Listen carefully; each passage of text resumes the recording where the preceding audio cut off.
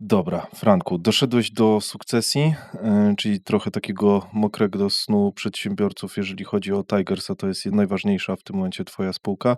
Wracasz na fotel prezesa. No wracam, no. Franciszek Bazylii Georgiew to właściciel holdingu 5 spółek, czysty self-made, który jako jeden z nielicznych ludzi, jakich widziałem w życiu, wie dlaczego osiągnął to, co osiągnął, a nie tylko zgaduje jak większość. Właśnie przez to, że to jest tak trudne, to jest tak skurwysyńsko trudne. Miałem taką sytuację, gdzie ktoś próbował bardzo wyraźnie zaszkodzić mi. Nie lubię takiego fetyszyzowania słabości. Dlaczego? Bo sam nie akceptuję w sobie jakiejś słabości jeszcze. Mam świadomość tego. To jest dosyć kuriozalna sytuacja, gdzie ja specjalnie zażynam zyski tych firm, żeby więcej zbudować. Dobra, za ile byś sprzedał? Dzisiaj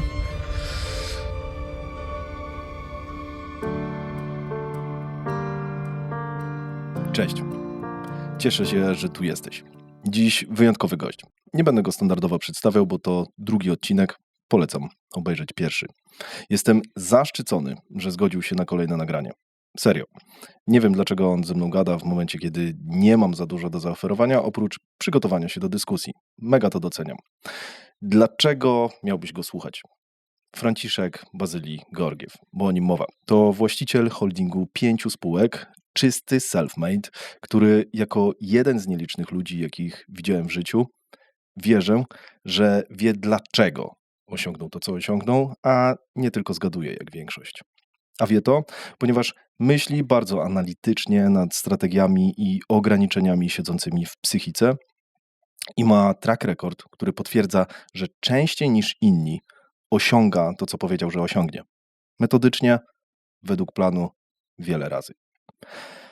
Ma to też swoje minusy, bo czasem prowadzi do czegoś, co nazywamy overthinking, ale niby od kogo miałbyś się więcej nauczyć, niż od kogoś, kto to dogłębnie przemyślał, a czasem pewnie z tym nawet przesadził. Stąd pewność, że zrobił to do końca. Niemalże za ciebie.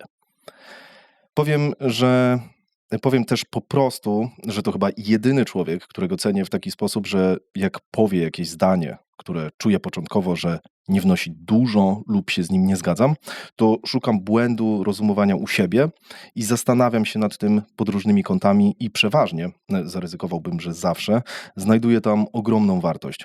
Nawet jeśli nie widziałem jej po pierwszym wysłuchaniu jego myśli, co też zaznaczam, że dzieje się niezwykle rzadko. Panie i panowie, przed wami ponownie w Intymnie o strategiach Franciszek Bazylii Georgiew. Cześć Franku. Dzięki, że jesteś. Siemka, dzięki za zaproszenie ponowne. Też jest mi bardzo miło i samo to intro i ten klimat, który wokół niego zbudowałeś, pokazuje, dlaczego właśnie tu jestem, bo widać, że jesteś jakby dobrze przygotowany. To nie chodzi o to, że mam też aż takie świetne zdanie o sobie, ale dlatego, że oddałeś pewnego rodzaju klimat tego, w jaki sposób myślę i działam, co potwierdza, że warto tu być i rozmawiać. Super. No, ja jestem bardzo zadowolony, że udało ci się tutaj jeszcze raz trafić, no bo pierwszy odcinek ja traktowałem trochę jako taki odcinek, który zarysowywał twoją sylwetkę, pokazywał ludziom, co zrobiłeś, do czego doszedłeś. Ten odcinek jest trochę po to, żeby wejść w szczegóły, w które no, nie da się wejść w 3 pierwsze godziny i skupić się trochę na mechanikach mentalnych, trochę na innych tematach. Myślałem o różnych osiach, ale wydaje mi się, że fajnie by było zacząć od tego, co tobie spędza ostatnio sen z powiek. Powiedz, o czym myślisz, budząc się ostatnimi dniami co rano. I Okay. wierzę, że trafisz w coś, co mam tu na liście. Możemy od tego zacząć i popłynąć dalej. Wiesz co, myślę o modelu działania holdingu, który zbudowałem przez ostatnie 2 lata, bo firmę prowadzę, zaraz minie 9. rok, ale przez ostatnie 2 lata zacząłem budować ją w modelu holdingowym, odpalając kolejne firmy. Niektóre są starsze, ale nie był to jeszcze taki formalny holding. I też, jeżeli ktoś nawet nie oglądał pierwszej części, to zrobimy tak jak w Dune'ie, że druga część, jakby technicznie rzecz biorąc, da się obejrzeć bez obejrzenia pierwszej czy znajomości książek, więc nie trzeba znać całego loru Franciszka Georgiewa, żeby tutaj skorzystać z tego wywiadu i na pewno wiele ciekawych rzeczy o tym mindsetie i o tym, jak podchodzę do różnych rzeczy z naciskiem na wartość dla odbiorców, to tutaj znajdziecie.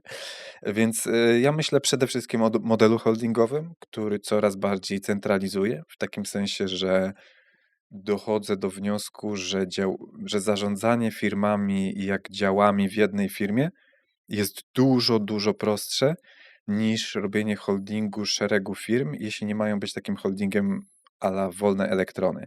Mamy powiedzmy dwa typy holdingów, takie jak Meta, czyli mocno scentralizowane, wszystko jest by Meta, czy wcześniej by Facebook, głęboko powiązane aplikacje i to jest mój model holdingu. I mamy holdingi typu Google, w których mamy spółki kompletnie niezależne od siebie albo tylko częściowo zazębiające się.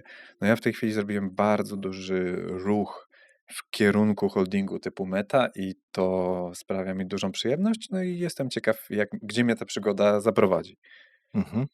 Czyli dobra, a jakbyś wymienił kilka cech, jeżeli chodzi o właśnie ten holding Meta, tak jak powiedziałeś, czym on się jeszcze wyróżnia, oprócz tego, że to jest Wiesz co, mocna to jest co centralizacja? zabawne, aż No, tak tego nie rozkminiałem, po no, no, prostu no. widzę dwa typy bardzo Mhm, scentralizowane i zdecentralizowane i dokładnie tak samo to wyglądało u mnie, że ja robiłem w zeszłym roku próbę podejścia do holdingu mocniej scentralizowanego, już zaraz wytłumaczę, w jaki sposób można mhm, to scentralizować. No bo kurczę, mamy same firmy usługowe, prawda? W sensie robimy digital marketing, mhm, jakiś cold mailing, robimy marketing w Chinach, robimy automatyzację AI, a w sensie różne spółki robią różne rzeczy. Teraz legal dołożyliśmy do tego, w sensie przez wejście na 20% do kancelarii Sawicki Legal na przykład. No i mhm. jakby mówię, kurczę, no jest szereg usług, no to przecież też się prosi, żeby robić to w tym samym modelu. W sensie przecież sprzedaż każdej usługi B2B i oczywiście możemy tam debatować, że w segmencie enterprise jest trochę inna, w mikroprzedsiębiorstwach Tak. inna, ale jeżeli masz podobny segment klientów, a mamy, no to kurczę, to w sensie ten proces sprzedaży jest identyczny. To po co 6 spółek ma wymyślać swój proces sprzedaży, robić z tego program treningowy w większych spółkach, a w mniejszych lecieć na spontanie, a coś tam. Zróbmy jeden proces sprzedaży, głęboko go zautomatyzujmy, zAI-ujmy, mówiąc takim slangiem, i powiedzmy, jak mamy ten jeden proces, to po prostu za każdym razem, jak coś w nim nie działa, albo coś można zrobić lepiej, albo mamy jakieś nowe odkrycie, albo AI wykruje nowe dane na większym zbiorze danych, nowe wnioski, a już nam to robi, no to wprowadźmy te zmiany i róbmy ten proces coraz lepszy. W wyniku czego wszystkie spółki będą miały niższy koszt pozyskania klienta, niższy będą szybciej pozyskiwać tych klientów, będą im świadczyć wyższej jakości usługi. I to można zrobić na każdym procesie. Marketingu, obsługa klienta pewnie najciężej, tam może być jakaś taka Mhm, meta-rama, bo jednak te usługi tak. są inne, no ale też możesz zrobić według jakiegoś frameworku. My akurat korzystamy z frameworku Jaya Colemana, który był speakerem na jednej z naszych konferencji. On napisał taką książkę, bestseller w Stanach, Nigdy więcej nie trać klienta. I tam jest taka koncepcja pierwszych studni klienta. Nie będę w nią tak szczegółowo wchodzić, ale powiedzmy, że możesz ją powielić w wielu spółkach, Mhm, nawet jeżeli robią inne usługi i jakby szkolić z tego. No i nagle to się staje dużo bardziej efektywne kosztowo. mhm. No i jakby też nie ukrywam, że jak odpalałem ten holding, to trochę inaczej to wszystko wyglądało, no bo jakby było w zasadzie tylko duże Tigers, jakieś mikrospółeczki, które dopiero zaczynały, Huciao czy Bursztynowy Most po chińsku i Automation House. No i jakby to Tigers to ciągnęło, a nagle powstał z Tigers, wyłoniliśmy podmiot, który jest nadrzędny wobec Tigers, czyli Holding 22 Ventures, którego jestem też właścicielem, założycielem i prezesem jednocześnie. I nagle się powstała zupełnie nowa struktura. Ona została sformalizowana prawnie, wszystkie udziały moje personalne zostały skonwertowane na holdingowe. No i wiesz, ja mogę teraz godzinę longiem lecieć o tym modelu, bo po prostu tam jest bardzo dużo różnego rodzaju ważnych szczegółów, ale też jedną z takich dużych przewag jest to, że potrzebujesz mniej top executives, którzy no bo wiesz, jeżeli każdy szef sprzedaży kosztuje więcej niż, nazwijmy to, zwykły sprzedawca, Mhm. no to 6 szefów sprzedaży jest droższych niż jeden, prawda? No to jakby dużo lepiej zatrudnić jeszcze lepszego, w sensie topowego, ale do Tak. holdingu, niż Zapłacić 3 6. pensje za Dokładnie. topowego. I to jest dokładnie ten case. My Mhm, mamy naprawdę dwóch super top jakby ludzi, którzy z nami działają. Też w sensie mamy Johna Wchuciało, który sprzedaje na zagranicę, w sensie który jest no, takim Chief Revenue Officerem i to jest akurat wewnątrz spółki. No i na przykład mieli Woja Puszkara, z którym w coraz bardziej elastycznej formie pracujemy, no bo jakby on też dla niego siedzenie w jednej spółce, on też mówi, kurde, to jest ograniczające, w sensie jakby to możemy robić dużo większe rzeczy. I te sygnały, które mhm. dostawałem przez 2 lata sprawiły, że to, czym myślę od rana do wieczora, to jest jak ułożyć ten holding i wydaje mi się, że mam to już chwycone i teraz po prostu idę Mhm. rzecz po rzeczy, kamień milowy po kamieniu milowym, po to, żeby to scentralizować i zarządzać tym z powrotem jak jedną firmą. To trochę jest tak, takie ja mam wrażenie, że właśnie chyba zawsze tak kombinowałeś, żeby te procesy były właśnie gdzieś scentralizowane, żeby firma uczyła się od siebie nawzajem, od ludzi i tak dalej. I wydaje mi się, że to jest chyba takim kluczem i macie centralną, tak? I bazę wiedzy, i bazę pewnie, no właśnie Wszystkiego. procesów, nie? Tak, tak. Wszystkiego. Tylko No, prawda jest ciężko to taka, tam nazwać, co tam tak, jest. tylko ogólnie rzecz biorąc, to samo z siebie nie działa. No. Czyli nawet jak opiszesz procesy, nawet jak Mhm. uspójnisz, to jakby w każdej firmie ludzie coś wymyślają. I wymyślają rzeczy, które niekoniecznie są kompatybilne z resztą i jakby nie wiedzą. Więc jeżeli nie ma na poziomie holdingu Mhm. kogoś, kto jest takim routerem, który to takiej taśmy, na którą to jedzie i ktoś akceptuje, dobrze, to wprowadzamy i wprowadzamy dla wszystkich, bo jest dobre, a Mhm. jak to nie jest, jeżeli to nas odchyla od tego modelu i nie wprowadza wartości dobrej, to jakby odrzucamy to. No i właśnie teraz chodzi I o to, teraz trzeba jak to rozpoznać? wyłonić ludzi na poziomie holdingowym, którzy będą te decyzje podejmować, szczególnie w spółkach, w których jestem większościowym udziałowcem, bo w Mhm. pozostałych jestem doradcą. Ja czuję, że mam bardzo duży, paradoksalnie, te spółki idą, nie wiem z czego to wynika, może z tego, że są mniejsze i dołączyły później, czy coś takiego. Mhm. Tam jak gadam z Damianem czy z Piotrkiem, to jakby mimo tego, że ja mam takie, ja to jestem doradcą, zrobisz jak chcesz, to jakby oni na tyle ufają i na tyle fajnie nam się współpracuje, że jakby idą za tym łatwo. A paradoksalnie większe wyzwania były zawsze w spółkach, w których nagle się okazuje, że jesteśmy wspólnikami, to jest jakieś, nie wiem, 60-40 relacja, czy tu jest, wiesz, że no miałem się nie wtrącać, a jednak się wtrącam i tak dalej. No i nagle się okazuje, że to jest dużo trudniejsze, a już w ogóle to, żeby zespoły same z siebie interesowały się, jak się robi coś w innej spółce, to jest fikcja. To nigdy nie miało w ogóle miejsca, może jakieś pojedyncze jednostki, bo tam jest Wow. wystarczająco dużo. To jest właśnie, Mhm. to fajnie brzmi na poziomie teoretycznym, No, no. ale żeby to zoperacjonalizować, potrzebne są no, dużo bardzo konkretnych ruchów, gdzie ja zacząłem robić spotkania cross-spółkowe, na których robimy na Sales OS, to jest nasz sposób Mhm. sprzedaży, tak? To jest jakby OS to jest Operating System, Mhm. tak? No jego moduł sprzedażowy polega na tym, że mamy ten sam proces sprzedaży, w którym są powstykane automatyzacje i AI na każdym możliwym kroku i co 2 tygodnie się spotykamy i zastanawiamy się, co jeszcze ulepszyć, jakie są aktualne pain pointy, jakie są nowe wnioski i jest ta wymiana wiedzy.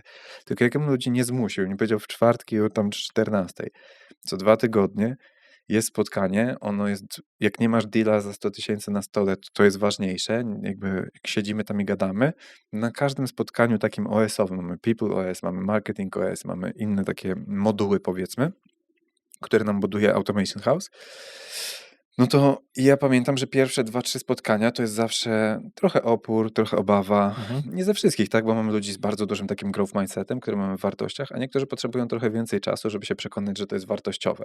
No i wiesz, no jakby wprowadzasz jakieś zmiany, na początku ludzie mówią, kurde, muszę coś wymyślać, muszę coś poprawiać, coś mi tu zmieniają, no tylko nagle się okazuje, że mijają 3 miesiące i nie wiem, Karol, który jest u nas liderem sprzedaży na przykład w Tigers, przychodzi i mówi, ta jedna automatyzacja w zeszłym miesiącu oszczędziła mi 42 godziny pracy miesięcznie. Czyli dostał plus 25% boost do produktywności przy pomocy jednej z rzeczy, które tam zrobiliśmy, a zrobiliśmy ich jakby no nie wiem, z 10, 12, 15. No teraz wyobraźmy sobie, do czego to prowadzi Tak, te wszystkie skala w spółki. roku to jest To jest wow, kosmos, to nie? jest kosmos. W sensie już pomijam komfort pracy, ale też możliwość zgarniania większych premii, możliwość, wiesz, jakby to wszystko, Tak. to nie podnosi mu targetów sprzedażowych automatycznie. Tak ja mówię, super, zarabiaj więcej, jakby nie ma problemu, w sensie ciśnijmy A tutaj, mogłoby. Dobra, mogłoby. Tak, pewnie w każdej dojrzalszej firmie to już byłoby nieuniknione, tak, no jakby, no wiesz, no jak się okazuje, że przewozimy te targety przez rok o 300%, to Nie, wiadomo, no że są z tak, dupy, no. tak, ale jakby Ale nie, ale przez ale rok może korzystać z tego. dokładnie. No to Moim jest zajebiste, interesem no. jest to, żeby Tak. ludzie mogli zarabiać więcej, żeby z Mm. większą motywacją sprawiało, że też firmy Tak. zarabiały więcej. To zawsze taki model win-win, w który wierzę. I tak samo jest ze spółkami w holdingu, musi być win-win.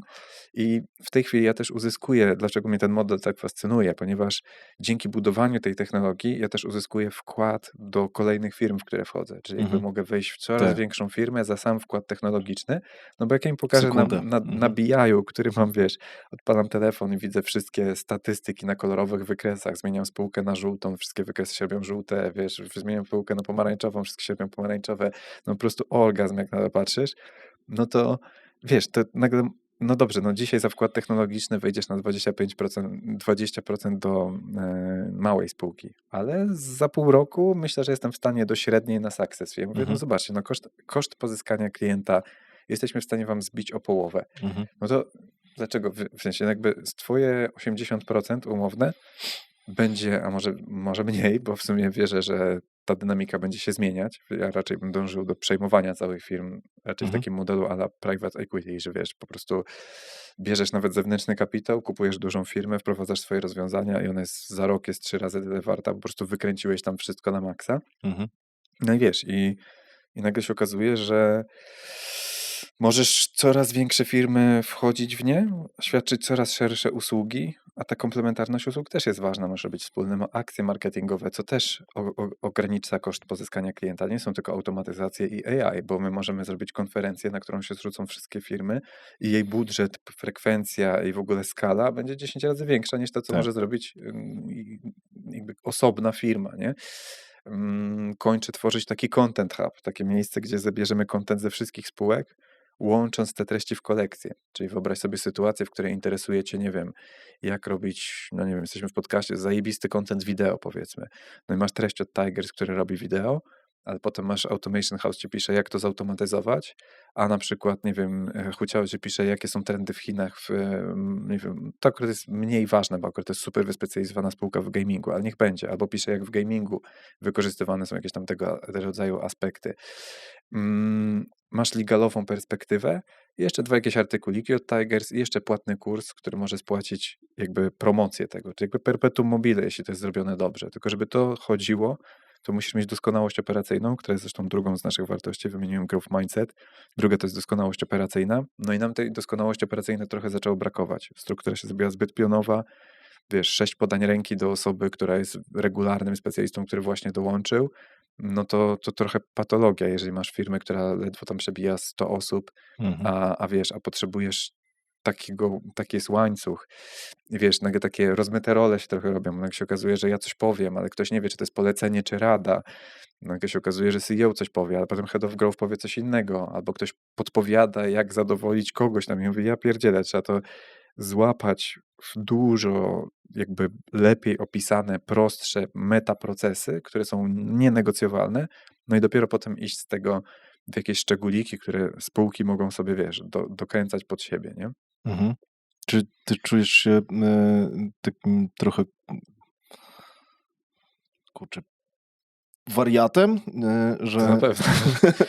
że wiesz, że jesteś ty, że masz wszystko właśnie rozpisane pod kontrolą, czujesz to i tak dalej? Wiesz, to nie wynika z No. potrzeby kontroli, bo ja w zeszłym roku zrobiłem eksperyment i puściłem to wszystko i to się zaczęło po prostu rozłazić i to Mhm. jest nieefektywne. W sensie, no co z tego, że każda spółka coś tam wygenerowała, jedna lepiej, druga gorzej, ale jakby nie został wykorzystany strategicznie efekt synergii Mhm. w żaden sposób. Nie płynęło to know-how, role były rozmyte, więc jakby no, to prowadzi do, wiesz, do refleksji, nie? No i teraz Mhm. mówisz, dobra, co jest dla mnie ważne? Czy to jest aż takie duże poświęcenie po mojej stronie, że siedzę na wakacjach tylko, czy tam na drugim końcu świata, wiesz, tylko 100 dni w roku, a przez 265 będę architektem takiego systemu, czy takiego holdingu, no jestem w stanie się poświęcić, tak? W sensie jakby, wiesz, to Okej. jakby, bo ja nie jestem maniakiem kontroli, który, No, wiesz, no. sprawdza, ja wręcz przeciwnie, ja puszczam do managementu, ja mówię, ja chcę tylko kontrolować metaprocesy, żebym widział efekt, widział liczby. Wiesz, mnie nie interesuje, Mhm. ja nie do końca wiem, jakich mamy klientów, w sensie jakby nie do końca wiem, jakie mamy, widzę jakichś ludzi na korytarzu i ja dopiero po jakimś czasie się dowiaduję, co oni robią, bo jest ich za dużo po No prostu, w tak, sensie tak. Mhm. pojawiają się, wiesz, teraz weszły 1,5 miesiąca, zrekrutowaliśmy 14 nowych osób. Mhm. No ja tylko słyszę hasło, widzę w BI-u, że jest 14 nowych osób, że koszt pozyskania pracownika spadł, szybkość pozyskania pracownika spadła, bo to zautomatyzowaliśmy również w Mhm. sensie elementy, tak, w sensie wsparcie dla rekruterek, które w ogóle robią mega robotę i to wiesz, no zrekrutować 14 osób w Tak. 5-etapowym tym procesie rekrutacji to nie jest łatwe, w Miałem sensie ostatnio umówmy się. przyjemność, więc wiem, no, No, jakie to jest. więc wiesz, więc jakby to wszystko się udało, ale Zwłaszcza jak ci się zgłasza 2000 kandydatów, nie? no I to właśnie, no to jest, wtedy bez AI przesiać to trochę zajmuje, nie? Mówię oczywiście jakieś pomoc w przesianiu, bo AI nie jest w stanie no podejmować właśnie. takich, pewnie dałoby się tak zaprojektować proces, ale nie wiem, niektórzy twierdzą, że to jest dystopijne, a niektórzy ja raczej nie oddawałbym takiej władzy w ręce Mhm. czegoś, co jest niedoskonałe Okej. i tak dalej. Poza tym to jest akurat według zbliżającego się AI Act, to jest bardzo jeden z tych tematów, gdzie wymagana jest większa jakby kontrola tego AI, a co on może, a czego nie może i tak dalej. Ale to jakby dygresja.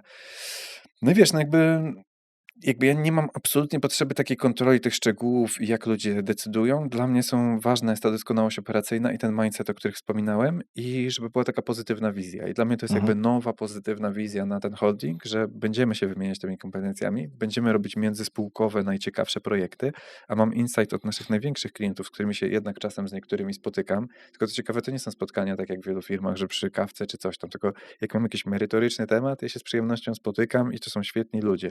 A takie spotykanie się relacyjne nie jest w moim klimacie. Ja to Nie zawsze pijesz wódki z komunikowałem. klientami.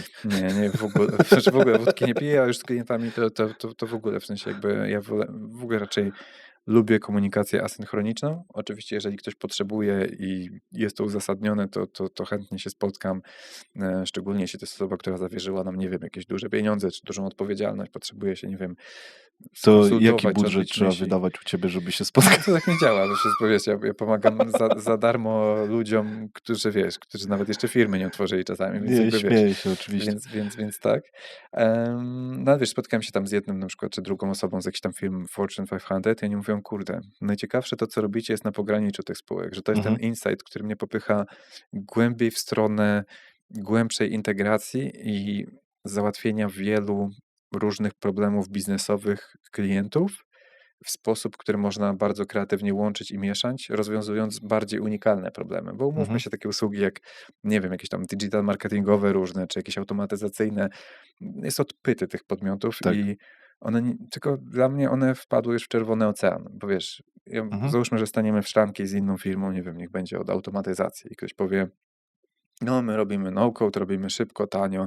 Wszyscy gadają to samo, tak? Że Tak. my robimy w no-codzie, więc to jest Mhm. szybkie i tanie, podpinają pod to AI, bo jest hype na to, no i zrobimy ci taką automatyzację z raką i owaką. No i no dobra, no ale w sensie jakoś te firmy żyły bez tego i nic im się złego nie stało i cała ta fascynacja tych technicznych osób tym, że jest jakaś automatyzacja czy AI, to tak naprawdę guzik znaczy. A ja mówię, słuchaj, no ja ci otworzę tutaj BI-a, na którego wydałem 2 miliony, pokażę ci transparentnie, jak to wpływa na koszt pozyskania klienta, czy jest w ogóle gadka biznesowa z podparciem Mhm. tego prawdą, a nie jakimiś takimi historyjkami, że wiesz, ktoś, kto nigdy nie prowadził firmy większej niż 3 osoby, będzie ci mówić, jak ty masz, wiesz, poprawić tam proces sprzedażowy czy coś.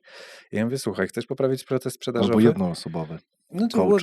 whatever, tak. To jest nawet 15 niech będzie. W sensie to jest zupełnie inne, jakby w Aha. sensie problemy takich firm też można rozwiązywać, bo tam byłem, tylko ja to mówię z pozycji osoby, która już tam była i wie, jak to zrobić, a nie z perspektywy teoretyka w agencji no-code'owej, która jedyne, co potrafi, to, nie?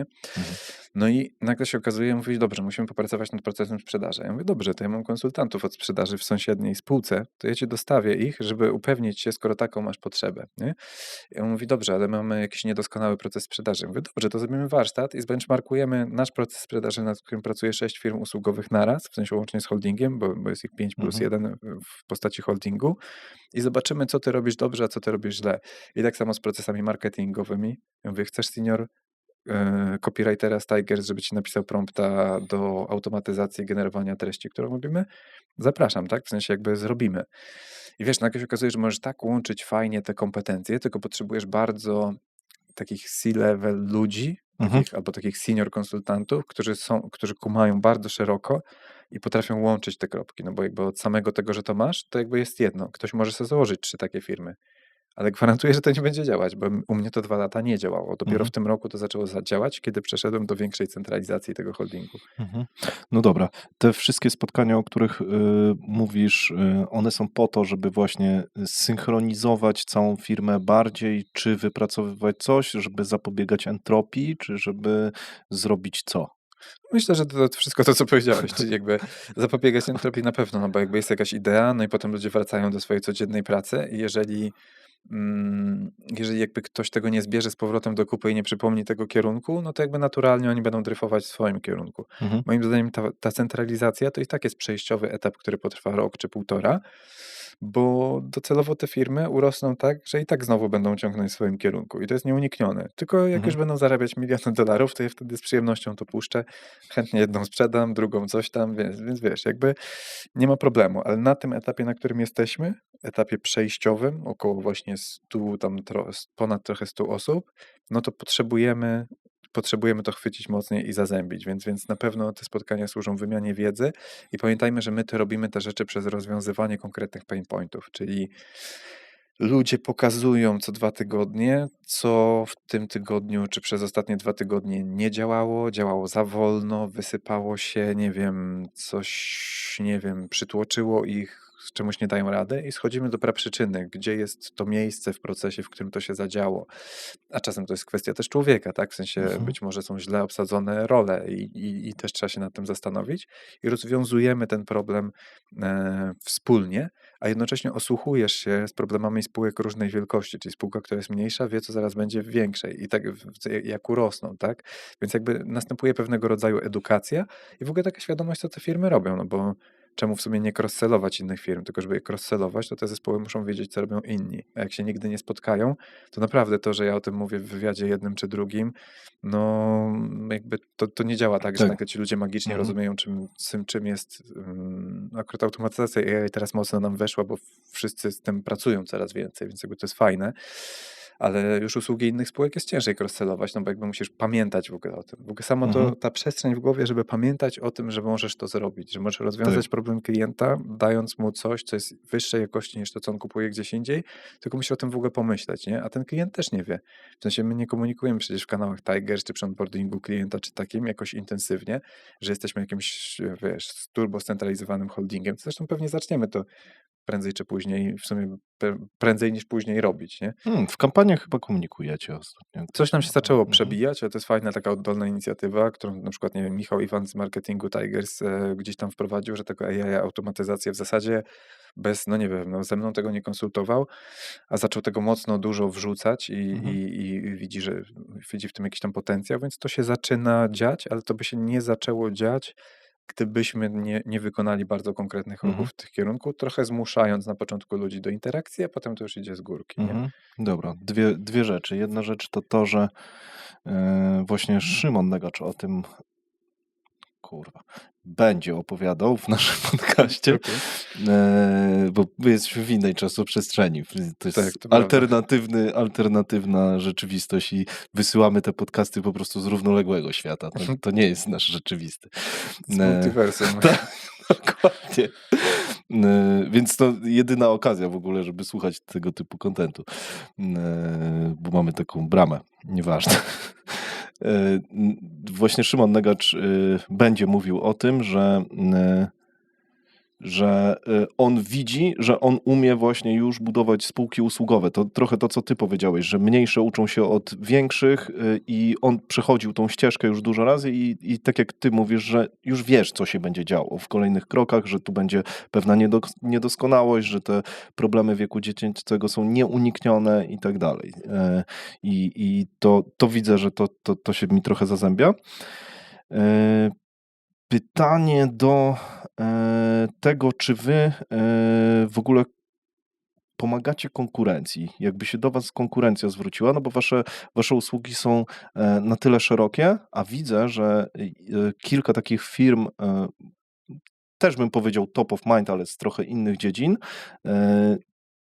nie mówią o tym oficjalnie, ale no wiem, że nie obsługują konkurencji. I teraz pytanie, jak ty do tego Ciekawe. podchodzisz? Nie, ja w ogóle nie mam z tym najmniejszego problemu. W sensie, wiesz, na przykład ktoś może mieć obawę, bo kiedyś tam trafiliśmy na taką sytuację przy obsłudze prawnej na przykład, że ktoś mówi, ale ja mam agencję i nie chcę, żeby ktoś tam z Tigers widział jakieś rzeczy. I mówię, kurwa, w sensie jakby po pierwsze to jest dyscyplinarna sprawa dla prawnika i nie mam wglądu do takich rzeczy i nie interesuje, w sensie naprawdę mam 300 razy ciekawsze rzeczy niż oglądanie, co robi konkurencja.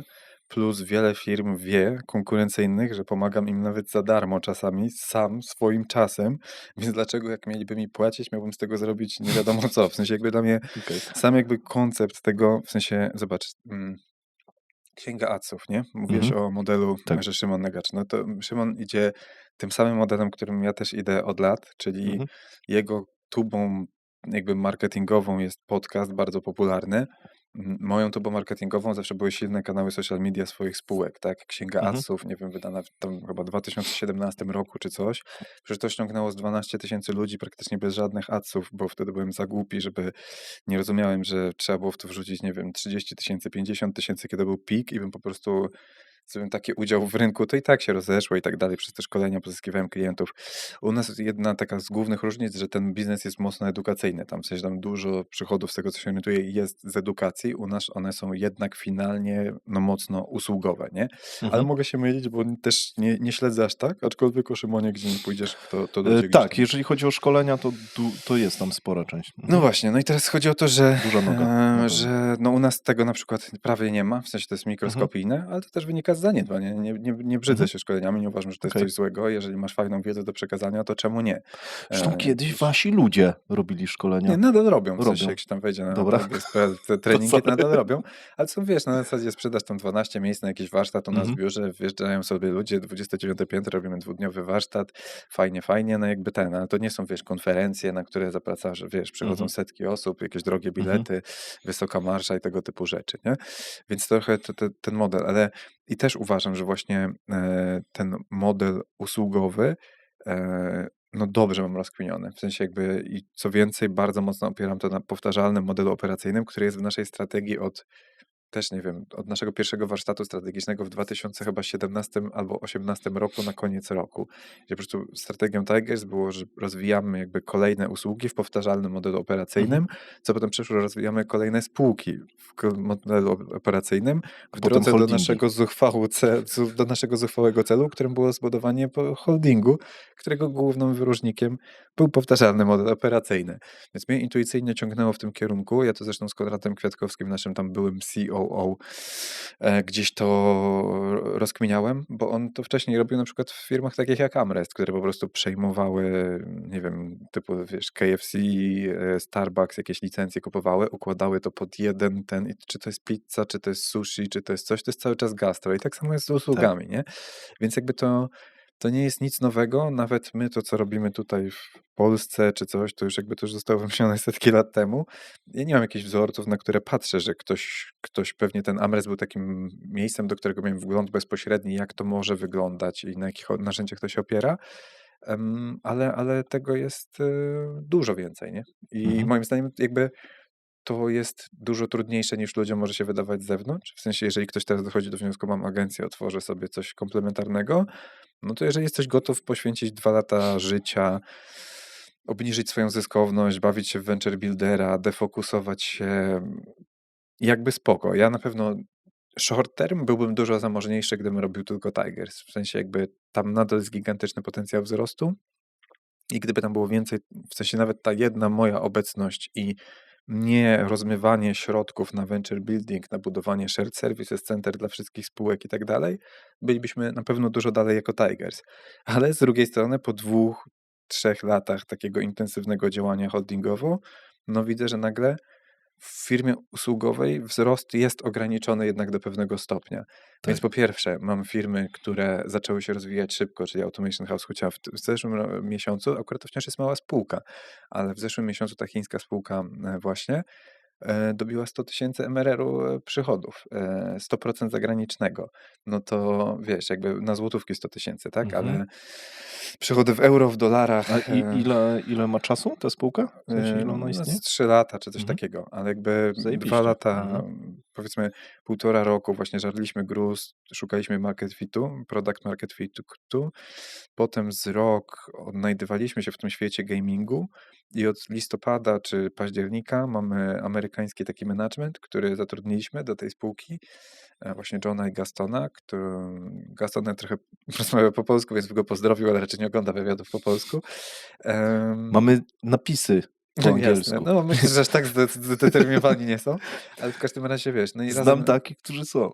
razem z Wojtkiem Jabłowskim, CEO, który z kolei jest jakby C2 chiński, był tam w reality show w Chinach i tak dalej, no to mamy taki Aha, mocno międzynarodowy okej. skład, który, no wiesz, no jeżdżą sobie po świecie, San Francisco, Tajwan, konferencje, wiesz, gamingowe i to rozwijają i tam już przełamaliśmy, wiesz, każda z tych spółek też wnosi coś nowego do holdingu, czyli Mhm. tam na przykład rozumiem, jak się robi firmę na full za granicę, i żeby innym spółkom potem było łatwiej w przypadku takich ruchów, dlatego cała Wikipedia jest po angielsku. Dla takiego Mhm. Tigers to jest tylko utrudnienie, no bo jakby jednak No wygodniej tak. się czyta w ojczystym języku. To jest w ogóle mnie zaskakujące jako osoby, która akurat po angielsku bardzo dobrze, w sensie jakby, no czytam 100% po angielsku, w sensie jakby w ogóle nie czytam nawet już po polsku książek, bo jakby jest dużo większy dostęp do wiedzy po angielsku Mhm. wciąż. Nagle się okazuje, że dla ludzi to nie jest takie oczywiste i że to może im trochę utrudniać pracę, Okej, a jak masz ale książkę po trudno, nie? polsku i po angielsku na półce, to weźmiesz tą po angielsku, Wolę tą po samą? angielsku, tak, bo jakby Okej, bo chcesz... jeżeli chcę robić międzynarodowy biznes, Mhm. a chcę i robię, to no jakby muszę się przyzwyczaić do tego, że pewne rzeczy się jakoś Mhm. nazywają Okej. międzynarodowo i w sumie jakby no tak, po prostu. No i wiesz, i chodzi o to, że jedna spółka wnosi ci to, jak się wychodzi za granicę, jak nie masz zaufania i tak dalej, i jak się przebijasz przez nisze, takie typowe strategie przećwiczone na jednym podmiocie. Automation House wniósł niesamowitą świadomość taką technologiczną i w ogóle co do modelów biznesowych. Modeli biznesowych. Experiment 5M od cold mailingu to już jest productized service. To jest jedna usługa, która po prostu jest tak taśmowo zrobiona, że po prostu wiesz, jakby są punkty, gdzie jest ten wkład intelektualny, cała reszta jest albo automatyzowana, albo po prostu robiona w super poukładany sposób i to nigdy nie ma być niczym więcej, w sensie nie zapowiada się, nie?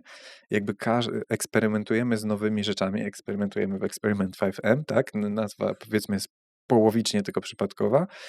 No i potem sklejamy to i mówimy, dobrze, to gdzie Tigers może zrobić productized services, a może już wiemy, jak z tym wyjść na zagranicę, no bo jakby już mamy to know-how w innej spółce, tak?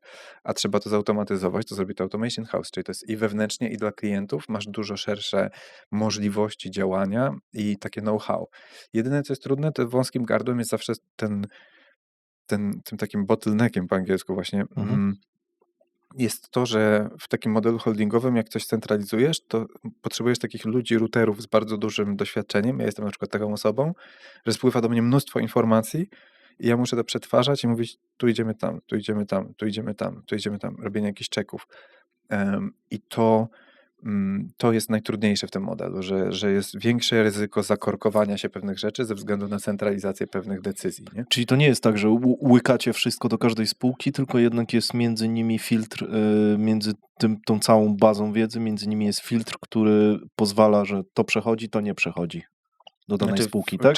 część wspólna Mhm. jest po prostu w części holdingowej, czyli wchodzisz na 22 Ventures Operating System w bazie wiedzy i tam masz opisany każdy korowy proces, czyli właśnie Mhm. marketing OS, sales OS i tak dalej. No i będziemy tworzyć kolejne. Teraz na przykład Sawicki Legal chcemy zarówno dla nas, jak i dla klientów, bo to jest też ważne, że teraz wzorem Amazona i wracając do twojego pytania o to, czemu nie sprzedawać lub nie konkurencji. No oczywiście, że sprzedawać, ponieważ dzięki temu te rzeczy szybciej powstaną. Czy jak masz podwójną korzyść. Z jednej strony zarabiasz, z drugiej strony możesz być konkurencyjny, w sensie no bo wnosisz pewną unikalną przewagę, której inne firmy nie mają, no a z trzeciej strony wdrażasz to też wewnętrznie, tak? Czyli z tego sobie sfinansujesz większy zespół, który zrobi następną rzecz, którą też Tak. możesz reselować innym. A jak zrobisz to u siebie i pokażesz, że to działa, jest dużo łatwiej kogoś przekonać, że to działa. Więc my teraz na przykład z Sawicki Legal chcemy zrobić coś w rodzaju takiego Legal OS, czyli taki centralny system do zarządzania wszystkimi umowami w firmie, plus generatory umów z Automation House'u, no bo no, trochę to jest podcinanie gałęzi, na której się siedzi, ale po co za każdym razem płacić kancelarii, wiesz, jakieś tam pieniądze za to, za tamto, za siamto. Ludzie zaczynają każdy robić po swojemu, te wzory zaczynają się rozjeżdżać i tak dalej. To już to robiliśmy. Tak. No i wiesz, nagle się okazuje, że lepiej jest generować sobie umowę jednym kliknięciem, a mieć po prostu jednego prawnika na jakimś niższym takim niższym MRR-ze niż po prostu pakiet, wiesz, 30 godzin do wykorzystania, który i tak zaraz się skończy, bo ludzie zaczynają Tak. biegać z każdą umową. I tylko wkład merytoryczny. Tak, albo musisz wymyśleć jakiś Mhm. system ticketowy, że tylko takie umowy do prawników, a takie nie. Nie, po prostu generujesz sobie generatorem, odpowiednia osoba, A prawnicy patrzą, czy masz wszystko, co potrzeba, czy to jest aktualne, czy trzeba to jakoś podciągnąć i Mhm. jakaś tam pula godzin idzie razem z tym, czyli masz taki miks spółek dwóch, nie? Czyli oni pracują nad systemem, żeby cały czas te umowy się degenerowały, a ludzie sobie je generują. Dokładnie, czyli Zajebiście. właśnie esencją, to w ogóle Okej. fajnie, że to powiedziałeś, Mhm. bo esencją tego, co chcę, żebyśmy robili, jest praca nad firmą, a nie w firmie. Mhm. Praca nad procesem, a nie w procesie, czyli jakby I oddawanie tego sztucznej inteligencji, automatyzacjom i dokładnie, tak dalej. praca jak Mhm. inżynier, czyli jakby wchodzisz i patrzysz na taśmę i mówisz, gdzie się coś wywaliło, żeby to poprawić, nie? Gdzie tracimy dużo czasu? Czy da się tam proces? Mhm. My idziemy akurat w Automation House frameworkiem tym, umownie, Ilona Maska, lubimy tak mówić, bo to się dobrze klika. No właśnie to mi się skojarzyło No, trochę. że wiesz, Mhm. że przychodzisz i mówisz, najpierw usuńmy zbędne, najpierw zobaczmy, co jest debilne, bo zamiast make requirements less dump, tak się nazywa pierwszy etap w tym Okej. procesie. Potem usuń te rzeczy, tak? Potem uprość proces, potem dopiero skróć te cycle times, czyli jakby jak Mhm. szybko rzeczy mają się dziać i dopiero potem automatyzuj, tak? W wyniku czego one się jeszcze skrócą. No my tak dosłownie zrobiliśmy z procesem rekrutacji Mhm. dla wszystkich spółek, który jest taki sam, wartości są te same, to też ważne we wszystkich spółkach, więc jakby miękkie kompetencje sprawdzamy w podobny sposób, twarde, merytoryczne sprawdzają ludzie pożyczani z tych spółek na Mhm. rozmowy. I no i wiesz, nagle się okazuje, że dziewczyna to musiała wykonywać kilkaset takich tak zwanych pre-screen calli Tak. miesięcznie, nie?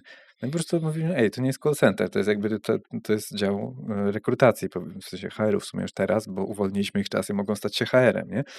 No i wiesz, tam zautomatyzowaliśmy pewne rzeczy przerzuciliśmy na kandydatów, którzy muszą wypełniać jakiś form, powiedzmy, podstawowy, żeby potwierdzić, że coś zrozumieli, zamiast ich odpytywać z tego. Czy się wykrusza 10% z nich, bo im się nie chce tego I robić? spoko, Spoko, nie ma nie? problemu. No, Jakby akurat lepiej. z liczbą cyferek też nie mamy problemu, bo uważam, że nasze firmy są super innowacyjne, nowoczesne. Są firmy przyszłości. My zmierzamy do modelu, w którym będzie teraz kapać do korporacji, do innych firm przez najbliższe 10 lat. Tak jakby Mhm. to ostatnio gadałem z gościem, który pamięta ostatnią tą rewolucję, tą datkomową bańkę, nie? Że już wtedy pracował na wysokich stanowiskach i on mówi, że to właśnie tak było, że pojawiły się firmy w nowym modelu. Jakby, wiesz, dopiero teraz niektóre korporacje przechodzą, że jakiś e-commerce, jakieś, wiesz, wyjście z takiego tradycyjnego modelu tych sales repów jeżdżących, wiesz, od domu do domu i tak dalej, że to jakby, że to dopiero teraz widzą, że można inaczej i to wciąż jeszcze w pełni się nie rozwinęło, no bo jakby wciąż są firmy tradycyjne, które pewne pokolenie eksploatują, które tak lubi, ale jakby firmy przyszłości to są te, które będą działać bliżej tego naszego modelu, więc Mhm. jakby warto tu być po prostu, więc Tak, tak też mi się wydaje, bo niby to takie proste, a jednak takie trudne. W branży samochodowej przecież ta rewolucja już była, nie? Dlaczego w usługach jeszcze jej nie ma? Dokładnie taka, że kurczę, już dzisiaj nikt nie podnosi ręcznie samochodu, tylko podnosi to robot, a inżynier tylko sprawdza, czy robot dobrze spawa. Sam tego wiesz, też no nie w robi, nie? sensie w samochodach, nie wiem, może są inżynierowie, którzy to wymuszają, czy nie wiem, czy po prostu są to większe pieniądze, czy coś takiego, no nie wiem, ciężko mi, wiesz, jakby ja nie jestem naukowcem od, wiesz, od teorii tam, wiesz, rozwoju organizacji czy coś, ale wydaje mi się, że na usługi też przychodzi czas i na Chyba szczęście to koszt nie się zmniejszył po prostu tego może, AI-a, może. może, nie?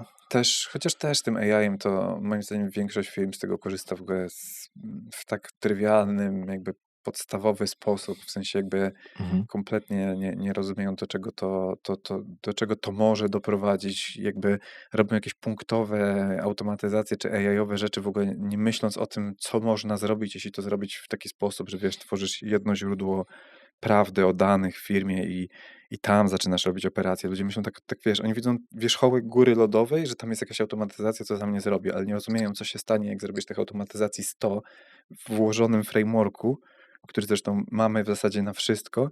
No i wtedy, jak te dane kapią w ustrukturyzowany sposób, tworzą ciągłość, łączysz automatyzację, większe automatyzacje, ja pierdolę, w sensie to jest taki game changer i ja się tak w sensie z jednej strony chcę się tym dzielić, więc Mhm. jakby mówię, spoko, konkurencja, powiedzieć o tym w wywiadzie. Wiele firm dużych wiem, że ukrywa to, że to robią, bo nie chcą na przykład, żeby pracownicy się przestraszyli. Czyli są na Okej. przykład banki, Mhm. czy innego rodzaju duże firmy, dla których też robimy i oni na przykład nie mówią, ej, tworzymy generator treści, który prawdopodobnie sprawi, że wydatki na agencje na całym świecie będą 50% niższe. I to No są to ciekawe. miliony dolarów, To nie? ciekawe, że mówisz, że banki, bo przecież kurczę, banki to moim zdaniem od zawsze, przynajmniej nie wiem, jakieś inwestycyjne, robiły właśnie roboty, które Tak, chatboty, tylko wiesz, jedna sprawa to tradowały, jest czy właśnie chatboty, czy I wiesz, mają to i tym się nie kryją, wszystko, ale nie? chodzi o to, że No. wiele dużych korporacji ma gotowe rozwiązania, Mhm, które jakby czekają, nie wiem, no wolą się upewnić, jaki będzie tam ten AI Act, czy coś tam, w sensie różne są, mhm, czy jest jakaś roadmapa, że okej. nie odpalimy tego za nim, ale są gotowe produkty, które jeszcze nie są uruchomione, nie?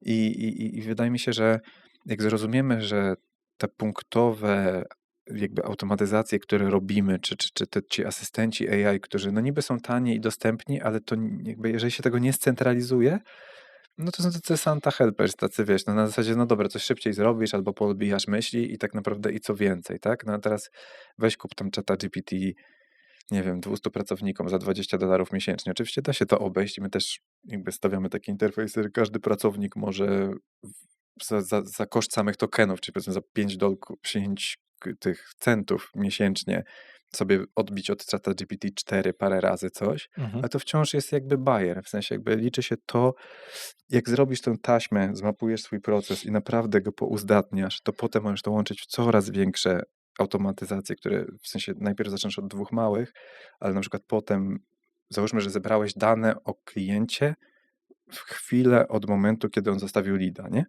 No i masz dane o tym kliencie, ale to jest jedno i to ci ułatwia, no oszczędzisz 6 minut na researchu, czy coś takiego, czy 10, czy ileś, co przy jakiejś tam liczbie leadów jest fajne.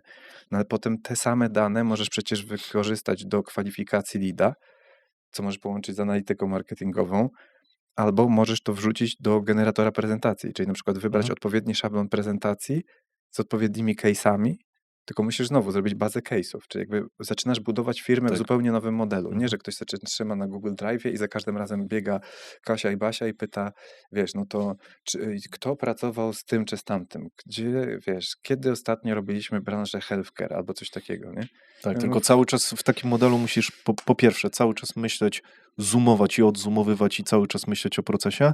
Dwa, z tego co ja już wiem, rozmawiając z ludźmi, którzy robią automatyzację, jest pewien problem, który często jest nieadresowany, pytanie, czy wy go adresujecie, techniczny, że firmy stawiają sobie serwery, które sprawdzają, które automatyzacje na bieżąco działają, które nie. I to jest w ogóle, okej. jak się okazuje, to jest problem. Nie? A że nie działają? W Ja, sensie, że... jako, ja jako osoba nietechniczna, nie programista,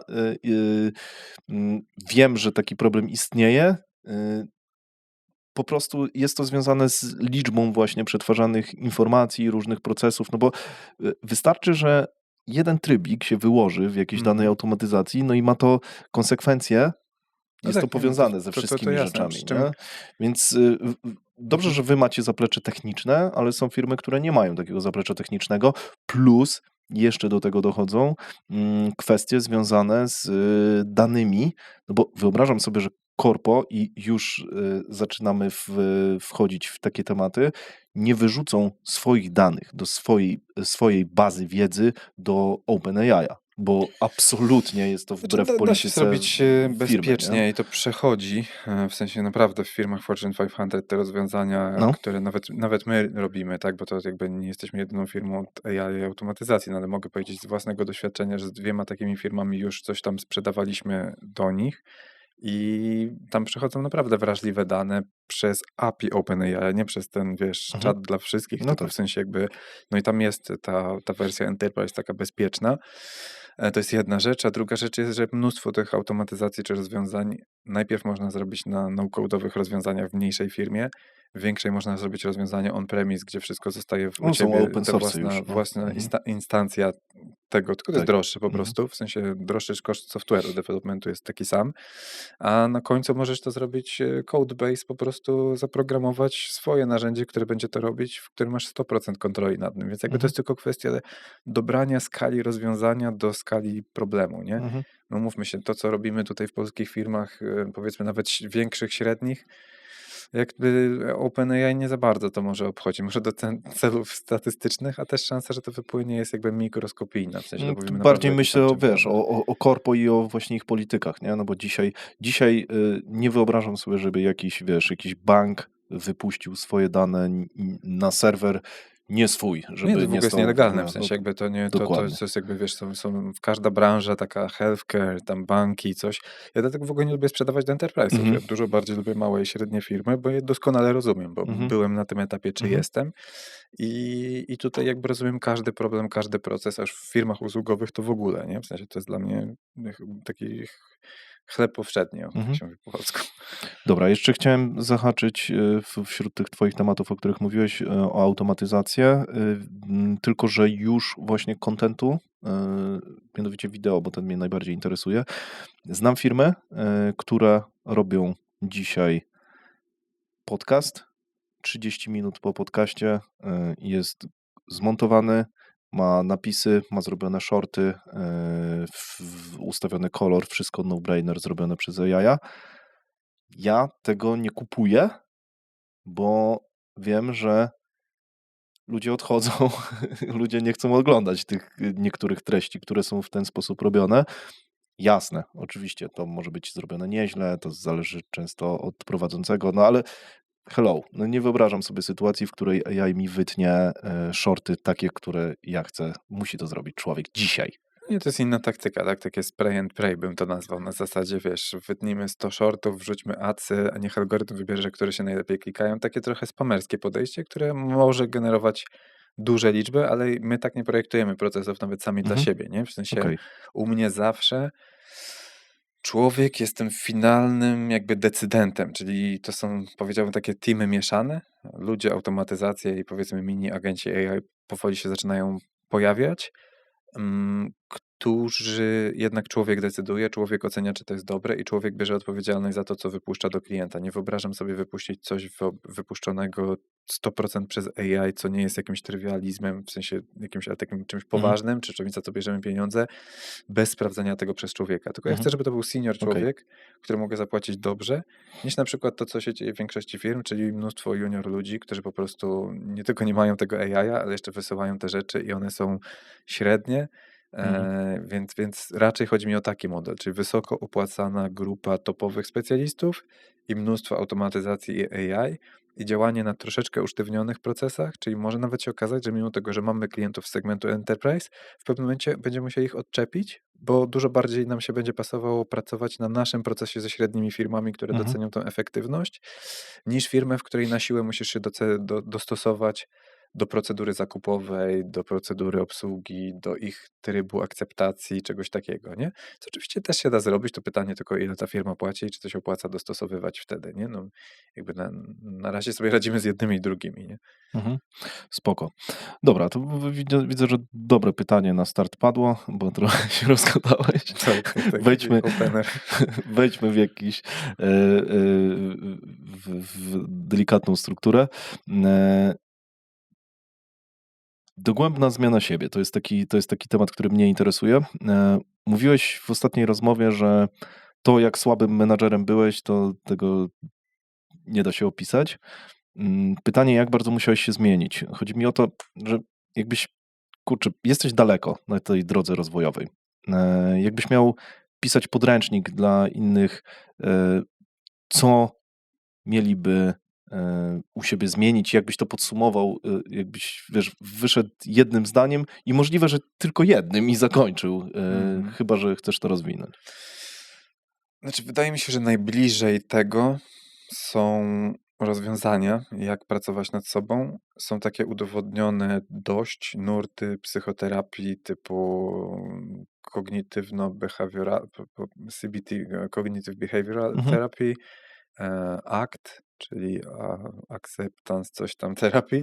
mhm, I no i to są takie dwa, na których ja najbardziej bazuję. I chodzi tutaj przede wszystkim o to jest taki miks, czyli jakby nie jestem psychoterapeutą, nie pretenduję do tego, jeżeli komuś polecam jakieś techniki, to tylko techniki autoterapii polecane do autoterapii przez psychologów, czyli jakby nie robię mhm, czegokolwiek, co jakby szanuję ten zawód i jakby rozumiem, gdzie są też moje gdzieś tam granice, no ale sam korzystam z tych technik bardzo mocno, czyli z jednej strony trzeba obserwować swoje własne myśli, poglądy, trochę poddawać je w wątpliwość i to jest też kwestia psychologii trochę pozytywnej i też jakby przeramowywać je sobie, czyli możemy spojrzeć na historię swojego życia i przeramować ją pozytywnie. Możemy przeramować sobie dowolną sytuację stresującą i spróbować ją przeramować przynajmniej do pewnego stopnia pozytywnie Mhm. albo osłabić. To też jest kwestia, nie zawsze da się, umysł nie lubi takiego bullshitu, że teraz powiemy sobie, wiesz, urwało mi rękę, mówię, no to super, miałem drugą silniejszą, to tak nie działa, tak? Jakby to jakby wiesz, jakby do pewnych granic, tak? Żeby to nie zabrzmiało za bardzo, wiesz, jakoś tak coachingowo w Mhm. sumie tego słowa znaczeniu. Ale jeżeli jesteśmy w stanie osłabiać słabe poglądy, wzmacniać dobre, być świadomi, gdzie jesteśmy mocni i tak dalej, to jakby buduje nam się lepszy obraz siebie i lepszy obraz świata. A druga część to jest ta psychologia behawioralna, w której jakby jeszcze domykamy to działaniem, nie? Co tak mówiąc Mhm. najprościej. No jeżeli jesteśmy w stanie lepiej myśleć o rzeczach i sprawdzać nasze ewentualnie obawy, blokady, czy wzmacniać dobre rzeczy poprzez działanie do tego, no to naprawdę z roku na rok nasze jakby poczucie spokoju, stabilności, świadomości jest coraz większe. Ja tego doświadczyłem na swojej skórze. To miało być jedno zdanie, ale nie... To nie musi być jedno zdanie. Powiem ci tak, no w sensie, bo to nie jest tak, że osiągnąłem jakiś tam poziom, powiedzmy, nie wiem, w biznesie na przykład, który jest fajny, w sensie to już jest tak jakby Mhm. obiektywnie pewnie jakiś tam top 1% biznesów, czy 1 promil, nigdy się tam nie porównywałem, ale jest zaskakujące, jak niewiele biznesów przechodzi pewne kolejne etapy, bo jest to po prostu trudne. I to nie jest tak, że nagle teraz jestem w jakimś wygodnym miejscu, w którym, wiesz, mogę sobie, wiesz, pitolić, jak tutaj zramować sobie coś na pozytywnie. Nie, właśnie przez to, że to jest tak trudne, to jest tak skurwysyńsko trudne, że ja muszę nauczyć się technik pracy z tym, co do mnie spływa z otoczenia, od ludzi, kontroli ekspozycji na różne rzeczy, żeby być w stanie to w ogóle przetrwać. Tylko jeżeli nauczysz się tego bardzo dobrze, to w pewnym momencie naprawdę mało rzeczy cię rusza. W sensie ja naprawdę jestem dzisiaj w stanie, w którym wytrącenie mnie z równowagi jest mega ciężkie i to zazwyczaj jest jakiś bardzo stary schemat z kimś, kogo znam od lat. Czy jakby tam, gdzie nie byłem w Okej. stanie tego Mhm. wykorzenić, a gdzie nie jesteś w stanie tego wykorzenić, naprawdę ludzie bliscy tobie, których znasz 10 lat, których znam może z 3 takie osoby i nie mam nawet jakiegoś konkretnego na myśli, bardziej chodzi mi o przykład, Mhm. plus rodzina, nie? No jeżeli tam też Tak. potrafią cię może trochę jeszcze strygerować. Poza tym, szczerze, jakby luz.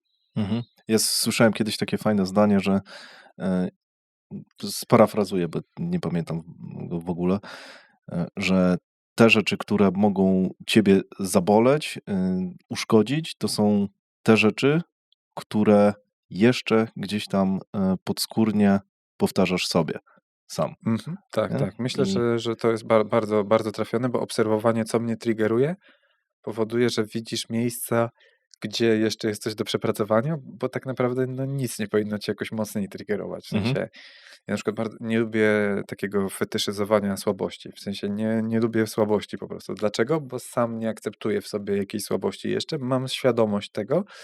Więc na przykład jedną z moich takich topowych ochronnych zasad, które sobie zbudowałem i w sumie jak próbowałem kiedyś podejść do Raya Dalio Principles, świetna książka w sensie i chciałem wyłonić te Principles, to w pierwszym podejściu skończyłem tylko na jednym. Nie pozwalam ludziom grać roli ofiary obok mnie. Czyli jakby w momencie, kiedy ja wiem, że mam zawsze dobre intencje do ludzi, zawsze, w sensie jakby nawet jak kogoś nie zgadzam, nawet jak kogoś chcę opierdolić, nawet jak coś tam, ja zawsze wiem, że moim celem, moją intencją jest to, żeby ta osoba żyła lepiej. W sensie ja mówię, patrz, ja żyję naprawdę fajnie, a mam gorzej od ciebie, jeśli chodzi o liczbę stresorów, trudnych decyzji, jakichś takich rzeczy. Pozwól sobie pomóc, nie? Taka może być intencja, ale jeżeli ktoś, wiesz, jakby próbuje przełamać, że wiesz, obciążyć mnie czymś czy coś, to ja wtedy zauważam, że mnie to bardzo drażni. W sensie nie lubię okazywania słabości obok mnie, bo tego nie akceptuję w sobie. Jak ktoś ze słuchaczy ma na to jakieś patenty, to chętnie przyjmę, bo przyznam, że w zeszłym roku miałem duży taki, jak to mówi Kuba Domeracki, z którym o tym rozmawiałem, deep dive do środka siebie i bardzo mhm, dużo takich rzeczy zidentyfikowałem, ponaprawiałem, powytłumaczyłem sobie. Tego nie zdążyłem, więc jeżeli ktoś ma jakiś patent na to, to chętnie przyjmę. mhm. Dobra, zahaczyłeś o temat, to w takim razie wyminę kilka rzeczy i e, pytanie o odcinanie się od ludzi, którzy nie przynoszą ci korzyści mentalnych. Czy po pierwsze, czy ty to robisz? Po drugie, mówisz, że wychodzisz zawsze z intencją, żeby temu komuś pomóc w momencie, w którym, nie wiem, on narzeka, stawia się właśnie jako ofiarę i tak dalej. Czy jednak jesteś za tym, żeby się odcinać i który to jest moment, jeżeli jeżeli czujesz, że dobra, to od tego się odetnę, temu spróbuję pomóc? Myślę, że kontrola ekspozycji jest super istotna, czyli jeśli ktoś przychodzi i narzeka, zatruwa, czujesz, że ciągnie cię energetycznie w dół, to moim zdaniem z każdym rokiem mam coraz krótszy ląd na to, ale nie to, że jestem agresywny, tylko Mhm. odcinam to. Czyli jakby, słuchaj, nie mogę ci pomóc, nie chcę, w sensie, wiesz, nie dajesz sobie pomóc, nie? W sensie są tacy ludzie, którym na przykład wiem, że mógłbym bardzo pomóc biznesowo, już mniejsze, czy komercyjnie, czy Mhm. nie. I widzę, Jasne. że kurwa popełniają te same błędy i mówię, i nawet im za darmo piszę jakiegoś maila i mówię, słuchaj, nie, w sensie jakby ktoś mówi, rozwiązałem ten problem, a ja mówię, to ci wybuchnie za maks 3 miesiące. I wiesz, mijają 3 miesiące, to wybucha i ja mówię, no daj sobie pomóc, nie? W sensie jakby ten. Mhm. I na szczęście już z tego trochę wyrosłem. Czyli jakby w tej chwili dla mnie na przykład, jeżeli ktoś, nie wiem, ja odpisuję wszystkim na przykład na Instagramie czy w takich miejscach. No przede wszystkim na Instagramie, na LinkedInie mi się zdarza nie. Bo jest tego za dużo po prostu, ale w sensie na Instagramie na przykład pisze ktoś do mnie i widzę, że przynosi jakąś złą energię. W sensie jakby coś mi tam komentuje, niby tak ale tam trochę podszczypuje. Raz mogę spróbować to wyjaśnić w stylu, no nie wiem, no wiesz co, no jakby to tak jak piszesz, to niby jest fajne, a to tak jakby trochę mama ci mówiła, że coś takiego niby pozytywnego, ale żeby tak naprawdę ci pokazać, gdzie masz się poprawić, albo że gdzieś w Mhm. ciebie wątpię, ale że czymś jesteś słaby, więc mi się to ogólnie nie podoba, nie? A Mhm. odnosząc się do twojego pytania, to i to, nie? No jak widzę, że ta osoba dyskutuje i tam mnie próbuje przekonać i tam coś, to jakby przestaje odpisywać, w sensie jakby w ogóle. Jak ktoś Okej. przychodzi z jasną, złą intencją, to blokuję od razu. W sensie, jeżeli ktoś coś napisał niemiłego, nieuzasadnionego, to ja nie będę publicznie tłumaczyć komuś, żeby się bronić, swoje, wiesz, ego, swój wizerunek, od razu leci ban. Szkoda mi Mhm. tego. Miałem w ogóle taką śmieszną sytuację, gdzie wydarzyło się, nawet chyba nie chcę mówić, żeby nie promować takich osób, takich popierdolonych, ale miałem taką sytuację, gdzie ktoś próbował bardzo wyraźnie zaszkodzić mi i zestresować mnie jakoś tam, w sensie w taki niefajny sposób, podły Mhm. powiedziałbym. I jakoś tam moja dziewczyna się tym trochę przejęła i minęły 2 godziny od tego wydarzenia i ona mówi: "Co z tym robimy?" Ja mówię: "Ale z czym?" W sensie dosłownie się złapałem na tym, że jakby że w ogóle wyparło, że Mhm. mam taki automat na ucinanie tego, że ktoś, kto chciał wywrzeć na mnie jakiś wpływ, jakby nie ma wiesz, to tak jak, chyba Gandalf tak mówi już nie pamiętam, do tego Grimy z podwójnym językiem, tego w Rohanie, jak tam byli, że nie masz tutaj władzy, albo gdzieś indziej tak powiedział, że jakby Mhm. nie masz władzy nad moim jakby, wiesz, nad moim jakby Przestrzenią. tutaj Mhm. przestrzenią, tak, że nie dopuszczam tego. I to jest bardzo ważne, więc jestem coraz bardziej radykalizuję się, że tak powiem Mhm. i po prostu nie chcę tego. Jestem bardzo otwarty. Jeżeli widzę, że ktoś ma dobrą intencję, ktoś jest ciekawym człowiekiem, da się coś, wiesz, wyciągnąć z tego, naprawdę jestem gotów zmienić wiele poglądów, porzucić, przyznać się do błędu. Totalnie. To nie jest tak, że odcinam wszystko, żeby tylko robić swoje bezlitośnie. Wręcz przeciwnie. Jestem mega otwarty na zmianę poglądów i to się dzieje. Tylko nie pozwalam zatruwać swojej własnej przestrzeni, nie? Mhm. Czyli tu, z tego co czuję, chodzi o intencje. Ja też tak właśnie staram się, mniej więcej, e, mam taki framework, że właśnie na początek oceniam intencje, nie? I jeżeli ta intencja jest czysta, spoko, to później idę dalej i myślę sobie, czy ta osoba ma kompetencje, bo bo Tak, to myślę jest podobne, następne, tak? Czyli nie? jakby intencja. Mhm. Jeżeli jest zła intencja, no to w ogóle nie mam o Tak. czym rozmawiać, no bo jakby po co mam rozmawiać z wrogiem? W sensie, no jeżeli ktoś mnie traktuje jak wroga, czy chce mi zrobić przykrość, czy chce mnie sprawdzić, wiesz, czasem to są, znaczy czasem, zawsze, to są czyjeś nieprzepracowane rzeczy, że ktoś próbuje mnie wyciągnąć z Tak. równowagi, bo boli go to, że nie wiem, że jestem zadowolony z czegoś albo coś Tak, tak, takiego, tak. nie? Jakby Mhm. nie, być może, nie wiem, mama go tam biła kapciem w głowę i mówiła, nie możesz być zadowolony, co się tak kurwa uśmiechasz, Mhm. tak? Mhm. No jakby, no ale to jest już czyjś problem, ja nie bawię się w zbawianie świata i takich ludzi nie wpuszczam do swojego wszechświata, nie? Z drugiej kolejności rzeczywiście może być tak, że rozmowa z kimś, no jakby, że ktoś nie rozwija się w trakcie tej rozmowy, a mówi rzeczy na jakimś takim naprawdę, że czuję, że zawraca głowę trochę, że ja chętnie komuś pomogę. Jeżeli ktoś się dostosuje do mojego trybu, to mogę pomagać nawet osobom na początku drogi za darmo, wszystko, nie ma problemu. Tylko ja mówię, dobrze, tylko ja nie słucham głosówek, tak? No jak ktoś na przykład z tym dyskutuje, no to jakby to już nawet nie odpisuje, no bo jak mówię, no stary, no No nie będę tak. się tłumaczyć, dlaczego wiesz, i tak dalej. No i są takie Tak? Są case'y, tacy takie ludzie?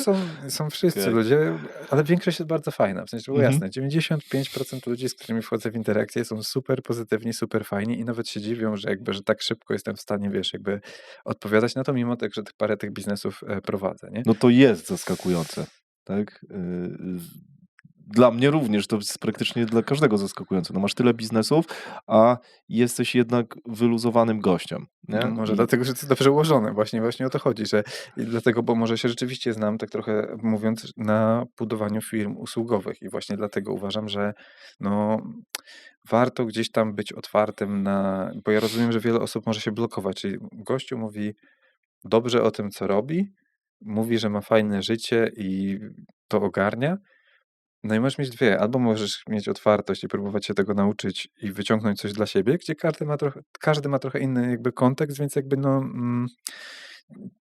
nie wszystko będzie pasować, tak? Bo nie ma jakiejś magicznej Tak. ścieżki, która pasuje dla każdego. Jeżeli ktoś ma podobny charakter, to może, a właśnie ja odrzucam tylko te osoby, które próbują to, wiesz, podważać. Też czasem Mhm. są takie sytuacje, gdzie jako firma coś robimy i widzę konsekwentnie, ja mówię, dlaczego jeszcze tego dzbana nie zablokowaliśmy? Przecież ja już tego gościa zablokowałem 3 lata temu. Pod każdym naszym jakimś adcem zostawia jakąś złą buźkę, śmiejącą się buźkę. Mówię, zblokujcie tego debila. No w sensie jakby, czemu to nie jest zablokowane, nie? Oczywiście ci ludzie biedni nie wiedzą, że to nie znają tej historii. Ktoś, nie wiem, pół roku w firmie, to nie wie. Mówi, kurde, ktoś nas hejtuje, nie wiadomo czemu. W ogóle w kontekście obrony marki, ja wiem, że są różne, no Mhm. jakby, jeżeli jest naprawdę ktoś, kto ma podstawę, żeby być niezadowolonym, to nie blokujemy takiej osoby.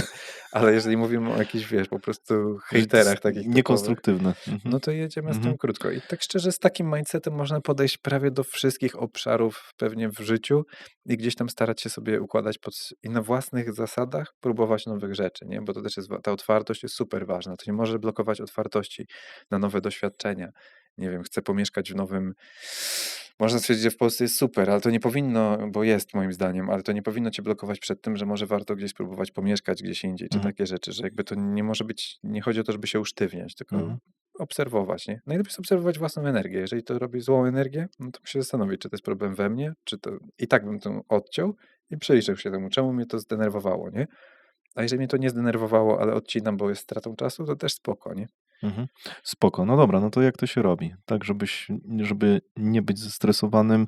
Firma w teorii tam, gdzie powinna, kręci się bez ciebie. Czasem trzeba dokręcać te śruby, ale dobra, załóżmy, że to jest normalne cały czas praca nad tym całym mechanizmem, żeby on się nie rozpieprzył oczywiście do pewnego momentu, bo wydaje mi się, że istnieje taki moment, nie? Że to już leci samo, na Znaczy, pewnym poziomie, chociaż nie wiem, może te poziomy się naprawia, ale nie o tym. mhm. Jak to się robi tak, żeby, mimo tego, że skala jest ogromna, żeby być, tak wyluzowanym?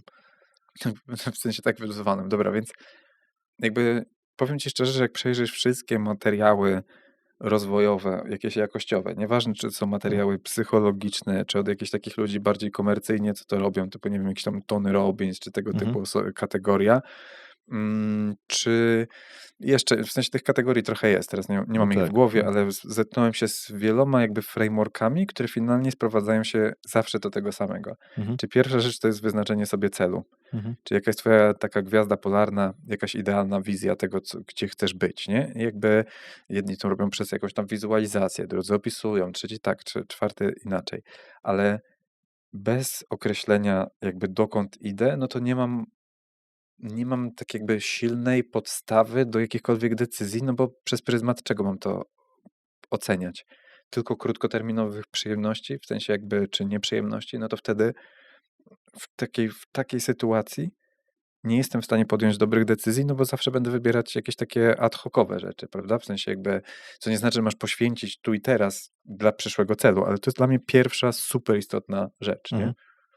Więc to jest pierwsza rzecz. Druga rzecz, no to pewnie możesz sobie wyznaczyć jakieś punkty milowe na tej drodze, nie? Ja na przykład też robię tak, że dzielę jednak sobie to życie na kilka obszarów. Zaczynałem od 12, skończyłem na 4, w sensie, żeby łatwiej tym było zarządzać. I robisz sobie taki, nie wiem, no niektórzy robią taki life balance wheel na przykład, tak, że raz na kwartał czy raz na miesiąc oceniasz, jak ci się żyje w kategoriach, nie wiem, zdrowie, miłość, rodzina, praca, finanse i tak dalej, nie? No jakby, nie wiem, duchowość, społeczność, whatever, tak? W sensie jakby kategorie możemy sobie zdefiniować. Ja tylko zachęcam do tego, żeby nawet jeżeli to nie jest ważne w naszym życiu, na przykład duchowość może być czymś takim, też uznać, ja w to nie wierzę, więc daję sobie 10 na 10, bo może nadejść taki moment w twoim życiu, gdzie zdasz sobie sprawę, że to jest jednak 3 na 10 i że tego potrzebujesz. Mhm. Jakby nie jest to mój case dla jasności, ale w sensie jakby może się tak zdarzyć. No i robisz sobie sprawdziany i patrzysz, gdzie jakby potrzebujesz zadbać o siebie, żeby utrzymać tę energię na drodze do swojego celu. No bo jeżeli nie zadbasz o to i załamiesz swoje finanse, załamiesz swoje zdrowie, załamiesz swoje jakieś rodzinne rzeczy, to te rzeczy będą ci wybuchać prosto w twarz. Więc w pewnym sensie dla mnie utrzymywanie wszystkich rzeczy na przyzwoitym co najmniej poziomie i okazjonalne wzmacnianie ich mocniej jest super istotne. No i jakby takim ostatnim elementem tego, czyli wyznaczenie celów, jakby wizja, milestone'y i sprawdzanie siebie i swojego takiego well-beingu szeroko rozumianego na tej drodze, to jest kwestia identyfikacji przekonań, które na tej drodze się pojawiają. Czyli jakby masz coś do zrobienia, na przykład twoim następnym kamieniem milowym jest wystąpić na dużej konferencji i się stresujesz. Masz taką myśl, no dobrze, no to co ja mam zrobić, nie? W sensie, co ja nie umiem występować, boję się tego, boję się tamtego, no to trzeba zidentyfikować, czego dokładnie się boję, jakie mam poglądy na swój własny temat. I ty masz kognitywny aspekt znowu, czyli jakby zidentyfikować, czego dokładnie się boję, i behawioralny, czyli no to idź i wystąp 3 razy na mniejszej konferencji z tym wystąpieniem i przemęcz się, bo to i tak jest stresujące. Ostatnio Dobrosława Gogoza, z którą gdzieś tam sobie rozmawiam, ona jest z pomagam.pl, ona mi powiedziała takie ciekawe badanie, które mi bardzo zapadło w pamięć, że rozmawialiśmy o jednej z absolwentek z mojego kursu, która mówiła, że właśnie się stresuje przed wystąpieniami publicznymi, dlatego mi się to spontanicznie przypomniało, że ona się stresuje wystąpieniami i okazuje się, że nasze objawy fizjologiczne dla ludzi, którzy kochają występować i się tego boją, są identyczne, tylko interpretujemy inaczej. To mi rozwaliło głowę, bo ja zdałem sobie sprawę, że ja jak występuję, to czuję, że żyję. Ja teraz mam jakieś podniesione pewnie tętno, pewnie na łupie sobie zobaczę po tym, no nie? I pewnie trochę jest i czuję się, wiesz, nakręcony, zadopaminowany, a ktoś inny dokładnie te same objawy będzie mieć negatywny self-talk, który mówi, kurwa, źle wypadnę, źle to, o nie, przekląłem, pomyliłem się, trochę za chaotycznie, trochę za szybko, a ja mam to w dupie. Zajebiste jest to, co powiedziałeś, bo ja to 100% potwierdzam, bo jak ja zacząłem ten podcast, to ja w ogóle sobie myślałem, kurwa, jak to będzie siedzieć z takimi ludźmi, z takimi ultrasami, gadać z nimi i tak dalej, ale kurde, zrobiłem pierwszy odcinek, stwierdziłem, że dobra, zrobię z osobą, z którą czuję się totalnie bezpiecznie, bez żadnego problemu, wszedłem na odpowiedniej energii i stwierdziłem, kurde, to jest zajebiste, to jest to, co Fajne, chcę no. robić, nie? Więc jakby tak, ta interpretacja 100% się zgadzam i można od pierwszego razu w to wejść. To Tak, i teraz ekstrapolujmy to, tak, do właśnie. wnioski, czyli masz efekt placebo, który też jest potężny, więc jakby no, ten pozytywny self-talk, ja rozumiem, że można powiedzieć i to też mnie triggeruje i to też jest coś właśnie, bo mi się to kojarzy ze słabością, jak ktoś wszędzie widzi przeszkody, wszędzie widzi zagrożenia. Jakby rozumiem, że są różne metaprogramy i u niektórych to jest ciężkie do wykorzenienia, no ale dla mnie to jest tak kontrproduktywne i prowadzi do, no wiesz, jeżeli wierzę, że wszystko jest źle, to na pewno na ciebie wpływa fizjologicznie, psychicznie i tak Tak. dalej i na pewno cię ogranicza, więc jednak to ramowanie sobie na pozytywnie, stopniowo coraz mocniejsze jest dla mnie bardzo, bardzo istotnym takim elementem. Dobra. Jak to jest, jeżeli chodzi o... Tak czuję, wiem też po sobie z rozmów z przedsiębiorcami, że pierwszy taka gruba blokada i w ogóle niektórych paraliżuje. Ja czasem mam takie myśli, że kurde, może lepiej być solo przedsiębiorcą w tym nowym nurcie, którzy też zarabiają kupę kasy, bo mamy dzisiaj już takie automatyzacje, da się to zrobić i tak dalej, żeby nie zatrudniać ludzi, bo jak się pojawia to białko, to jest po prostu przejebane. I jak to się robi, żeby właśnie nie mieć tego stresu? Bo ja wiem po sobie, że mam takie momenty, że potrafię się tak stresować pracą innych ludzi, że oni nie dowiozą, że coś będzie nie tak i tak dalej, że po prostu spędza mi to sen z powiek. No, z drugiej strony mam takie momenty, że okej, dobra, tutaj można puścić, tu można puścić, to będzie działać, ale ja jestem trochę taką osobą, która wchodzi w to głęboko i widzi, że dobra, to nie działa i się wkurzam, nie? Ty podchodziłeś do pewnych rzeczy 20 razy, tak jak mówisz, do jakiejś rekrutacji. Czy to jest tak, że właśnie da się zmienić ten mental i powiedzieć sobie, dobra, chuj, trzeba 20 razy po prostu kogoś zrekrutować i to ma działać? Czy to jednak jest tak, że pojawi się czasem ten stres? Czy czujesz w ogóle, że jesteś w stanie, czy czujesz, że może być tak, że właśnie w takich sytuacjach Jasne. wejdzie ci jakiś stres? Wiesz Czy co, w już to sensie nie, no wypłukałeś? pojawia się, tylko ja wyprałem sobie mózg przez ostatnie ileś lat takim poglądem. Lee Kuan Yew, założyciel Singapuru, powiedział kiedyś w takim wywiadzie, ja to puszczałem sobie, nie wiem, z 200 razy. W sensie przy różnych okazjach, mówię, muszę się No. podpompować. I odpalałem sobie tam Lee Kuan Yew jak gada, wiesz, taki stary pan Miyagi po prostu, wiesz, wygląda. Gościu, no wiesz, zbudował z niczego coś. I on mówił, że rzeką życia płyną na nas różne rzeczy i tylko my możemy wybrać, czy będziemy je tam wykorzystać to our advantage, tak? Bo on mówił o Singapurze, że jakby tam oni byli w Unii tam z Malezją, potem się rozpadli i zostali krajem w zasadzie bez zasobów naturalnych, malutkim, otoczonym przez w zasadzie różne państwa. No byli nic nieznaczący. I on mówi, jak możemy wszystko wykorzystać jako szansę? I na mnie w każdym tygodniu spływa, nie wiem, żeby nie przesadzić, ale myślę, że tak co najmniej z 5 takich eventów, które moim zdaniem by mogły kogoś mocno wykoleić. W sensie, tu coś nie działa, tu coś się wywalało, tu dostałem jakiś pozew, tu dostałem coś tam. W sensie, to się bardzo dużo takich rzeczy dzieje, nie? Tu ktoś coś powiedział, tu ktoś coś uważa, tu i tak dalej. I bez odpowiedniego mindsetu, jakby ktoś wrzucił, powiedzmy, losową osobę, która nie jest przedsiębiorcą w to, ona po 2 tygodniach dostałaby depresji i siedziałaby w kaftanie zawinięta i by się bujała tak i by po prostu zalana zimnym potem i jestem tego pewien. W sensie nie chodzi mi o to, że bo są dużo bardziej stresujące rzeczy. Przypomnijmy, Jasne. że na Ukrainie ludzie siedzą w okopach i giną, Tak. kurwa, codziennie jak w masynce do mięsa, więc jakby ja się nie użalam. Ja nie mówię też, że to jest jakieś super niesamowicie jakieś jak trudne, ale jednak dla normalnej osoby to jest też powyżej kompetencji, bo powiedzmy ten karabin możesz złapać i coś tam strzelać, ale w biznesie to jest bardzo już jakby intelektualno-psychologiczno skomplikowane. To nie jest coś, czego Tak, możesz się nauczyć w tydzień. przedsiębiorcy Więc potrafią nie spać przez, kurde, miesiąc czasem, nie? ja zawsze śpię i nie polecam No. nie spać. W sensie, jak miałem wskazać jakiś turbo bazę, to sen jest dla mnie nienegocjowalny. W sensie, ja mniej niż 6 godzin to śpię może 2 razy w roku i to zazwyczaj są loty samolotem, jak się nakręcę i zaczynam coś klikać na laptopie, nie? I to jest zazwyczaj ten jedyny czas w ciągu roku, kiedy ląduję i choruję na przykład, bo właśnie zaniedbałem to zdrowie, co pokazuje, że też ten stresor, który chcecie zagarnąć, jest duży i nie możesz mu dać tych otwarć, rozumianych jako otwarcia, że nie spałem, że nie trenowałem, że nie jadłem dobrze i nagle widzę, jak wszystko zaczyna lecieć w dół, zamiast lecieć w górę, nie? Więc No jakby dobra, ale nie miałeś tak w przeciągu ostatnich kilku lat, że nie mogłeś zasnąć, bo coś cię stresowało w twoim biznesie?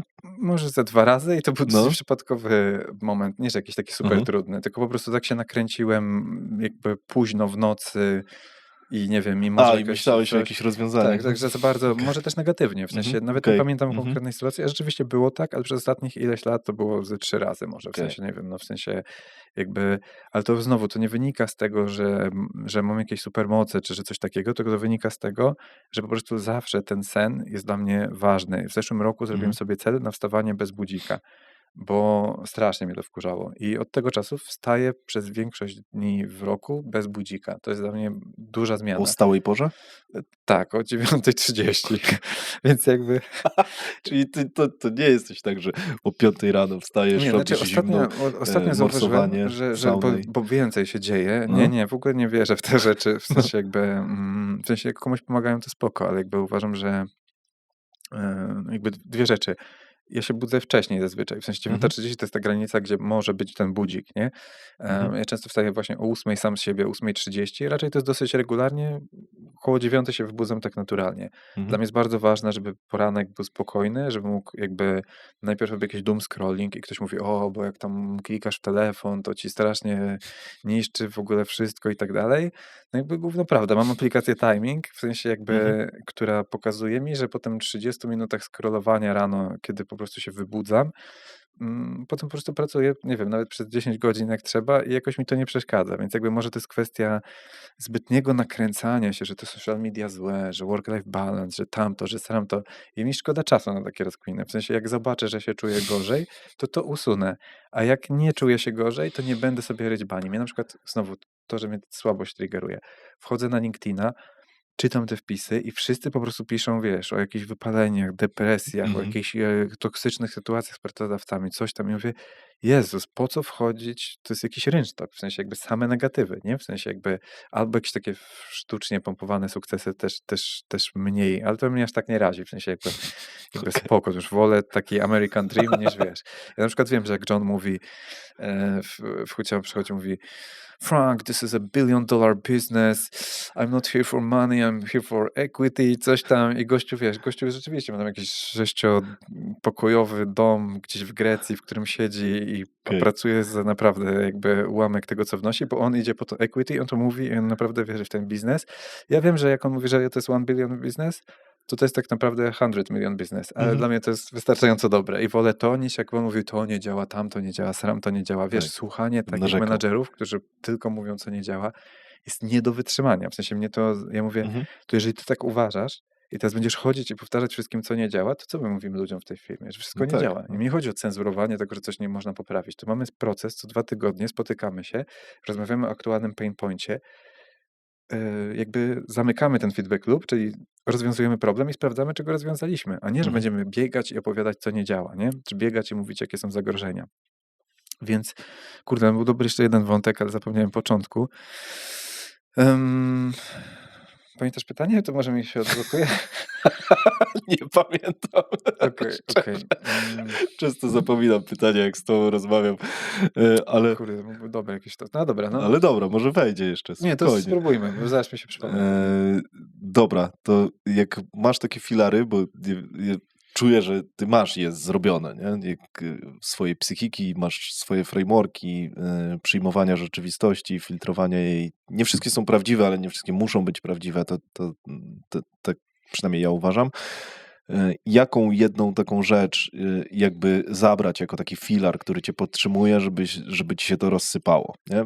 To nie jest, wiesz, ofensywne pytanie, tylko chcę Nie, no znaleźć tą rozumiem, rozumiem. najważniejszą rzecz, nie? No wydaje mi się, że zdrowie, w sensie jakby, że jakby finalnie to nie jesteś, jest taki piękny cytat z Wejścia Smoka, że siła czyni wszystkie inne możliwości, wszystkie inne wartości możliwymi. Przetłumaczyć szybko w głowie.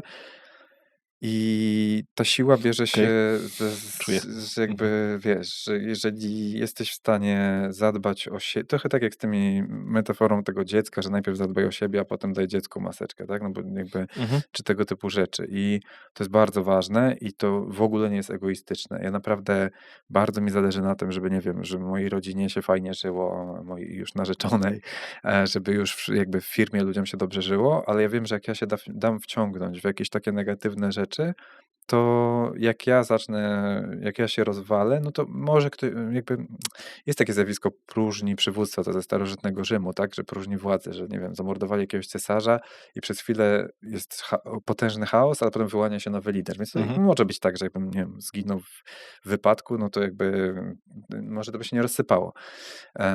Chociaż nie wiem, w sensie jakby jednak ten system jest zbyt skomplikowany, to musiałby się podzielić na mniejsze części, bo raczej dzisiaj nikt nie chwyciłby całości. Więc jakby to jest moja oficjalna rekomendacja, że proszę rozdzielić ten holding na googlowy i jakby i wtedy działajmy w osobności. W sensie to wtedy rozdzielmy te procesy. Mamy już rekomendację w razie czego. Tak, tak, tak. Oficjalną. Tak, tak. No, bo tego to jest to. Ale jakby bo pamiętajmy, że tak, z bycia wyspanym i z pewnego, ja nie jestem jakiś antycukrowy, jak mówię poziom cukru we krwi czy takie rzeczy, to nie chodzi mi o to, że nie możesz zjeść łyżki cukru, bo wiesz, bo to jest niezgodne z nauką również. Czy wiesz, wszystkie jakieś takie inne teorie, których jest mnóstwo na temat dietetyki i tego typu rzeczy. Ale jeżeli zadbasz o to ciało, jest ono wypoczęte, no to jest dużo większa szansa, że pójdą za tym myśli, bo jakby jest trójkąt ciało, myśli, emocje i jakby jeśli mamy zdrowe ciało, będą z tego jakby spokojniejsze myśli, większe poczucie kontroli, większe poczucie Mhm. wpływu, a to się przekłada na emocje, które z kolei wpływają na nasze ciało również, czyli jakby najłatwiej jest moim zacząć, najłatwiej w tym trójkącie jest zacząć moim zdaniem od ciała, no bo jakby to jest dosyć taki no-brainer, chociaż z drugiej strony można też pracować nad myślami, na przykład tymi technikami autoterapii, czyli Mhm. osłabianiem pewnego rodzaju myśli, czy wzmacnianiem tych pozytywnych i tak dalej. Więc jakby taka baza, nie? Właśnie ciało, myśli, emocje trochę mniej, aż tak tego nie rozkminiam, chociaż lubię czasem sobie spojrzeć na koło emocji i jak coś się dzieje, to mówię, dobrze, jaka to jest emocja, pozytywna lub negatywna, nie? W sensie i patrzę sobie przy dużych problemach biznesowych, jakby mówię, co to jest? Czy to jest frustracja, czy to jest strach, czy to jest, nie wiem, poczucie bycia skrzywdzonym? W sensie, wiesz, jakby nazwijmy, Mhm. co to Mhm. dokładnie jest, bo to pozwala ci odkryć schemat, którym tak naprawdę lecisz, nie? No, więc to tak na szybko, Okej. co by Powiedziałeś, to że było. nie ma nikogo, kto w razie czego by przejął ten holding i zarządzanie nim. Dlaczego? Przecież mówisz często o zastępowalności i tak dalej. Dlaczego jeszcze nie ma kogoś takiego? No bo nie zbudowałem jeszcze tej struktury, w sensie utrzymanie, żeby on chodził, to można, bo jest na przykład Ewa Gajda, która zarządza naszym Shared Services Center, czyli de facto zarządza spółką holdingową, no ale jakby ona raczej nie dyktowałaby CEO w spółkach, czy o ile oni w ogóle są jakby potrzebni w tym modelu, to nie dyktowałaby im jakby co mają zrobić w obszarze sprzedaży czy marketingu, mimo tego, że ma doświadczenie w marketingu, w sensie w sprzedaży, nie? Mhm. Więc po prostu nie ma takiej osoby, która by patrzyła tak całościowo i pewnie wykształcenie jej by trwało trochę, a ja też nie potrzebuję kształcić sukcesora, ponieważ no jakby jakby zamierzam być w tym holdingu, więc jakby no jakby nie widzę takiej potrzeby. To by było zbędne piętro w zarządzaniu, gdzie my Mhm. teraz robimy wszystko, żeby łańcuch decyzyjny Okej. uprościć, nie? Czyli jeżeli do niedawna podań ręki ode mnie do regularnego specjalisty w Tigers od sprzedaży było 5 czy 6 podań ręki, no to ja chcę, żeby były, nie wiem, no max, no nie wiem, na przykład 3, nie? Mhm. Czyli taka trochę bardziej płaska struktura i trochę bardziej oparta na procesach, a nie na tym, że na tym podawaniu sobie informacji między ludźmi, czyli proces definiuje, a nie to, co powiedział Miwoj, Karolina, Michał czy ktoś tam, nie? Mhm. Dobra, to trochę skręcę, skoro już o to zahaczyłeś. E, Powiedziałeś, że będziesz w tym holdingu, tak? I taki masz plan.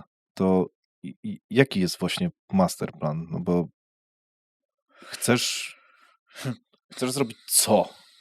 No i jakby pierwsze, jakby strategia firmy jest niezależna od mojej strategii życiowej. To jest pierwsza rzecz. W Ja o sensie, życiową się pytam bardziej. o życiową. Znaczy, są Która oddzielne, jest, akurat która... teraz są No tożsame, ale właśnie. mogą nie być. W sensie Aha. to jest ważne rozróżnienie, że jakby to, że one teraz idą razem, to nie znaczy, że zawsze musi tak być. Czyli ja chcę budować holding technologiczny, nad którym nie zachodzi słońce. Ja chcę mieć spółki, wiesz, w Chinach, w Stanach, Mhm. w Singapurze, może w jakimś Dubaju, może coś tam.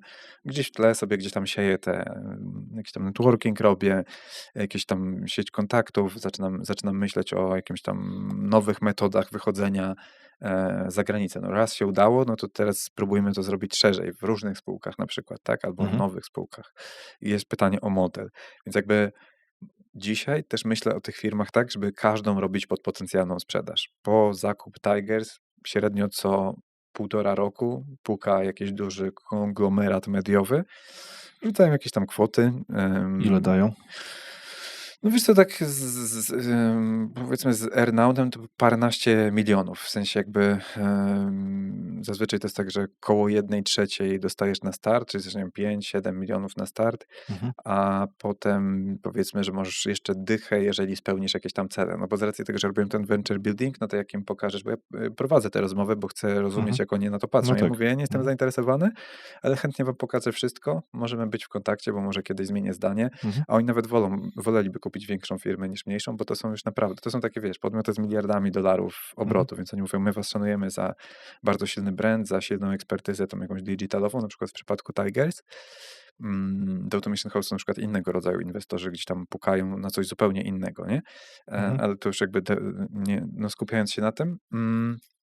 No jakby ja stwierdziłem, że no dobra, no jest to jakaś kusząca na pewno perspektywa w kontekście zabezpieczenia się na przyszłość, ale jakby sprzedać się jakiemuś grubasowi na jachcie za parę mieszkań w Warszawie porządnych, to tak powiem szczerze, dorobek życia to niby brzmi jak dużo, ale jakby czuję, że chcę grać w większą grę, w sensie, że może sam Mhm. sobie mogę na to gdzieś tam zarobić, odpalając coraz śmielsze plany, niż, niż wchodzić to w taki sposób. Mimo tego, że bardzo doceniam to, tych ludzi, którzy są zainteresowani, którzy mówią jakby dobre, fajne rzeczy, dzielą się swoją wiedzą, bo na tych spotkaniach można też się dużo dowiedzieć o tym, jak myślą takie tego rodzaju podmioty. Mhm. No i tak samo jest, wiesz, i teraz dla mnie kluczem jest w tym masterplanie, żeby wszystkie firmy budować pod sprzedaż, bo to wyostrza model biznesowy. Czyli nawet jak nie sprzedasz firmy, Okej. to jakby musisz bardzo jasno, tutaj na offie rozmawialiśmy przed i cię zadałem takie bardzo konkretne pytania, czyli jakby dla kogo jest ten podcast, jakby coś ten, w sensie wiesz,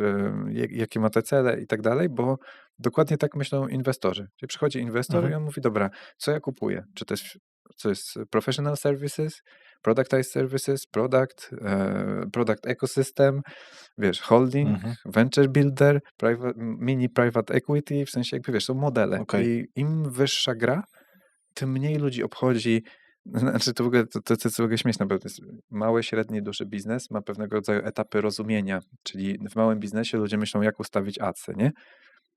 I ja osobiście uważam, że o ile to jest bardzo ważne na poziomie operacyjnym, to jak jesteś już w średnim biznesie, to ufasz, że ktoś to robi na tyle okej, że jakby już nie robisz, No nie tak. patrzysz tego. I są ludzie od tego wybitni, którzy mogą robić to zajebiście, ale jakby ciebie na średnim biznesie to już nie interesuje. Na etapie średniego biznesu. W średnim biznesie zaczynasz myśleć jeszcze inaczej, czyli zaczynasz myśleć tymi obszarami, tam sprzedaż, marketing jako total. Zaczynasz myśleć o koszt pozyskania klienta, lifetime value klienta, retencja, coś tam, nie wiem, takie rzeczy, nie? Spoko. A na najwyższym poziomie to już są klocki. To jest klocki Lego. Na zasadzie, dobra, tu masz 3 klocki Lego, 3 agencje, połączymy w jedną, dołożymy technologię, opierdolimy za 3 razy tyle, wejdziemy na giełdę, sfinansujemy to, sprzedamy tamto. Mhm. Tego jeszcze nie znam tak dobrze, w sensie jakby dopiero właśnie teraz zaczynam to eksplorować, dlatego mówię, model holdingowy tak chcę dobrze opisać i model poszczególnych spółek, bo ja chcę już rozmawiać z tymi ludźmi na tym poziomie, nie? Mhm. A naprawdę ludzi jest tyle kasy na świecie, w sensie jakby można robić tak epickie rzeczy za nie swoje pieniądze, jeżeli Za naprawdę pieniądze masz jakiś, funduszy. No. Mhm. jeżeli masz naprawdę jakiś dobry pomysł, dobry track record, wiesz, jest mnóstwo modeli w kontekście, bo ja teraz głośno myślę, to nie jest jakiś Mhm. dokładny plan, ale Jasne. myśleliśmy w Tigers, jak tam wyjść na całe CEE. No i pierwotny plan był taki, że wiesz, będziemy tam jeździć i tak dalej, taki tam wiesz, zatrudnimy jedną osobę, 3, 5 i tak dalej i będziemy się tam rozpychać, może przejdziemy przez centralę naszych klientów, którzy są w CEE i tak dalej. A teraz ja mówię, kurde, czy nie jest prościej zrobić firmę, która ma 3 razy lepsze unit economics, czyli na przykład ma niższy koszt pozyskania klienta, jest super zautomatyzowana, ma procesy na wszystko i po prostu robić swapy udziałów, tylko twój jest na mnożniku razy 2 czy 3 z mniejszymi agencjami. No i nagle się okazuje, że możesz rozmywając się na 60%, mam 95% w Tigers, rozmywając się na 60%, W sekundę. możesz zdobyć przyczółki w 6 nowych krajach na przykład, nie? No Mhm. teraz już odleciałem, bo może to nie jest aż takie szybkie, ale może to najlepiej to zrobić naraz, bo ja rozumiem, że łatwiej jest jedno zrobić naraz, ale w skali całego życia łatwiej jest zrobić 6 naraz. I nawet niech połowa nie wyjdzie, ale wyjdziesz z tego dużo mocniejszy, a jeżeli coś nie wyjdzie, to te firmy będą na tyle małe, że można wykupić z powrotem te udziały, bo na Tak. przykład jeżeli się nie uda, to możemy was wykupić za 1 milion na przykład. Mhm. Wiesz, 1 milion dużo kasy, nie? No, a z drugiej strony, jeżeli zrealizujesz ten plan, to już nie będzie dużo kasy. To jest tylko jeden z takich modeli. Wow. Możesz tak samo iść do funduszu No. inwestycyjnego i powiedzieć, patrzcie, mamy firmę, która ma powtarzalny model operacyjny, ma programy treningowe z tego, wie jak robić sprzedaż, mamy osobną spółkę do sprzedaży, do prospectingu, do tego typu rzeczy, mamy super marketing B2B, najsilniejsze kanały. Automatyzację, srację, mamy wszystko po angielsku. Skupmy agencje. W Mhm. sensie skupmy fajne agencje za wasze pieniądze i ja to zrobię, nie? No jakby, no i git, w sensie i robimy, tak? No i nagle w takim modelu obsadzasz general managerów, którzy pracują, to jest ten nowy model, że nie CEOs, tylko general manager w każdym kraju i raportujący do jakiegoś szefa regionalnego, czy czegoś takiego, nie? Mhm. To jest tylko jedna spółka. Każda z tych spółek ma takie możliwości. Z chińską spółką powinienem kupić spółkę w Chinach na przykład. Tylko znowu, ja dzisiaj nie mam tyle kasy, więc ja muszę zacząć rozmawiać z funduszami i wybrać, w którym miejscu dosypać kasy, żeby zrobić śmiały ruch. Mhm. No wiesz, jak masz spółkę, co domyka 100 000 MRR-ów w miesiąc, no to chyba całkiem fajna pozycja negocjacyjna, w sensie wiesz, i ma unikalną własność intelektualną i jest w stanie pozyskiwać na cold mailu klientów z Doliny Krzemowej, no to chyba całkiem grubo, nie? W sensie, a to jest dokładnie sytuacja, w której teraz jest Huciał, nie? Mhm. Czy Automation House na fali AI-a, cały ten operating system, który budujemy dla nas i dla naszych klientów punktowo, albo jakieś jego większe elementy, a dla nas całość, jakby i operating system, na którym działamy, przecież to jest de facto, to jest taki framework, jak zrobić zajebistego ERP-a. To równie dobrze, teraz już odlecę totalnie, Mhm. możesz iść do Y Combinator, który inwestuje w ERP-y, i w sensie to jest jedna z ich ulubionych, jakichś tam, w sensie mieli całe takie batche, gdzie bardzo mocno inwestowali w ERP-y. Mówisz, patrzcie, mamy dla Professional Services zajebisty system, jak sprzedawać jakiegoś marketing, dajcie pieniądze, zakodujemy to już na codebase w formie takiej SaaS-owej i zróbmy z tego ERP-a, nie? A wiemy też, jak robić wdrożenia, bo mamy 6 spółek usługowych i znamy się na tym. Mhm. Teraz już odleciałem No zupełnie, jasne. to tego akurat nie zrobię teraz, raczej inaczej myślę o Automation House w tej Dlaczego? układance. No nie mam na to przestrzeni. Te Mhm. inne rzeczy Fokusu. można zrobić Mhm. w Tigers. Jest na Okej. tyle dużo dobrych menedżerów i na tyle dojrzały model, że pochłonięcie innych agencji jest w pełni do skoordynowania, co nie znaczy, że się wydarzy. Ja sobie Mhm. to mówię w wywiadzie, Jasne. nie mam Mhm. takiego ciśnienia, że to musi się Mhm. wydarzyć w tym roku czy coś. Ja chodzę, rozmawiam, głośno Jasne. sobie o tym myślę. Jak wyjdzie, to wyjdzie, jak nie, to i tak będę spoko żył, więc jakby tak o tym myślę, A nie? jesteś takim strategiem, który sobie rozrzuca czasem informacje i patrzy, co tam wróci na No, przykład, bo jak nie? mam się tego inaczej Mhm. dowiedzieć? No tak, No, ktoś jasne. obejrzy, mi Mhm. skomentuje, Tak. ktoś się do mnie odezwie. Sam też przez jakby patrzenie, jakie zadajesz pytania, jakby też mi to pozwala wyartykułować te myśli na nowe sposoby. Mhm. Wiesz, ja codziennie siedzę z czatem GPT i to odbijam, nie? Mówię, Mhm. napisz mi jakiś tam pitch dla tych spółek, nawet nie pitch, tylko jak się nazywa, jakiś memorandum takie, Mhm. że jakby która spółka co robi i dlaczego warto w nią zainwestować, jaki jest exit strategy, czy coś takiego. No i wiesz, w ogóle samo pojęcie exit strategy, gdzie ja nigdy nie myślałem o exicie z firmy i powiem szczerze, że nadal uważam, że jeśli robiłbym exit z którejś firmy, to tylko po to, żeby zasilić inne tą gotówką, Okej. którą potrzebuję na ruchy, żeby zachować w niej większość i robić w niej sobie fajne rzeczy. Takich rzeczy jak giełda to w ogóle nie kumam, a to też jest, może być ciekawe, Mhm. tylko nie chyba, no mniejsza, nie wchodzę w tematy, na których się nie znam, bo warto to trzymać. No jednak na tym poziomie, gdzie już mam praktyczną wiedzę, którą mogę się podzielić. Mhm. Okej, a te oferty, które dostawałeś, to były oferty na cały holding czy na Tigers? Na Tigers albo na inwestycje w Automation House. Okej, dobra. Za ile byś sprzedał?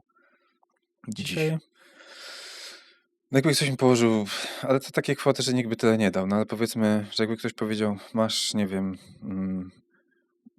15 milionów teraz i 15 za 2 czy 3 lata, jak tam to się nie rozsypie i trochę urośnie, to my jednak dosyć agresywnie zawsze rośliśmy, więc to nie Mhm. jest jakiś tam trudny cel, żeby wkręcić większą zyskowność i większy przychód, jeżeli to jest cel. Po prostu odcinam cały venture building, przestaję się bawić w jakieś swoje pomysły, tylko po prostu robimy jasny model biznesowy. Mhm. Można naprawdę dociąć.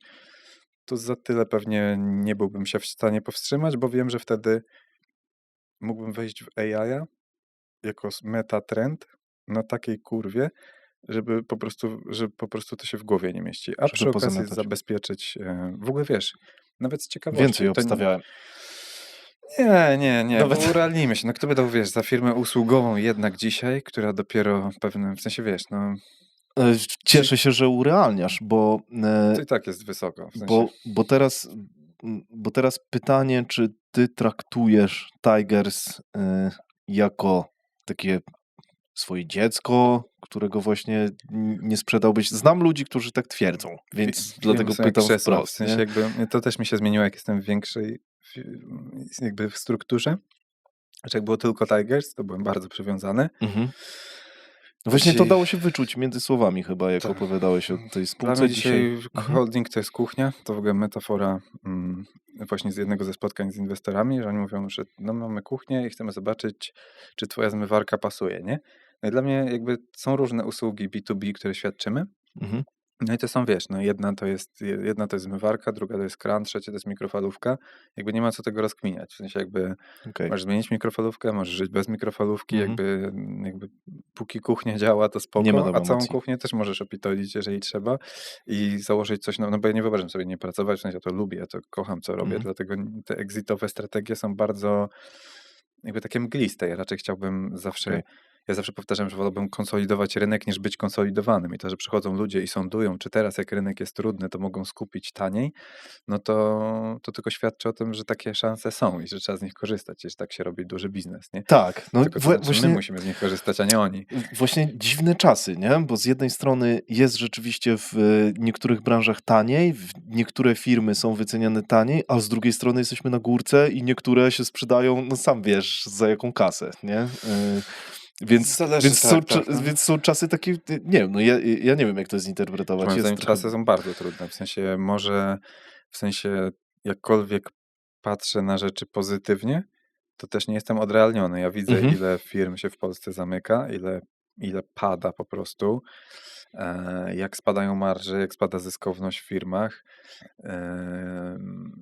Też jak ludzie są zmęczeni tak ogólnie, w sensie tak globalnie, wiesz, to co rozmawialiśmy u ciebie w kuchni, Mhm. że tam chyba 48% founderów rozważa zamknięcie biznesu, 48% chyba, z czego 33% z nich twierdzi, że ma problemy psychiatryczne, z czego chyba 18% to mogą być statystyki, mogą coś poprzekręcać, ale to 48% jest pewne, a 18% ma więcej niż chyba jedno schorzenie psychiatryczne, w sensie jakby, no to wyobraźmy sobie, jak idziemy na taką konferencję, gdzie ludzie są, to znaczy połowa tej publiki jest tam myśląc, kurde, nie chcę tego robić, przerasta Chcę mnie to i umrzeć. tak dalej. No, w No, sensie może być dosłownie, naprawdę, no. tak. W sensie, więc ja uważam, że to się nie bierze znikąd i bardzo fajnie ostatnio, niechcący trafiłem, ja ogólnie nie słucham tego, ale jest ten Chris jakiś tam, co robi taki podcast znany, taki, no na tym robi jakiś gigantyczny pitos i zaprasza takich znanych gości. Williamson, coś takiego. A, tak, tak, To, tak, tak. no, no. Nie, To nie pamiętam, jak on też się nazywa, ale obejrzałem on mega ma z odcinki. Calem Newportem, No, no. obejrzałem, który napisał tam Deep Work i tak dalej.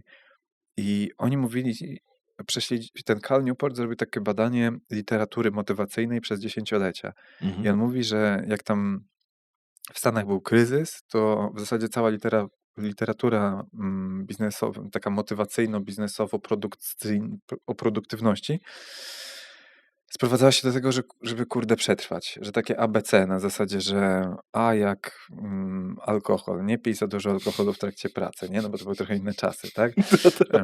B jak bardzo się nie staraj. No w sensie wiesz, jakby, że po prostu były książki, które były bardzo proste i Mhm. sprowadzały się do takich mikro rzeczy, żebyś tylko nie musiał za dużo, bo już i tak jesteś dociśnięty, już i tak wszędzie jest źle. Ale jak to zaczęło odbijać, nagle masz, wiesz, ludzi takich jak Andy Grove z Intera, niesamowite książki o tym, wiesz, jak zwiększać produktywność, wszystko jak w fabryce, coś tam. Potem nagle się okazało, że to nie działa, w sensie, że to działa, ale ma pewne ograniczenia, więc kolejna fala i moim zdaniem teraz na tym dołku my znowu zobaczymy, skąd się wzięły te całe trendy, wiesz, zdrowie psychiczne, work-life balance, dlatego, że jest kurwa ciężej. Jest ciężej, więc ludzie, kiedy słyszą, że tam, wiesz, wygrywa i tak dalej, łatwo jest tworzyć takie treści, jak wszystko jest na górce i wszystko idzie. Ja to pamiętam z początku Social Tigers. Ja mógłbym tam prawie nic nie robić i z takim jakby brandem, z takim tym, to i tak by rosło. Może nie tak szybko, ale i tak Mhm. by rosło. I wtedy myślisz, nie no kurde, jestem zajebisty, jestem zwycięzcą, wszystko jest super. A Teraz idziesz jest z mega falą. trudno, bo Mhm. tak naprawdę jesteś w mega trendzie na rosnącym rynku, na globalnie stabilnym rynku, gdzie ludzie myślą, że jest koniec historii i jest super wszystko, nie? A nagle się okazuje, że jednak nie. Nagle się okazuje, że jest wszystko drożej, wszystko wolniej, wszystko ciężej. Jakieś w ogóle szybkość zmiany jest gigantyczna, więc co robi większość literatury teraz takiej? Jest takie, wiesz, no jakby samoświadomość, wycofanie, ale gwarantuję ci, jak dożyjemy, możemy to sprawdzić, że w następnej iteracji zostaniemy z pewnymi lekcjami o zdrowiu psychicznym, o tym, jak o siebie dbać, jak rozmawiać o emocjach, o tych Mhm. mega ważnych rzeczach. Ja to szanuję. I wrócimy do takiego mega, być może jakiegoś zachwytu na tym, co można zrobić przy pomocy technologii, który w jakichś tam niszowych środowiskach jest, ale to nie jest takie globalne. Ludzie nie chodzą po ulicy i nie mówią, mamy złote czasy. Wiesz, wyjdź na ulicę i zapytaj o sentyment, czy wiesz, czy jest dobrze na świecie, czy jest fajnie, nie? Akurat w Polsce jest naprawdę nieźle, ale Tak. jak tam w Tajlandii spotykaliśmy jakichś ludzi, jak tam sobie trenowaliśmy z taką ekipką przedsiębiorców, to pytaliśmy chłopaków głównie z różnych krajów, jak się u nich żyje teraz i jak jest. No i wiesz, Szwedzi mówią, no tak trochę mało bezpiecznie, wiesz, Mhm. Francuz z Nicei mówi, no wiesz, no może jest spoko, ale u nas to się strzelają na ulicy. Oczywiście to jakby tam gangi strzelają się z gangami, ale wyobraź sobie, że w Warszawie, żeby jakieś gangi się strzelały na ulicy, tak? I tak dalej, nie? Czy oglądasz wiadomości ze Stanach, jakiś już spierdziel na tych uniwersytetach, jakaś polaryzacja skrajna, No, jakiś w w ogóle, Stanach wiesz, ogólnie mają chyba taki kult trochę wiadomości dziwnych takich.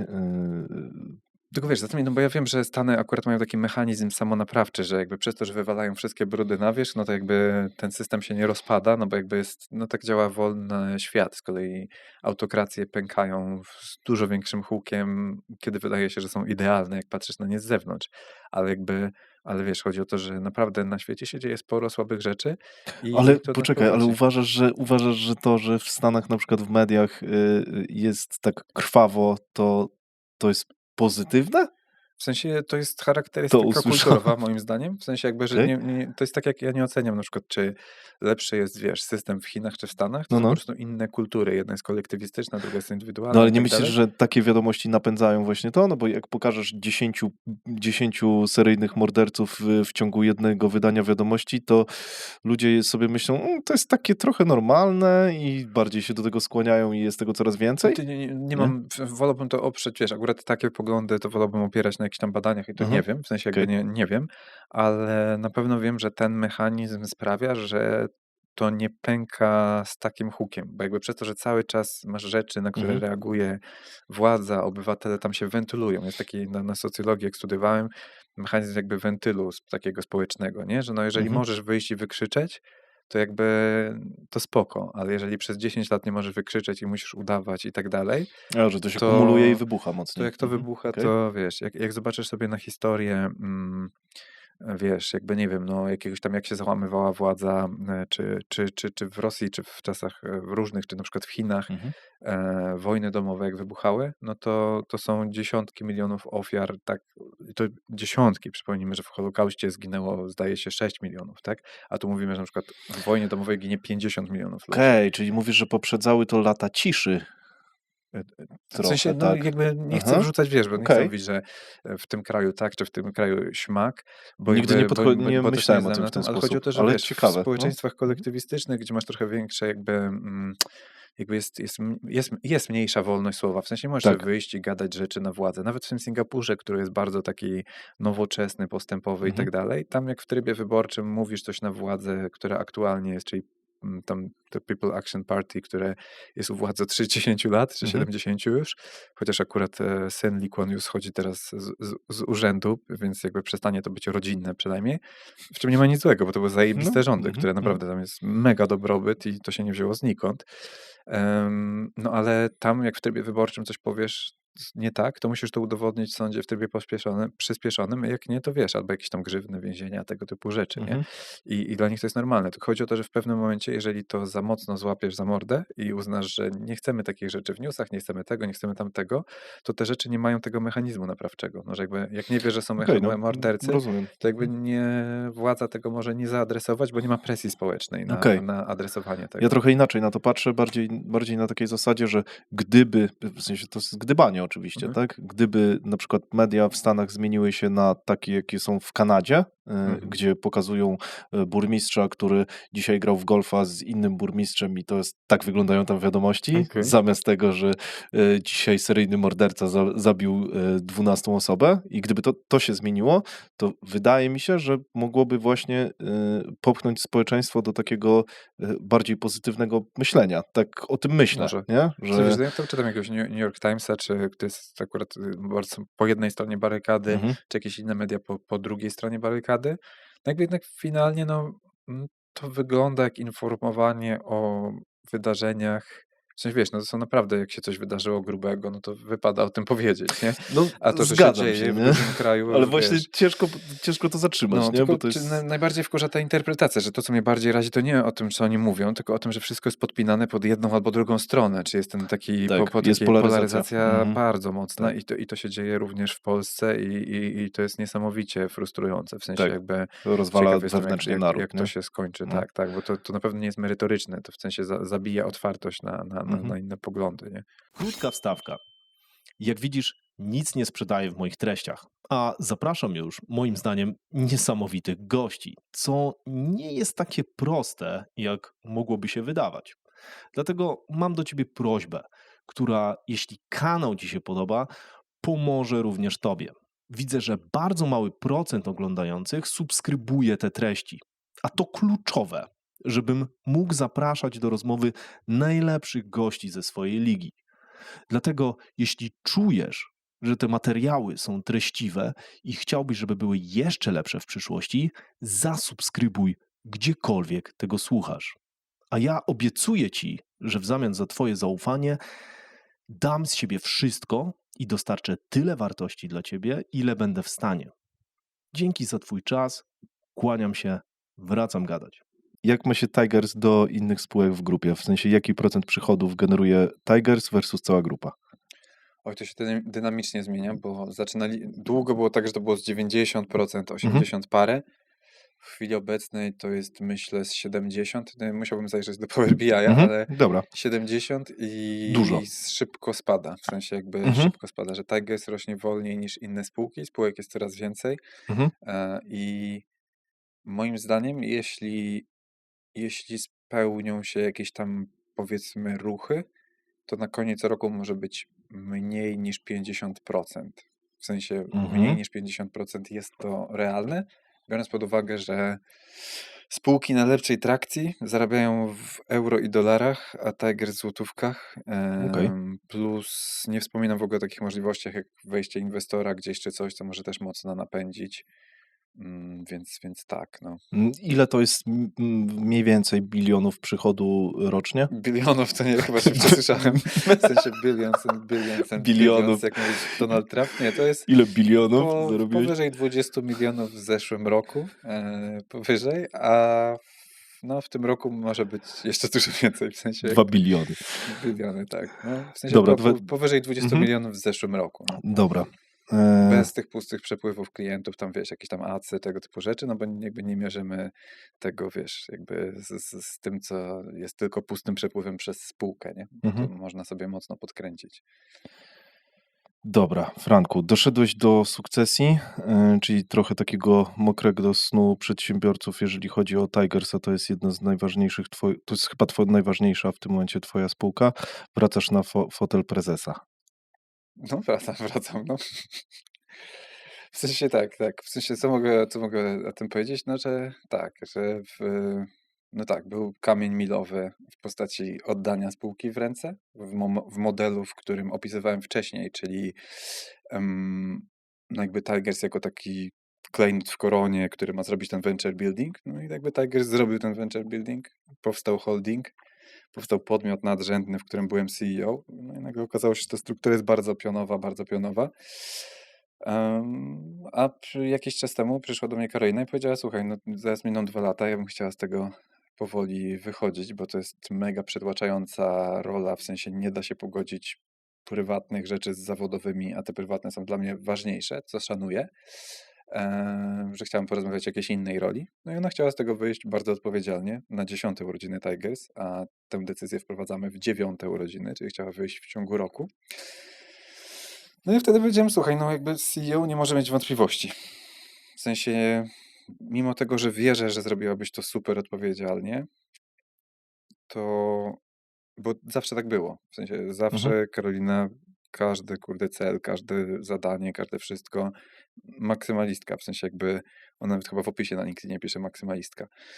No i wiesz, no jakby wiedział, że to by działało, ale ja mówię, tylko tam ta historia płynąca z tego, że ten model holdingowy się zmienił, ja potrzebowałem już działać w nowym modelu i nie mogłem mieć CEO tutaj, który który miałby wątpliwości, czy da się to ogarnąć, czy chce tu być, myślami trochę gdzieś indziej. I jakby gdzieś tam zacząłem mówić, to zróbmy to szybciej. Tak jak poprzednio, dosłownie tak samo wyglądała sukcesja poprzednio, czyli ona mówiła, chcę wejść, zróbmy stopniowe wdrożenie przez ileś miesięcy i finalnie to trwało chyba maks 2 miesiące od Mhm. pierwszej rozmowy do wyjścia. No i teraz od pierwszej rozmowy do wyjścia też minęły jakieś niecałe 2 miesiące, więc jakby decyzja wydaje mi się przemyślana z obu stron, tylko my szybko działamy sprawnie. Ale Mhm. jakby wiesz, obsadzamy te role na nowo w lepszym układzie, który odzwierciedla nowy model. Trzeba pamiętać, że spółki, które bardzo szybko rosną, bardzo zmienia się ich zapotrzebowanie. I jeżeli ja dzisiaj jestem CEO holdingu i zarządzam poprzez menedżerów w Automation House, a przyszłych wspólników, czyli to jakby wykupiłem wspólników i chcę przeznaczyć część tych udziałów dla menedżerów, którzy zdejmują mi Automation House z głowy, bo jestem za to mega wdzięczny. To, co robi tam Aga, Wojtek, Paweł, czy Przemek AI-owo, czy to są mega osoby. I szczerze, ten model, oczywiście udziały w Tiger są dużo więcej warte, więc to nie będzie takie proste i na razie nawet nie chcę otwierać tych rozmów, ale ja mam taką intencję, żeby zarządzić w tym samym sposób, czyli funkcja prezesa jest funkcją czysto formalną do podpisywania kwitów, co mogę zresztą robić Mhm. przez prokurenta, każda spółka ma prokurenta i nie podpisuje kwitów, też nie chcę tego robić i każdy defokus od strategii i kierunku jest dla mnie gdzieś zbędny. Jest tylko funkcja taka, żeby wprowadzić tych menadżerów, pokazać im, że mogą to chwycić i pilnować tej strategii, która jest holdingowa, czyli zarządzanie, jak działamy w firmie. Ja chcę zarządzić Tigers nie jako CEO, tylko jak działam w firmie. I to jest tak naprawdę to jest ta metoda. I już to zrobiłem w Automation House, teraz robię to w większej spółce i uważam, że to jest ten docelowy model. A Karolina bliżej kluczowych klientów, czyli jakby Mhm. jeżeli ktokolwiek nie wiem, z zespołu z klientów może mieć obawy, kurde, to jest taka zmiana, coś się dzieje? A ja mówię, no właśnie nic się nie dzieje, no bo Karolina będzie teraz jeszcze bliżej was, w sensie jeszcze bliżej kluczowych rzeczy, jako taki trochę wolny elektron, czyli jakby w tej sztywności holdingowej Mhm. jest miejsce na super doświadczonych ludzi, którzy poruszają się blisko kluczowych tematów i upewniają się, że to działa, nie? Czyli, że onboardujemy teraz dużo ludzi, to Karolina ma czas, żeby ich przetrenować z naszego modelu, który sama współtworzyła, tak? Mhm. Proces Rok Tygrysa, który z Dorotą gdzieś tam, najpierw Dorota, potem ona tworzyły, też z Martyną, która jest Head of Customer Success u nas. Przetrenujmy z tego ludźmi, bądźmy blisko klientów. Więc tak to mniej więcej wygląda, nie wiem, to można coś pogłębić ewentualnie, Mhm. nie? Dobra. To jest z jednej strony trudna decyzja, z drugiej strony mówisz, że to jest trochę kosmetyka. Tak to staram się czytać. Dlaczego w takim razie Karolina nie mogła zostać na tej roli dalej, skoro to jest kosmetyka? Czy Wiesz, to jest ciekawy taki miks, bo pomyśl o kosmetyka, w sensie jej rola i jej wkład jest bardzo duży, bardzo ważny. Został Mhm. wynagrodzony udziałami, które według wyceny, która tu wcześniej wpadła, już są warte tam, wiesz, powiedzmy nie wiem, tam niecały 1 000 000 złotych, nie? Więc Mhm. jakby on top wysokiego wynagrodzenia, więc jakby i uważam, że to jest uzasadnione, doceniam w ogóle wszystko, nie? Więc teoretycznie no jakby rola jest bardzo odpowiedzialna i zmiana jest w jakiś tam sposób, może się wydawać duża. Ale jeżeli wrócimy do tego, co mówiłem wcześniej o modelu holdingowym, o tych powtarzalnych procesach Mhm. sprzedaży, marketingu i tak dalej, to CEO, który daje jakiś taki wkład swój własny, silosowy dla danej spółki, no jakby to nie potrzebujemy tego. W sensie to nie jest, to jest jakby, tylko to jest taki śmieszny zbieg okoliczności. Nie wiem, czy to właśnie tak naturalnie sprowadziło do tego, że że ten model zaczął się zmieniać. Ja byłem już w nowym modelu mentalnie, a Karolina w starym, też wpłynęło na to, że jej ciężko było pogodzić te priorytety personalne z zawodowymi, bo oprócz tego, że ona chciała sobie coś ułożyć w firmie, to ja mówię, no dobrze, ale teraz wprowadzamy AI i automatyzację i poproszę, żeby sprzedawcy pojawiali się na spotkaniach z Sales OS i jakby i w ten sposób będziemy to robić, nie? No i nagle się okazuje, że przychodzi ona czy Miliwoj i zaczynają dokładać jakieś rzeczy. I ja mówię, no nie, ale w sensie jakby to ma być jedne dla wszystkich spółek. Oni mówią, ale mamy inną potrzebę teraz. I wiesz, zaczęły się też takie komunikacyjne tarcia, Mhm. że jakby jak miał wskazać taką jedną rzecz, są dwie rzeczy, które bym zrobił, gdybym projektował ten holding inaczej od zera. Mhm.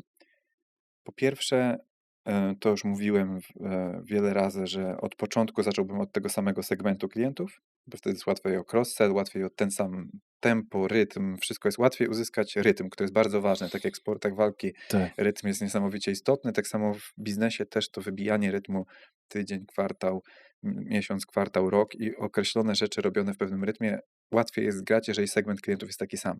Ale druga rzecz to jest jaśniejsze określenie ról. Czyli ja też ceniąc bardzo wkład Karoliny, dałem jej bardzo wysoką pozycję w tej firmie. Ona przez te 2 lata okrągłe, bo tyle to będzie trwać łącznie, więc też tak fajnie wyszło. Mhm. em, Kiedy to będzie dokładnie? no 11 maja, czyli w 9 urodziny, a na 7 urodziny Czy Karolina dzisiaj? weszła. Tak, tak, dokładnie. Super, Więc jak się złożyło w ogóle. tak, dokładnie. Więc to jest o tyle ciekawe, że ja przez to, że bardzo uważałem, że miała ogromny wkład też przez te poprzednie też, może nie całe 7, bo to miała przerwę od firmy na 2,5 roku, czy tam ileś, ale miała bardzo duży wkład w rozwój tej firmy, wcześniej nawet, który właśnie dał jej pewnego rodzaju specjalny status, że no często ona jakoś tam kontestowała jakieś moje decyzje, czy mówiła, że trzeba zrobić inaczej. Ja bardzo często ustępowałem, często nawet nie zgadzając się z tym. Mówię, w ten sposób budujesz CEO, nie? Że jakby, no dobra, no jakby ja Mhm. bym to zrobił inaczej, moim zdaniem to wybuchnie. Czasem to nawet wybuchało potem. I wiesz, i jakby to w ten sposób robiłem. Dzisiaj uważam, że w biznesie nie może być tyle historii i musi być bardziej oparty na liczbach i te relacje ustawiłbym inaczej. Czyli tak jak w Automation House podjąłem 2 próby wyłonienia prezesa, obie spełzły na niczym, w sensie jakby skończyło się rozstaniem, to uważam, że ta próba wyłonienia takiego wizjonera nie może być 2 wizji, o może tak mówiąc najprościej, że Tak. jakby mimo tego, że mieliśmy w 95% tę samą wizję, to te nasze 5% powodowało duże i to dosłownie 5%, w sensie, że to nie jest jakieś, wiesz, wygładzone na potrzeby Mhm. wywiadu. Jak Karolina przyszła do mnie ze strategią zrobioną z zespołem na 2024, nie mówię, nic bym tu nie zmienił. Dosłownie, mieliśmy taki spacer, szliśmy, mówię, nic bym tu nie zmienił. Teraz widziałem plany na jakiś tam kwartał, które są zrobione, które mam kontynuować i ja mówię, dobra, nic tu nie zmieniam, są zajebiste i tak dalej. Ale gdzieś tam w tych miejscach, gdzie były drobne nieporozumienia, bardzo nam przeszkadzał ten podział ról, że jakby to przyjście, że ja mam decyzyjność finalną. I ja wcześniej się wycofałem z tego, przez cały zeszły rok puściłem te spółki i opowiadałem, jak super jest robić sukcesję w wywiadach, no Mhm. nie? No właśnie, to było tak No bo tak było. próba W sensie jakby medialna i spółka tak dalej. urosła Mhm. 40%, No, no. wygenerowała tam, nie wiem, z 1 000 000 zysku, czy tam ileś, No tak, nie masz pamiętam. liczby na to. Mimo tego, że robiłem cały czas venture building i jakieś inne Mhm. takie rzeczy. No więc technicznie rzecz biorąc spoko, ale jeżeli chcę pójść dalej, to muszę zmienić model. I chyba Karolina też wydaje mi się, nie chcę mówić za nią, to może kwestia Mhm. na wywiad z nią, ale wydaje mi się, że ona też podświadomie czuła, że ten model się zmienia i my funkcjonowaliśmy w roli wcześniej w takim układzie, że ja decyduję, ona wykonuje, następnie gdzie była jej wizja i ona ją robiła, a ja teraz potrzebuję wrócić do tamtego poprzedniego modelu. Czyli ja potrzebuję, żeby management w Tigers, który teraz wyłoniliśmy 4 osoby, które mają chwycić poszczególne działy, tak? Karol Jaworski, który ma chwycić sprzedaż, Michał Iwan, który ma chwycić marketing, Ola Kałuża, która ma chwycić creative i Martyna jako taka senior managerka, w sensie head of customer success, ale skupiona na digitalu, w sensie na usługach, Mhm. no bo mamy 2 modele wewnątrz. Agencja kreatywna, to jest jakby wewnątrz i jest agencja digitalowa również wewnątrz. To są trochę inne jakby typy usług, nie? Ja te 4 osoby chcę, żeby zarządzały firmą w bardzo dużej wolności, ale jednak będzie mi dużo łatwiej powiedzieć, że jak mówię, że robimy Sales OS i robimy tak, to robimy i chuj. W sensie jakby nie ma, że oczywiście ja i tak słucham tych ludzi i mogę to zaplanować, ale teraz wyobraź sobie moją perspektywę. Wejdźmy w moje buty. Jeżeli jest 6 spółek i w każdej spółce ludzie będą mówić, że teraz nie mają czasu, że teraz mają inny priorytet, żeby to zrobili inaczej, to ja nigdy nic nie zrobię. Więc jakby dla mnie dużo łatwiej jest powiedzieć, słuchajcie panowie, tutaj akurat sprzedawców mamy facetów tych senior. O, Jakby tak wyszło. nie, w sensie jest na przykład honorata, tylko ona jest jakby nie jest na tym senior stanowisku. Mhm. E, I i ja mówię, dobrze, jak się spotykamy i robimy proces sprzedaży, to ja nie chcę dyskusji, czy ktoś chce tam przyjść, czy nie chce, czy mu pasuje, czy nie pasuje, bo jakby to jest nadrzędne. To są 2 godziny w tygodniu i jakby nie ma nie ma sytuacji, w której jest coś nadrzędnego, no chyba że naprawdę się coś wydarzyło, co jest warte, nie Mhm. wiem, 100 000 złotych, 200, spoko. A tu wcześniej było to przeciąganie takie trochę liny, które wynikało z długiego łańcuchu decyzyjnego. Okej. Czyli poprzez zmianę formy też współpracy, bo to też decyzja Karoliny, powiedzmy sobie wprost, ona przyszła i powiedziała, ja nie chcę Mhm. tego dłużej robić, nie? Mhm. Jakby potrzebuję się skupić na tym. Tylko ja mówiąc to, co mówiłem wcześniej, ja mówię, coś płynie na mnie rzeką życia, tak jak Lee Kuan Yew mówił. Ja mówię, jak to wykorzystać jako szansę? Ja mówię, to jest przyspieszenie przejścia do nowego modelu holdingowego.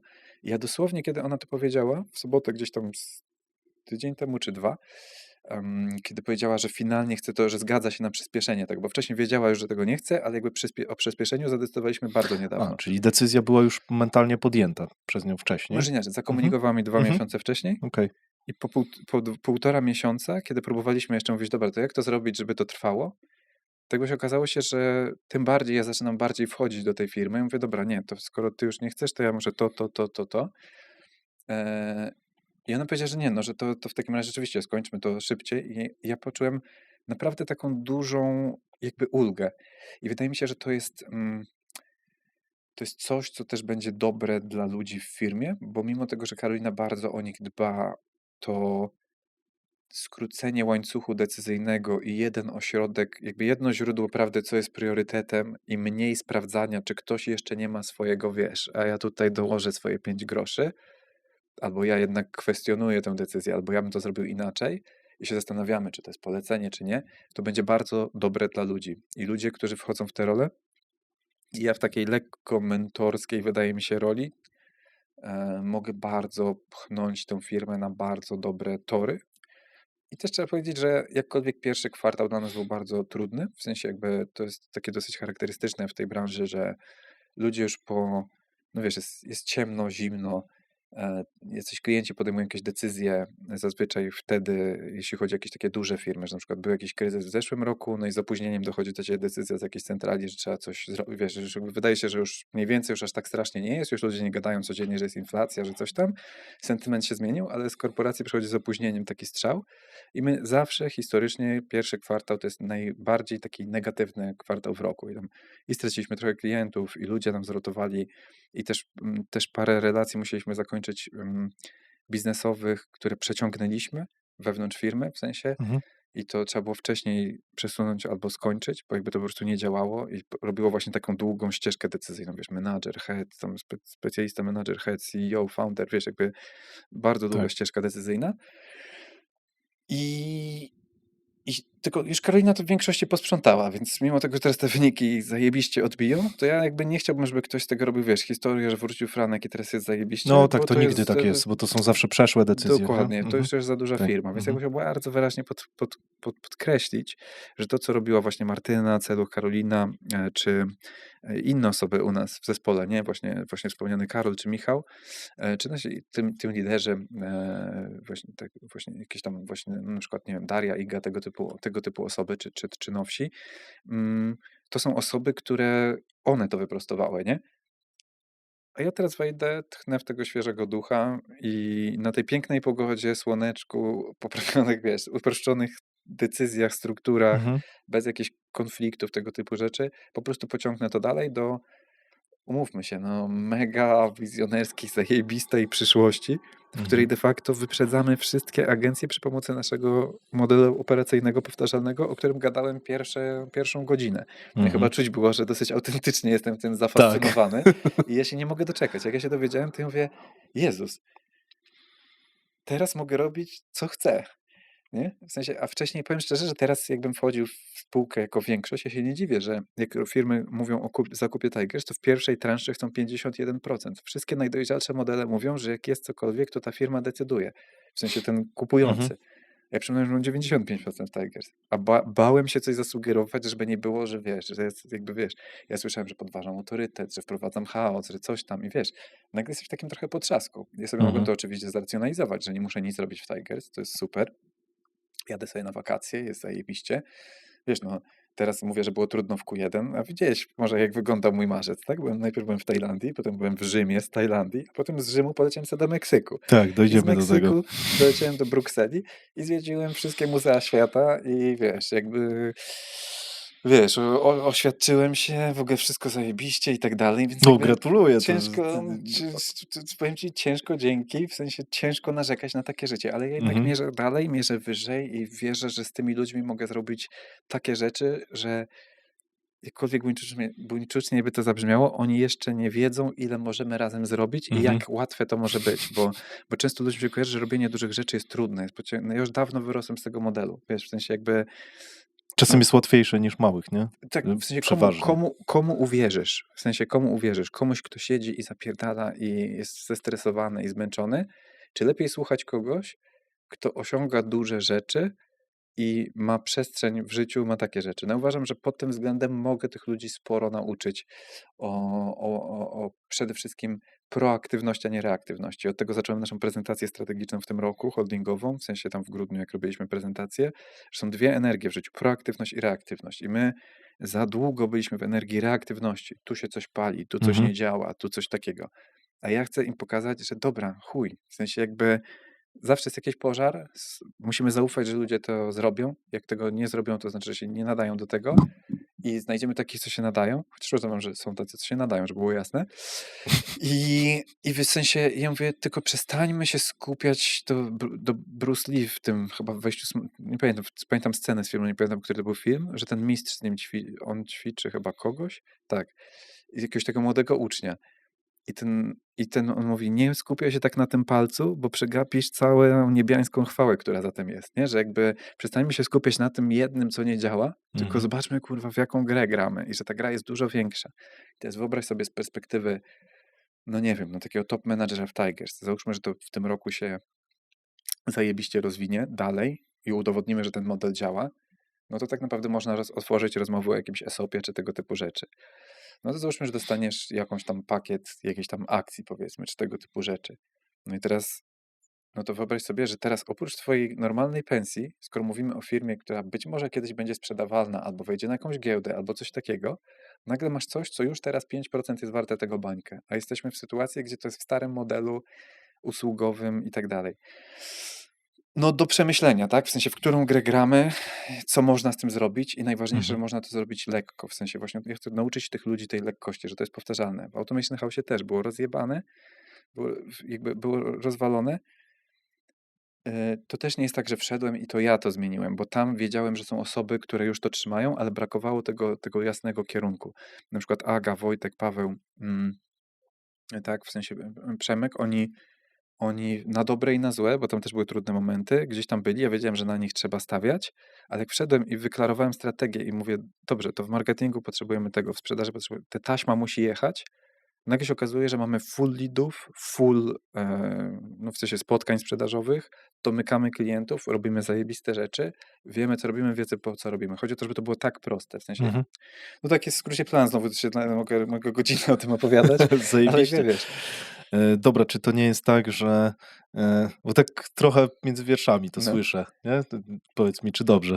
no. Czy to nie jest tak, że właśnie brakowało ci trochę może adrenaliny i też, znaczy nie mówię, że dlatego była ta decyzja, ale że ucieszyłeś się właśnie dlatego, że oho, będzie co robić i Myślę, będzie że zabawnie? podświadomie, w sensie jakby, mimo tego, że miałem takie, kurde, może ja czegoś nie widzę, wiesz, bo mam już tak sprany łeb, że mam coś takiego, że patrzę i mówię, może czegoś nie widzę, może tam czyhają jakieś pułapki, których nie rozumiem, ale nie, ja rozumiem biznes usługowy, wiem jak to się robi, wiem, które problemy są przejściowe, tym bardziej, że zostały w większości naprawione, wiem, jakie są szanse w tym biznesie, rozumiem, dokąd zmierza jakby technologia i świat, bo siedzę z naprawdę top mózgami, jakby nie chcę zmieniać nazwiska, to jest dużo więcej osób niż te, które kojarzysz, bo rozmawialiśmy, że też z nimi gadam, ale naprawdę ludzie, którzy kumają, dokąd zmierza ten świat, więc jakby i widzę, że inni tego nie kumają, więc jakby nauczyłem się zarządzać dużymi organizmami skomplikowanymi, bo zarządzanie, wiesz, no jakby można powiedzieć, wracam do większej firmy. Nieprawda.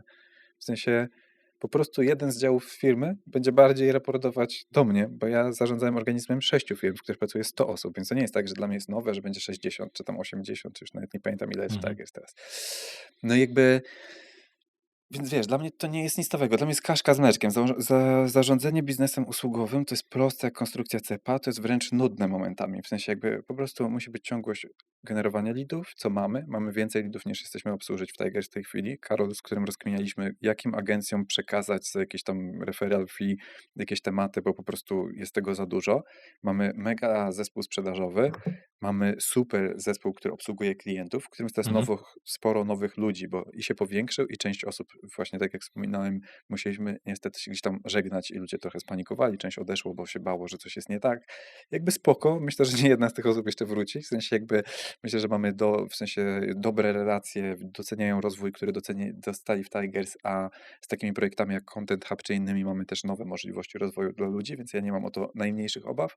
I wiesz, no jakby, więc czemu, w sensie wiesz, jakby nie pamiętam od czego zacząłem, ale w sensie jakby dla mnie to jest, że ta ciągłość w obsłudze, w sensie, no mamy tę ciągłość, w sensie jakby i Tigers to jest też ważne, Tigers w tym nowym modelu, ono nie musi rosnąć. Jak Tigers nie urośnie w tym roku o ani 1%, to holding i tak urośnie znacznie, Mhm. a w sumie i tak chcemy rosnąć w jakimś trochę nowym modelu, myślimy o inwestorach, więc dla mnie teraz, czy Tigers miał 20 milionów czy 30, to ja mam to w pompie. W sensie jakby ci ludzie nie muszą się ciśnieniować, to muszą być jakieś targety. Po prostu Mhm. róbmy ciągłość, róbmy Tylko ma spokojną działać. ciągłość. Ma działać. Mhm. Po prostu no drama, prościej, jakby dostosujmy się do standardów holdingowych, zainteresujmy się tym, przeszkolmy się z tego. Nikt nie będzie już wymyślać tego od nowa. To jest finalna wersja. W sensie tę wersję oczywiście będziemy retro robić, poprawiać, ale jakby już koniec wymyślania, koniec próbowania. My już wiemy, jakie są wartości firmowe, jaka jest misja firmy, jaka jest gwiazda polarna w postaci celu naszego finalnego gdzieś tam tego budowy tego holdingu, bycia tym holdingiem.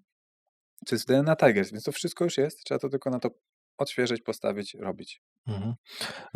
Szybkie decyzje. Przeważnie te ciężkie decyzje, które, tak jak widzę, podejmujesz szybciej niż wolniej, i masz na to chyba jakiś framework. I to skracanie, w sensie to jest mega logiczne, tak?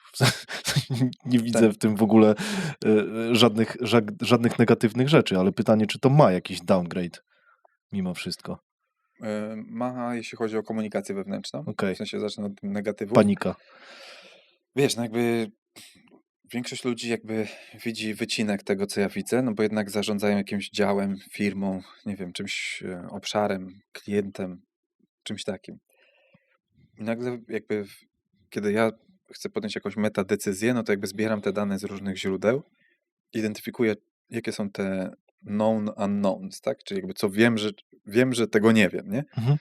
No jakby szybko to sprawdzam i jakby wypluwam decyzję. I teraz jak się wejdzie na moją stronę internetową fbgeorgiew.com, to w Podlinkujemy. newsletterze, na który wiedziałem, że dzisiaj się zapisałeś, więc Jak to zobaczyłem? ja sprawdzam maila co chwila. O co chodzi? W tym newsletterze są 3 bonusy. Jeden z nich to jest ten 50 Strategic Questions, nie? I No. jakby chodzi o to, że tam jest to jest ten framework. Ja po prostu wsiadam do samolotu, uwielbiam, to jest najlepsze. Odpalam to i wrzucam mój największy dylemat biznesowy, który mam. I cały ten framework zaczyna się od określenia w ogóle na jakie pytanie odpowiadamy. To jest pierwsze pytanie. Mhm. No bo jak nie wiesz na jakie pytanie odpowiadasz i w ogóle samo właściwe postawienie pytania, nie? Jakby czy twoim pytaniem jest to, jak ustawić ads, czy ustawiać adsy na twój kanał, czy nie? Czy tak naprawdę głębiej szukasz odpowiedzi na coś innego? No jakby wiesz, potem no i wiesz, jak znajdziesz to właściwe pytanie, to Mhm. dopiero wtedy uruchamiasz, zanim, i wiesz, jak ja to robię z ludźmi, to mnie szlak trafia, bo właśnie wszyscy są reaktywni, czyli jakby wrzucam im ten framework i mówię, dobra, porozmawiajmy o tym, nie wiem, hipotetycznie, dlaczego jest, nie wiem, rotacja klientów w spółce X. No już, i od razu są odpowiedzi, a jakby w sensie naszą odpowiedzią jest zwiększyć retencję klientów na przykład, bo pracujemy z mikrofirmami, tam nie wiem, na przykład w tej chińskiej spółce pracowaliśmy z małymi firmami i była ich wysoka rotacja. Ja byłem na tym etapie w Tigers, bo ja znam firmy usługowe i wiem, jak się pracuje z małymi podmiotami i to po prostu polega na tym, że jak nie masz wyniku przez miesiąc, to choćbyś nie wiem, jak robił dobrą robotę, to po prostu automatycznie jest panika, bo tym ludziom albo się skończy kasa, albo twoje usługi są stosunkowo drogie wtedy dla nich, albo po prostu oni po prostu jeszcze nie kumają tego biznesu, albo są w takiej etapie, gdzie rzeczywiście potrzebują tego wyniku co miesiąc. Więc robimy 3 miesiące, jest fajnie, 1 miesiąc spadnie, tam nie wiem, mniej tych ludzi, co na Bilibili tam emitują te gry, w sensie live'y robią, mniej tego pozyskamy, spadnie im troszeczkę sprzedaż w Chinach i kurde, od razu jest draka, nie? No i wiesz, i tak widzę, że chcę o tym porozmawiać, ale jakby próbuję, czego nie wiemy. Co, wiesz, takie pytania. I zanim rozpoznamy, zrobimy, złapiemy, zresztą chyba Paweł mówił w twoim ostatnim wywiadzie, że złapać kontekst. Ja też to robię, tylko właśnie w taki sposób, nie? Że Mhm. poznajmy wszystkie konteksty. On to robi tam na Miro, z tego co słuchałem, i zresztą wiem, z, z osobami z jego firmy. Ja to robię poprzez te pytania, tak? I zbieram te, czego nie wiemy. I dopiero później jakby definiuje w ogóle, jakie jest wyzwanie i jaki jest cel jego rozwiązania. I dopiero wtedy możemy zacząć w ogóle o czymkolwiek rozmawiać. Czyli ten czas spędzony na poziomie meta, który próbujemy zawęzić do konkretnego problemu, jest super wartościowy i na tym etapie już doznajemy takich olśnień, że wiesz, jakby możemy się zastanowić, ktoś normalnie to powiedział, o Jezu, zmienia się CEO, co mam teraz robić, coś tam, jakie spotkania będę robić, czego nie wiem, tam klientów muszę zabezpieczyć, muszę obdzwonić wszystkich klientów i tak dalej. Ci klienci mają to w pompie, w sensie jakby, Tak, nie zauważył tego. jeżeli dostaną dobrą obsługę i Karolina powie, ja teraz będę z wami pracować bezpośrednio bliżej, bo przechodzę do nowej roli, to oni się tego ucieszą. Tak. Więc jakby i będziemy bliżej AI automatyzacji, bo Franek jednocześnie zarządza Automation House'em, który integrujemy mocniej z Tigers. Już nie muszą ich wprowadzać w samą koncepcję, że cały holding integrujemy, tylko coś, co jest też zrozumiałe, tak? A ja pierwsze, co sobie zadam pytanie, dobrze, zejdźmy do przyczyny, w sensie jakby, co tu się wydarzyło, jakby co chcę osiągnąć, jakby i tak dalej. I ja mówię, dobrze, to mi daje de facto lepsze narzędzia do osiągnięcia celów, więc jakby, kurde, tak naprawdę to dobrze. Czy Karolina nigdzie nie ucieka, w sensie jakby wszystkie rzeczy, w których jest najlepsza, będziemy dalej wykorzystywać. Podobnie z Miliwojem Puszkarem, który wiesz, jakby mega nasz head of growth, on też jakby przechodzi do trochę innej rodzaju roli. Ta struktura się spłaszcza o 2 poziomy w jeden miesiąc. Mhm. Czyli łańcuch decyzyjny będzie dużo szybszy, a Miliwoj nadal może polecać nasze spółki, nadal możemy robić razem jakieś projekty biznesowe, co gdzieś tam rozważamy gdzieś tam poważnie. I wiesz, nagle się okazuje, że ktoś z zewnątrz może tam ja nawet nie chcę pierdolić, w sensie jakby wiesz, to jakby zobaczymy, we'll see, w sensie jakby nie, to w sensie ja jestem tak przekonany co do kierunku, I rzeczywiście to, co powiedziałeś, że ta sprawczość, ja uwielbiam sprawczość. Jak mówimy autentyczność, to druga taka wartość dla mnie to jest sprawczość, nie? Ja E, napisałem autorytaryzm, ale, ale Nie, właśnie to nie są może, wiesz, synonimy. bo ja mówię ale tak naprawdę tę firmę robią ci Aha. ludzie i oni podejmują 90% decyzji. Ja wyznaczam tylko model, w którym to działa, bo Mhm. jako jedyny widzę całość. W sensie nie możemy oczekiwać od menadżera takiego czy śmakiego, że wymyśli model działania całej firmy, bo to jest poza kompetencjami. To jakby to ja jestem tą osobą, która przechodziła ciągiem. Nikt w tej Mhm. firmie nie jest ciągiem od 9 lat. Nikt. Mhm. W sensie jakby ludzie, z którymi zaczynałem, jakaś tam pierwsza dwójka, trójka, piątka, po 5 latach max ich nie było. Bo to jakby wiesz, firma, która urosła 100% rocznie przez No. 7 consecutive years, że tak powiem, 7 lat z rzędu, to 4 razy co najmniej była już zupełnie inna firma. To jest zajebiście ciekawy temat.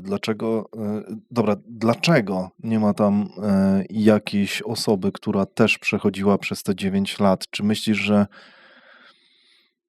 w momencie, w którym stwierdziłbyś, dobra, to ty jako, nie wiem, jeden z pierwszych będziesz, nie wiem, takim quasi wspólnikiem, albo będziesz się szkolił na tego wspólnika, albo będziesz się rozwijał i tak dalej, albo dlatego, że nie rozdawałeś udziałów.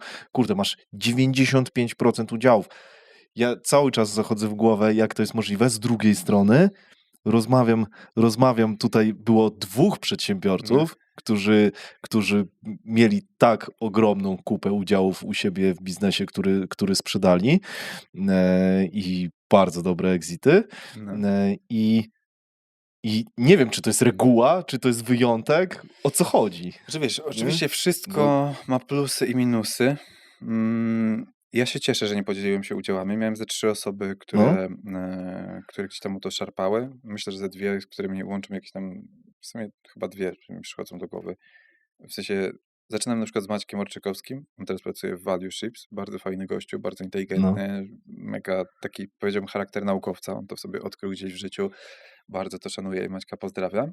No ale jednak finalnie, dzisiaj z perspektywy czasu, musiałby bardzo dużo się naginać i dostosowywać do czegoś, co robimy, albo ja musiałbym bardzo się naginać i Mhm. dostosowywać, żeby zgodnie z jego charakterem budować firmę, w której mógłby dalej być, więc i tak prędzej czy później doszlibyśmy do wniosku, za ile byś to odkupił, albo jak ci znaleźć nową rolę.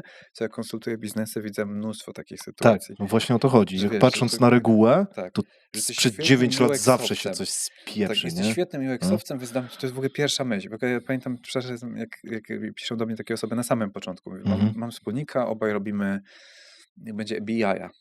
No. Robimy Power BI-a obaj i chcemy się podzielić 50-50. Ja mówię, no stary, głupszego pomysłu to jeszcze nie słyszałem. W sensie Ale jakby obaj są w tej samej macie te roli. same A, kompetencje specjalizacje. to absolutnie, nie? Będziecie najpóźniej za pół roku jeden z was będzie, ty to ciągniesz, ty mnie pytasz, jak podzielić udziały czy coś, tamta osoba pasywnie dostanie, bo Tak. wydaje ci, bo boisz się wejść w to sam. A fundusz ci powie, jesteś chory. To fundusz No. to nigdy nie dojdzie do tego No, etapu no w tak, takim no. modelu. W sensie jakby No. to, chyba że na jakimś, wiesz, farcie albo na Mhm. jakimś potem konflikcie dużym.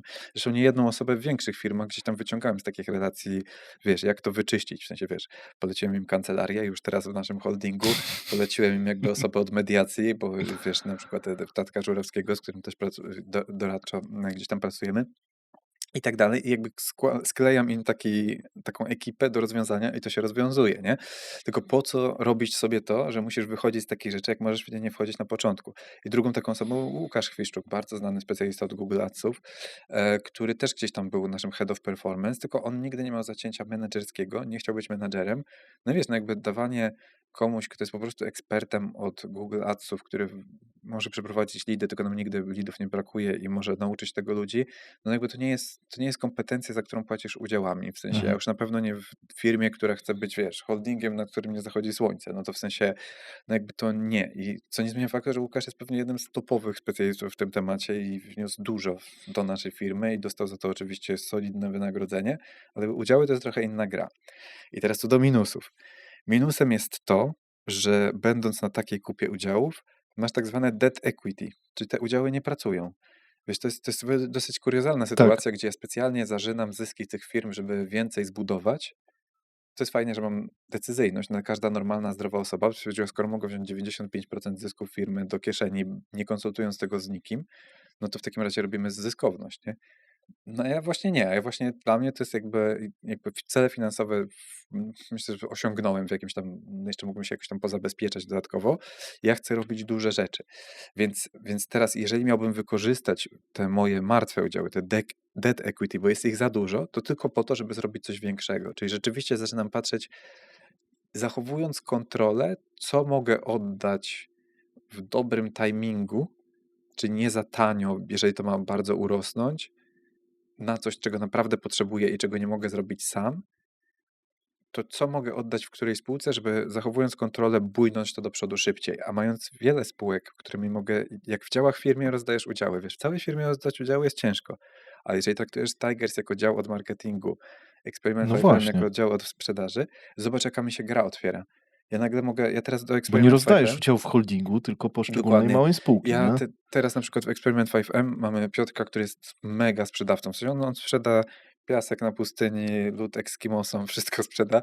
I jakby wiesz, ale jest człowiekiem lekkim chaosem. W sensie trzeba jakby, jak mu się powie, że trzeba coś, dyscyplina top, ale dopiero jak mu powiesz, że musi coś uporządkować, to on to uporządkuje, po czym to i tak się zaraz rozpadnie, bo jego ciągnie do sprzedaży, nie? I to Mhm. jest super kompetencja, która jest bardzo wartościowa w małej spółce, bo to jest najmniejsza spółka w holdingu. I ja znalazłem mu, mając 20%, ja mówię, słuchaj, ja ci znajdę wspólnika, dostałem zajebistego cold maila od konkurencyjnej firmy, wszedłem na ich stronę i mówię, zajebista strona, widać, że ktoś ma takie procesowe myślenie o sprzedaży, o marketingu. Mhm. Patrzę, kogo szukają w ofertach pracy. Mówię, okej, szukają technologii, my mamy technologię, szukają czegoś tam, mamy to. Zróbmy fuzję. Nagrałem gościowi Luma i mówię, słuchaj, przeczytałem twojego maila, zajebisty, wszedłem na twoją stronę, zajebisty. Szukasz te CTO, to się nie uda. Ogólnie ten projekt pochłonie dużo więcej czasu, pieniędzy. Jeżeli nie pracowałeś w technologii, to jakby zapomnij. W sensie ten wyścig już trwa od roku, takie firmy dostają finansowanie już od jakiegoś czasu. Jesteś late to the game. W sensie dołącz do nas, podzielimy się udziałami, jeżeli spełnisz no bo firma jest mikro, w sensie tam 100 000 MRR-u czy coś takiego. Mhm. Więc podzielimy się z tobą udziałami na tym etapie, bo ty idealnie uzupełniasz ten miks. Holding daje technologię i powtarzalny model operacyjny, Piotrek daje sprzedaż, ty dajesz uprocesowienie tego. to jest idealne trio founderskie, gdzie ja występuję jako podmiot, a nie jako człowiek, bo ja wchodzę jako holding na udziały i gdzieś to reguluję.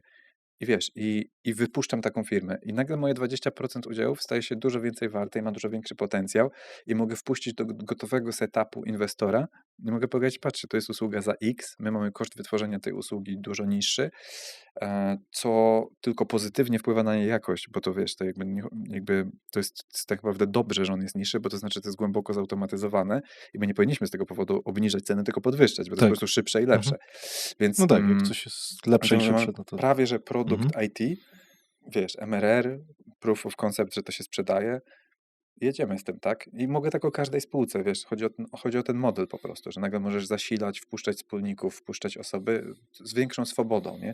I z większą kontrolą, bo jako całość wychodzisz jednak z pozycji siły. W sensie jakby dla mnie jest ważne, żeby nie tracić kontroli i jednak wychodzisz z pozycji większych zasobów, co jest fajne, nie? W sensie Mhm. jakby, no, Czyli chcesz po prostu doklejać pewne kawałki innych firm do waszego holdingu, ale mieć nad tym kontrolę, bo masz nad tym plan, bo jesteś strategiem, bo lubisz grać w szachy i sobie tym no bo grasz. zobacz, teraz ja zawsze Tak? byłem team bootstrap, że No, będziemy budować za swoje pieniądze no. powoli, w sensie kroczek po kroczku i tak dalej.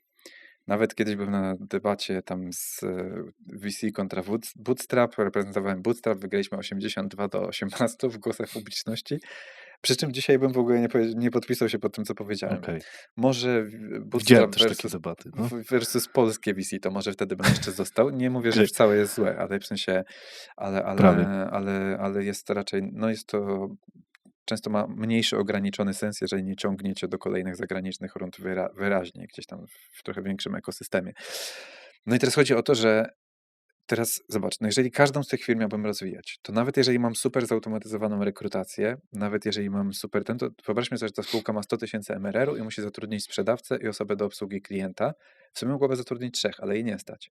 Więc mimo tego, że Piotrek może dużo sprzedawać, to żeby kogoś obsłużyć, najpierw musimy zarobić na to, więc jakby dajmy sobie teraz kawałek czasu, żeby zrekrutować te osoby, żeby one przyjęły tych klientów, co nam zarobi na kolejnych i wiesz, nagle się okazuje, że spowalniasz sobie Za wzrost. wolno.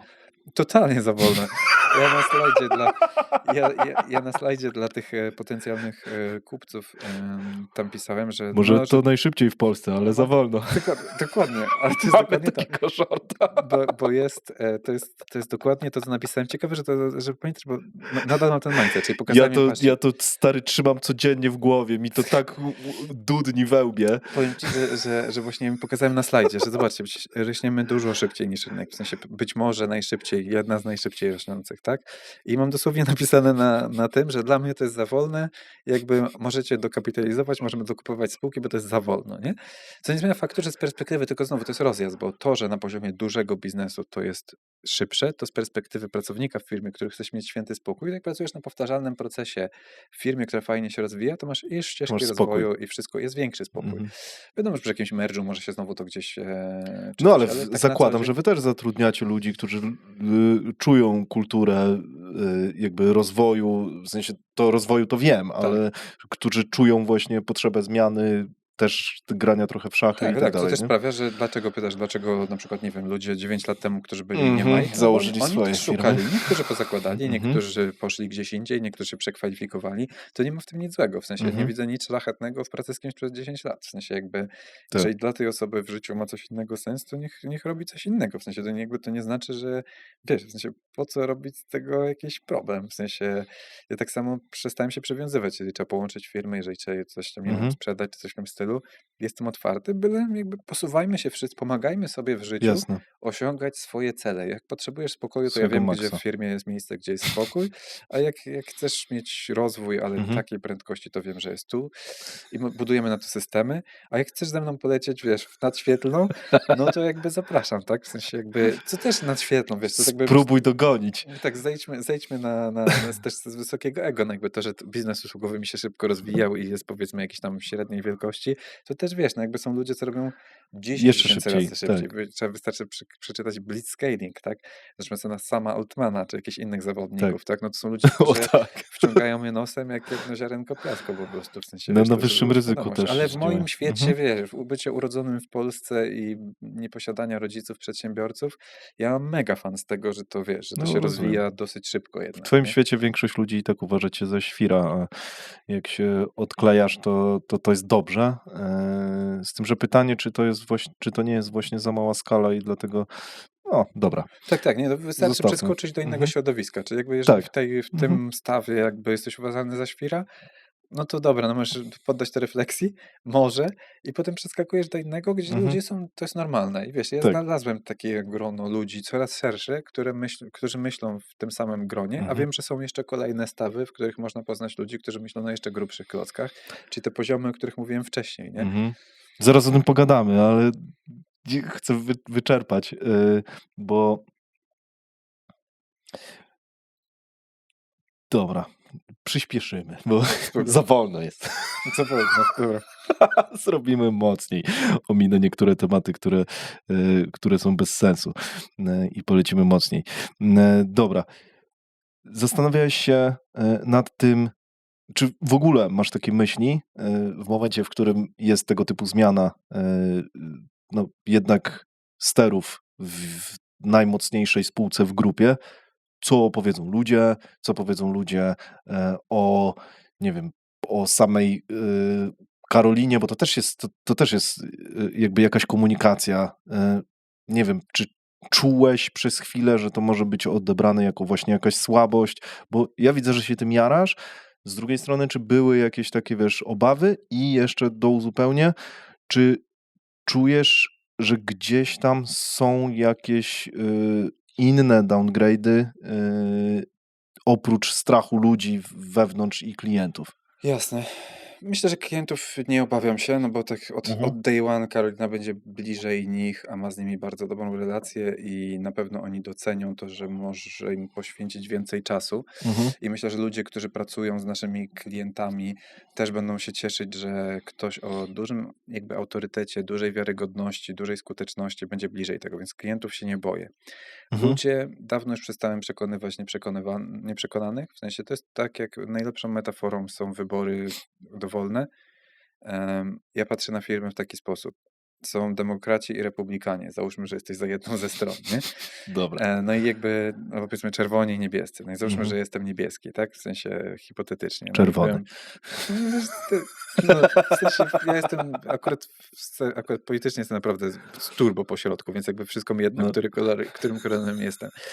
Jakby uważam, że Weźmy wszyscy zielony i kłamią. żółty. Nie, w No, sensie, dobra, bo dygresja, ale jakby polityka jest jakby, to się robi poglądy pod to, co wygra wybory i tak, co nie sądą. zostało jeszcze zaklepane, a nie to, co ci ludzie naprawdę uważają. Mhm, Więc jakby przestańmy się łudzić, że to ma jakiekolwiek znaczenie i że jakby, znaczy znaczenie ma, ale w sensie nie wierzmy politykom, tak? No i teraz załóżmy, że jestem żółty i zielony, no to jestem żółty. E, I e, i teraz są jakieś tam decyzje, które są decyzje do podjęcia i każda decyzja będzie miała część ludzi, którzy uważają, że to jest żółte, część, że jest zielone. Ale jest grupa też nieprzekonanych. Jedyną grupą, o którą warto zadbać, to są nieprzekonani. W sensie ci wahający się. mhm, Bo ludzie, którzy są nieprzekonani, oni znajdą każdy dowód na to, że jest źle. To jakby im szybciej to się skończy, tym lepiej. W sensie jakby nawet jeżeli to ma powodować przejściowe trudności. A druga jest taka, że jest grupa nieprzekonanych. I ostatnio mieliśmy bardzo fajne, to chyba Bartek Buczkowski, jeden z świeżo upieczonych tym liderów, powiedział w Tigers na podsumowaniu ENPS-a. Tam wyszło, że ludzie w Tigers oceniają na tam 7 z kawałkiem, że im jest dobrze w Tigers, no mieliśmy trochę turbulencji. No i on mówi, że słuchajcie, no bo ja mam tylko taki mindfuck, że słucham tych rekomendacji i jedni mówią, że trzeba bardziej procesować, a drudzy mniej. Jedni, że musi to i tamto. Ja mówię, no witaj w moim świecie, tak? W sensie jakby po prostu zawsze, przy każdej decyzji to było bardzo cenne, bo ludzie by no, chcieli znaleźć finalną odpowiedź. no. Ale wszyscy, co dbają o rozwój osobisty, o jakieś, nie wiem, o cokolwiek, wiedzą, że nie ma finalnej odpowiedzi, nie ma nirwany, nie ma stanu idealnego i w firmie też nigdy tego nie będzie. I każda decyzja ma jakby szansę wygenerowania nowych nieprzekonanych albo przekonania nieprzekonanych, że są po tej stronie, ale to nie jest konkurs popularności, kurwa, tak? W sensie jakby ja nie jestem na wyborach Miss Polonia, tylko chcemy robić duże rzeczy. Więc jakby pryzmatem, przez który patrzę, to jest co nas zaprowadzi do celu i biorąc pod uwagę, że mam dobrą intencję do ludzi i chcę, żeby ludzie się rozwijali, ja mówię, nie wiem, na przykład Karol, który u nas jest jakby w sprzedaży bardzo, bardzo fajnym gościem, pracujemy na pewno już ponad 2 lata i gdzieś tam wiem, że tam na jakichś dobrych, trudnych sytuacjach też mogłem na nim gdzieś tam polegać. Ja mówię, Karol, możesz być w kategorii sprzedawca, ja chcę cię zatrudnić w sensie wciągnąć do stołu decision makerów. To jest jakby zmiana mindsetu. Wiem, że jesteś tego głodny, wiem, czego się uczysz, wiem, czym się interesujesz, wiem jakby co kminisz, więc dobrze się będziesz tam czuł. Jakby masz ten kredyt zaufania i ja wiem, że to jest osoba, którą ciągnę ze sobą, bo jego nie trzeba ciągnąć, właśnie to jest ważne, żeby nie Mhm. ciągnąć za sobą ludzi na siłę, a jakby ktoś się zapierał rękami i nogami, to go nie będę ciągnąć za sobą i on też znajdzie miejsce dla siebie w tej organizacji, tylko chodzi o to, że ja nie będę przekonywać, że wiesz, typu na przykład hipotetyczny Karol jakby powiedział, wiesz co, nie jestem przekonany, nie wiem, coś tam. Ja powiedział, dobra stary, to jakby nie ma problemu, w sensie jakby ja nie będę przekonywać na siłę, że warto, wiesz, to być, czy coś Mhm. takiego.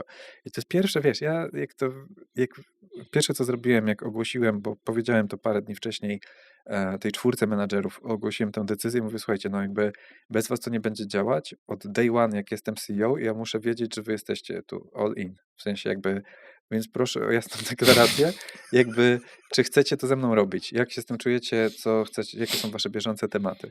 No wiesz, dostałem jakby nie entuzjastyczną reakcję, bo oczywiście wszystkie te osoby cenią Karolinę, ale w takim sensie tak, jestem tu all in. W sensie Tigers jest większe niż Franek, czy Karolina, czy coś tam. Podoba mi się, jak to wygląda. Jesteśmy all in, idziemy w to. I teraz od razu pierwsze, co trzeba zrobić, mamy następnego dnia po ogłoszeniu tej decyzji, mamy spotkanie Senior Plus, więc jest kolejna ludzi W senior. niedzielę? Nie, w sensie, bo wewnętrznie ogłaszamy w środę, tak? W sensie w środę, w piątek mamy okej. imprezę firmową i więc w środę ogłosimy to i pierwsze co mamy, to spotkanie Senior Plus. I ja Okej. na tym spotkaniu Senior Plus też chcę jakby powiedzieć, dobrze, macie w sensie jakieś pytania, jakieś coś, bo musicie dalej to tłumaczyć, czy już zespoły wam coś powiedziały, że czegoś nie rozumieją albo chcą Mhm. wiedzieć. Teraz wy jesteście tymi nośnikami tej informacji. To nie jest tak, że Franek rozwiąże wszystkie problemy świata i teraz ma No zrobić tak. perfekcyjną komunikację. Projektuje Ja jestem cię ją. za cienki w uszach, żeby wiesz, domyślić się wszystkiego i opowiedzieć wszystko, czego ludzie nie wiedzą z różnych perspektyw, z różnych działów, czego mogą się obawiać. Mhm. To jest management jest od tego, Tak. a Senior Plus jest od tego, żeby też przekazywać tą informację i przekazywać, jakby zamykać ten feedback loop, czy to zostało zrozumiane, czy coś trzeba jeszcze dokręcić. I to jest jakby, to są też mechanizmy, które wykształciliśmy w toku rozwoju tej firmy. Zresztą akurat to spotkanie Senior Plus jest dosyć świeżym.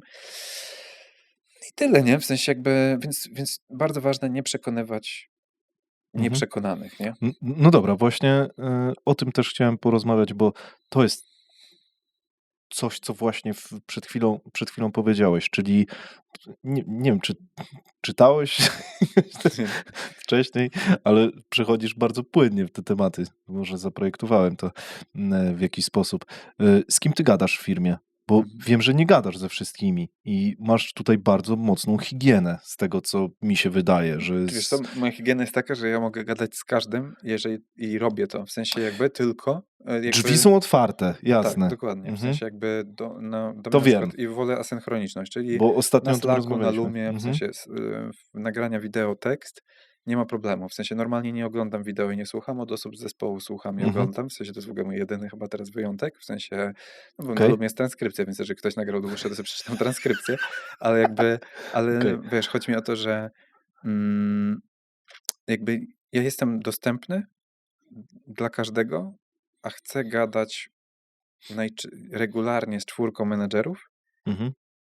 To zwał jak zwał, w sensie jakiś tam, jakby to nie są tego menadżerowie, to są też head tam menadżer, ale chodzi o No taką 4 jasne, no ludzi to odpowiadających w za Polsce chyba się obszary. menadżerów spłaszcza tylko, ale menadżer Jasne, to no bo menadżer, też no. są ludzie pod spodem, którzy są albo mogą być menadżerami, Mhm. tak? No jakby chodzi o to, że z tą 4, którą gdzieś tam podzieliłem tę firmę odpowiedzialną za kolejne taśmy, czyli taśma Mhm. marketingowa, taśma sprzedażowa, taśma obsługowa, że tak powiem kliencka i jest jeszcze taśma ludzka, którą holding obsługuje i finansowo, księgowo, KPI-owa. A, I to są jakby HR-owa w sensie, dobra, tak, okej. ale to są już jakby poza No, Tigers, mhm. więc jakby ja w tej chwili ja chcę robić spotkania 1 do wielu, bo na pewno nie chcę robić regularnie biorąc pod uwagę, że mam 4 osoby w Automation House i 4 w Tigers, to nie jest przypadek, w sensie jakby to jest powtarzalny model operacyjny, w sensie jakby po prostu robię to, co działa. Więc skoro mam po 4 osoby w tych spółkach, to musimy I robić te spotkania 4 osoby grupowe. są odpowiedzialne właśnie za te linie, o Tak, których tak, tak, powiedziałeś. Dobra. tak. Mhm. Okej. No, Czyli jakby ja to lubię myśleć trójkami, tak jak tak, rozmawiam tutaj z różnymi osobami, ale rzeczywiście czasem ta sprzedaż i marketing się rozdziela, ale ja to gdzieś tak, mentalnie mam razem. próbowaliśmy to No, dobra. łączyć, jest niezły przepływ, Mhm. ale jednak nie udało mi się zrobić takiego zespołu growth, gdzie rzeczywiście w 100% jest jedna osoba, która poza tym jakby spoko, w sensie jakby to taki idealny stan, jakby pogodziłem się, że dobry przepływ insightów, który co zabezpiecza AI, to jest też w ogóle ciekawe, że wiesz, No. ludzie nie mogą się czegoś nauczyć, to robisz AI do tego.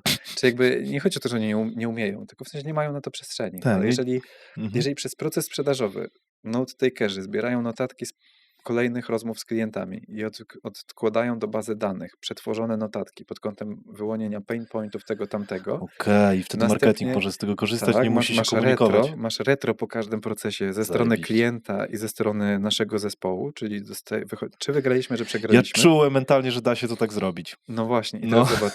I przychodzą te notatki z tego, z tamtego. Tak Mhm. samo jest z naszych rozmów z klientami wewnętrznych i taki marketing, on już nie musi dłużej biegać po ludziach i ich pytać, co robili, Tak, po tak, co bo to wszystko i jest tak dalej. w bazie wiedzy. Tylko pytasz AI, Mhm.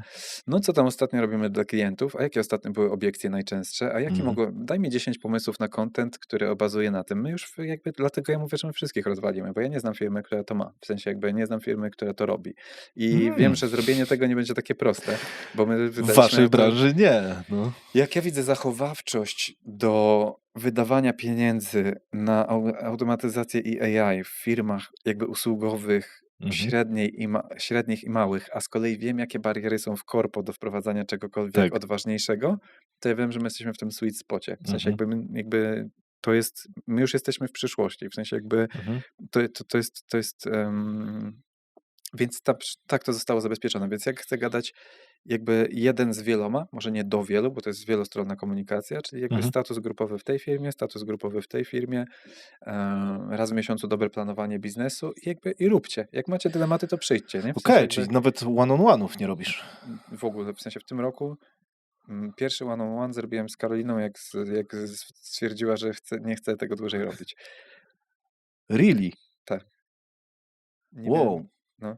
Zajebiście. To nie, to Wiem, szapoba. że to To jest, wiem, że to przeczy wszystkim dokładnie. teoriom z książek i tak dalej, To przeczy ale wszystkiemu. dla No. mnie jakby, tak jak mówię, moja energia, żeby robić duże rzeczy, No. jest cenniejsza. Ja po każdym one-on-one jestem zmęczony. Ja mogę to Tak. robić przejściowo, mogę z nimi zrobić teraz częściej, mogę zacząć od one-on-one'ów. No bo to jest trudne, nie? To jest wyżera paliwo. Nie wiem, co w tym jest, ale dla mnie jakby może to jest po prostu w sensie, że ekstrawertyczna jakby czasem jest otoczka, ale ja finalnie spotkania z ludźmi zabierają mi energię, nie dają. Dla mnie kmienie operating systemu daje mi energię. Rozmowa o tym z ludźmi, jak to wdrożyć, mnie męczy, więc jakby stąd czasem wolę dobrze napisać, o co mi chodzi, dograć Luma i powiedzieć, zapoznaj się z tym i odpowiedz mi 5 minut, czego nie zrozumiałeś i tak dalej, bo ja wiem, że wtedy w 5 minut będę mieć kontakt z człowiekiem, nawet nie synchroniczny, więc mogę zatrzymać, przemyśleć, coś tam odpowiedzieć precyzyjnie i dopiero jak się nie łapiemy albo jest potrzebny jakiś warsztat, możemy się złapać, ale wtedy też grupowo. Jakoś nie lubię kontaktów 1 na 1, one mnie najbardziej chyba mnie drenują, bo jeszcze takie grupowe statusy spoko, chociaż one też się rozłażą i ja nie lubię pilnować spotkań, w sensie to mnie męczy, a niestety łatwo się rozgadać, łatwo zjechać na jakąś wizję Tak. albo ktoś na jakiś problem, wiesz, mikroproblem i zaczynamy to dzielić włos na czworo. Strata czasu, w sensie jakby to jak ktoś chce o tym pogadać, bo go to wentyluje, to niech sobie pogada w jakimś innym gronie, nie? W sensie jakby startowo ja i tak muszę się pospotykać, żeby przekazać mindset, czyli przekazać, w jaki sposób robimy rzeczy prostszy, w sensie prostszy, pozytywny, tak chciałbym to robić, nie? Ale potem nie czuję potrzeby jakichś tam mega spotkań. Spoko. Ty chcesz być ownerem i inwestorem, a nie prezesem? Czyli to jest tymczasowe. Czy w ogóle nie czujesz się może jako To jest to, tylko że w będziesz papierach, że prezesem? biorę No właśnie, nie? odpowiedzialność. W sensie Okej. jakby Czyli to wiesz, będzie autopilot no, swego rodzaju. Autopilot to może za mocne słowo. Dobra, To jest właśnie ciężko, bo właśnie zastanawiam się, czy w ogóle semi-autopilot. najprościej było powiedzieć, bo załóżmy, Mhm. że wiesz, że słucha tego jakiś tam, nie wiem, klient, czy ktoś z firmy. No i jakby najprościej jest powiedzieć, tak, będę prezesem, tak, jest, będzie zajebiście, ale mm, no jakby, no formalnie będę, ale czy to faktycznie oznacza, że wiesz, no dobra, będę na jakichś spotkaniach cyklicznych, Mhm. firmowych więcej, to ja będę podsumowywać jakieś rzeczy, wypowiadać. Jednoznacznie ja będę wyznaczać ten kierunek, czy tłumaczyć go, ale nie będę, wiesz, jakby zaglądać pod każdy kamień. To jakby to od tego są podzielone role. W sensie jakby Dobra, czy myślisz, że u was, w Tigers byłaby opcja, żeby nie było tej roli? no prawnie chyba by się nie Nie, udało. ale mówię czysto, praktycznie. No, potrzebne jest w przypadku nieporozumienia równych sobie w strukturze ludzi, potrzebny jest ktoś, kto rozstrzygnie tę sprawę. Więc jakby i nie wierzę w holokracje, w których to się rozstrzyga przez głosowanie, czy jakieś błękitne, jak się turkusowe organizacje. Dla mnie to jest Tak. bullshit, jak się masz. Nie no, wiem, widać to po tobie. Więc jakby finalnie, jeżeli jest, nie wiem, załóżmy, że jest na przykład konflikt, dwóch menadżerów się nie Mhm. dogaduje, no to jakby to jest kwestia, żeby szybciuteńko to wyjaśnić i ustawić. Ty masz I rację, ty nie masz. nie, nawet wiesz, na zasadzie, no jak się nie dogadacie dzisiaj, zamykam was w pokoju, jak się nie dogadacie za godzinę, to za karę wszystkie projekty robicie razem tak długo, aż się nie dogadacie, albo ktoś się nie podda na przykład, nie? Jakby wiesz, bo w sensie mi chodzi o to, ja nie chcę się zajmować takimi Okej, rzeczami. Nie rozumiem. chcę być babysitterem. Ja myślę, że mamy wystarczająco dojrzałe osoby w firmie, Mhm. żeby takie rzeczy robić. I ja wiem, że teraz powiem, ale nie, bo to tak nie działa, coś tam, coś tam. No tak, pewnie znowu teraz tak można, za jakiś czas nie będzie można. To w ogóle, żeby w ogóle ci przewidzieć znowu jakby przyszłość, to będzie tak, że ja będę tym CEO, powiedzmy, bardzo mocno to trzymającym i stworzę te taśmy, ale jak te firmy urosną do pewnej skali i zaczną mieć inwestorów, nie wiem, ktoś wejdzie na giełdzie, to one będą musiały się znowu uniezależnić, więc to jest taki diamencik, nie? Że najpierw się Mhm. rozszerzasz, że już dobrze mamy 6 CEOs, nagle się zawężasz i mówisz tylko spółki, w których jestem mniejszościowy, mają CEOs, którym ja doradzam, tak? Więc jakby się zawężasz z powrotem, a w innych to ja zarządzam na przykład, nie? Mhm. No i potem mówisz, dobrze, to teraz trzymamy to ciasno, ale w pewnym momencie to stanie się niewydolne i trzeba będzie się znowu rozszerzyć. Nie ma finalnych odpowiedzi. Za 2 lata zrobimy wywiad i będę mówić zupełnie inne rzeczy. I to nie znaczy, że to, co mówię dzisiaj, to jest tak ważny właśnie ten kontekst, nie? Że jakby nie można robić tego, co robią inni, bo jakby każdy ma swój własny, unikalny kontekst. To jest super istotne. No właśnie, i o tym Paweł Sieczkiewicz mówił, a propos tego, że kurde, on nie lubi dawać rad przedsiębiorcom, bo czasem wychodzi tak, że właśnie bez kontekstu, bez głębokiego takiego zrozumienia danego tematu możesz, nie wiem, wyskalować mu coś bez sensu, on tego nie zrozumie, nie powtórzy, tego nie przełoży, że musi tworzyć jednak też swoje własne uniwersum i tak dalej. E, Pełna zgoda. W sensie jakby tylko chodzi o Wy to, że jesteście mocno zsynchronizowani w tym temacie. tak, ja bardzo lubię sposób myślenia Pawła. On ma bardzo taką dużą precyzję jakby wypowiedzi, określania swoich frameworków i nawet jeżeli finalnie gdzieś tam mam inne, to sam jakby taki frameworkowy sposób myślenia bardzo Mhm. mi jakby też odbijając właśnie myśli czy od Pawła, czy też od nie wiem, na przykład Marka Bardońskiego, czy jakichś innych takich osób, które myślą bardzo frameworkowo. Poznałem ich sporo, ale to są takie dwie, które najbardziej w tym kierunku, przepraszam, najbardziej w tym kierunku poszły, mm, to mnie gdzieś tam wzmocniło w tym kierunku, że lepszy jest Mhm. algorytm do podejmowania decyzji i zgadzam się, że udzielanie innym rad jest bez sensu, dlatego właśnie znowu to jest dla ludzi często niezrozumiałe, że jak właśnie konsultuję firmy, czy tego typu robię rzeczy, to ja nie daję, zaczynam od tego, że ktoś zrzuca swoje myśli, swój kontekst, swoją wizję, swoją strategię i ja ewentualnie mówię, tu się może wywalić, tu się może wywalić, ale jakby to jest czyjś kontekst. Ja nie mówię komuś zrób tak czy owak, tak? W sensie, bo Mhm. to moim zdaniem są takie, wiesz, ludzie mnie czasem pytają, czy na godzinę sprzedajesz konsultacje, tam wiesz, że się złapiemy. Ja mówię, moim zdaniem to w ogóle nie ma sensu. W sensie jakby, ja oczywiście mógłbym to sprzedawać, ale dla mnie to nie działa. W sensie, no co, że przyjdziesz i w 2 godziny to co ty mi powiesz? W sensie, ja potrzebuję założyć wspólny notion, potrzebuję zobaczyć całą strategię, Mhm. dopytać, pogłębić, nakierować pytaniami na jakieś rzeczy.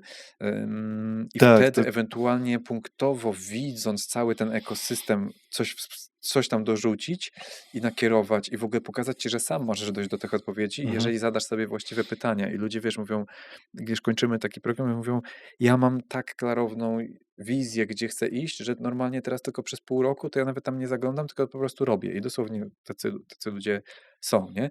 A takie wiesz, że ktoś przyjdzie i ja mu powiem, co ja bym zrobił, to szczerze więcej możesz szkody niż pożytku Tak, przynieść, nie? czuję, że to jest coś takiego, że jakby ktoś przyszedł do ciebie i powiedział: "Słuchaj, mam raka, czy zrobisz mi chemię przez godzinę?" Nie? No, dokładnie, To no. nie to nie pójdzie, nie? No właśnie, tak. I wiesz, albo to wiem, że tam ty no nawet wiesz, można przełożyć na cokolwiek, na trening, Mhm. tak? No na zasadzie Mhm. dobrze, tam powiedzmy, masz mało tkanki tłuszczowej, jak to zrobić? Ja powiem, no musisz jechać do Tajlandii i trenować Muay Thai 2 razy dziennie, tak? No jak człowiekie, kurwa, Muay Thai, w sensie jakby człowieku, ja się boję tego, tamtego, nie lubię Tajlandii, nie wolę jak jest zimno, no to skąd ja miałem to wiedzieć, tak? W sensie, a jak wiesz, że lubisz zimno i wiesz, że nie lubisz cardio i tak dalej, no to jakby to w sumie sam możesz odpowiedzieć, co możesz zrobić, tak? Tylko to właśnie pytanie, co lubisz, co chcesz w życiu, jakie są twoje silne strony, czyli te wszystkie rzeczy, które lubię, robię z ludźmi i tylko to przyciąga rozkminkowych ludzi, bo ci ludzie od działania to pewnie Franek, powiedz mi jak robić i tak dalej. Mówię, Tak. dobra, to nie damy rady, w sensie jakby nie zadziałamy. No, no. Dobra, kończąc, temat, CEO, ile czasu będziesz tym CEO? Zobaczymy, w sensie nie wiem, w sensie są takie No. szanse, że jakby na pewno nie będę desygnować szybko nowego CEO. To jest droga Mhm. donikąd, i to by była realna zmiana, bo teraz nie ma zmiany. Ja robię plan Karoliny i on jest dobry, Okej. a na poziomie holdingowym robię swój plan, który też jest dobry. A nie chcę wpuszczać kogoś, kto teraz będzie mieć, wiesz, swoją nową wizję, nowe nawyki, nowe coś tam. Mamy dobrze przetrenowanych ludzi w naszym modelu i jakby to jest wystarczające do prowadzenia tej firmy.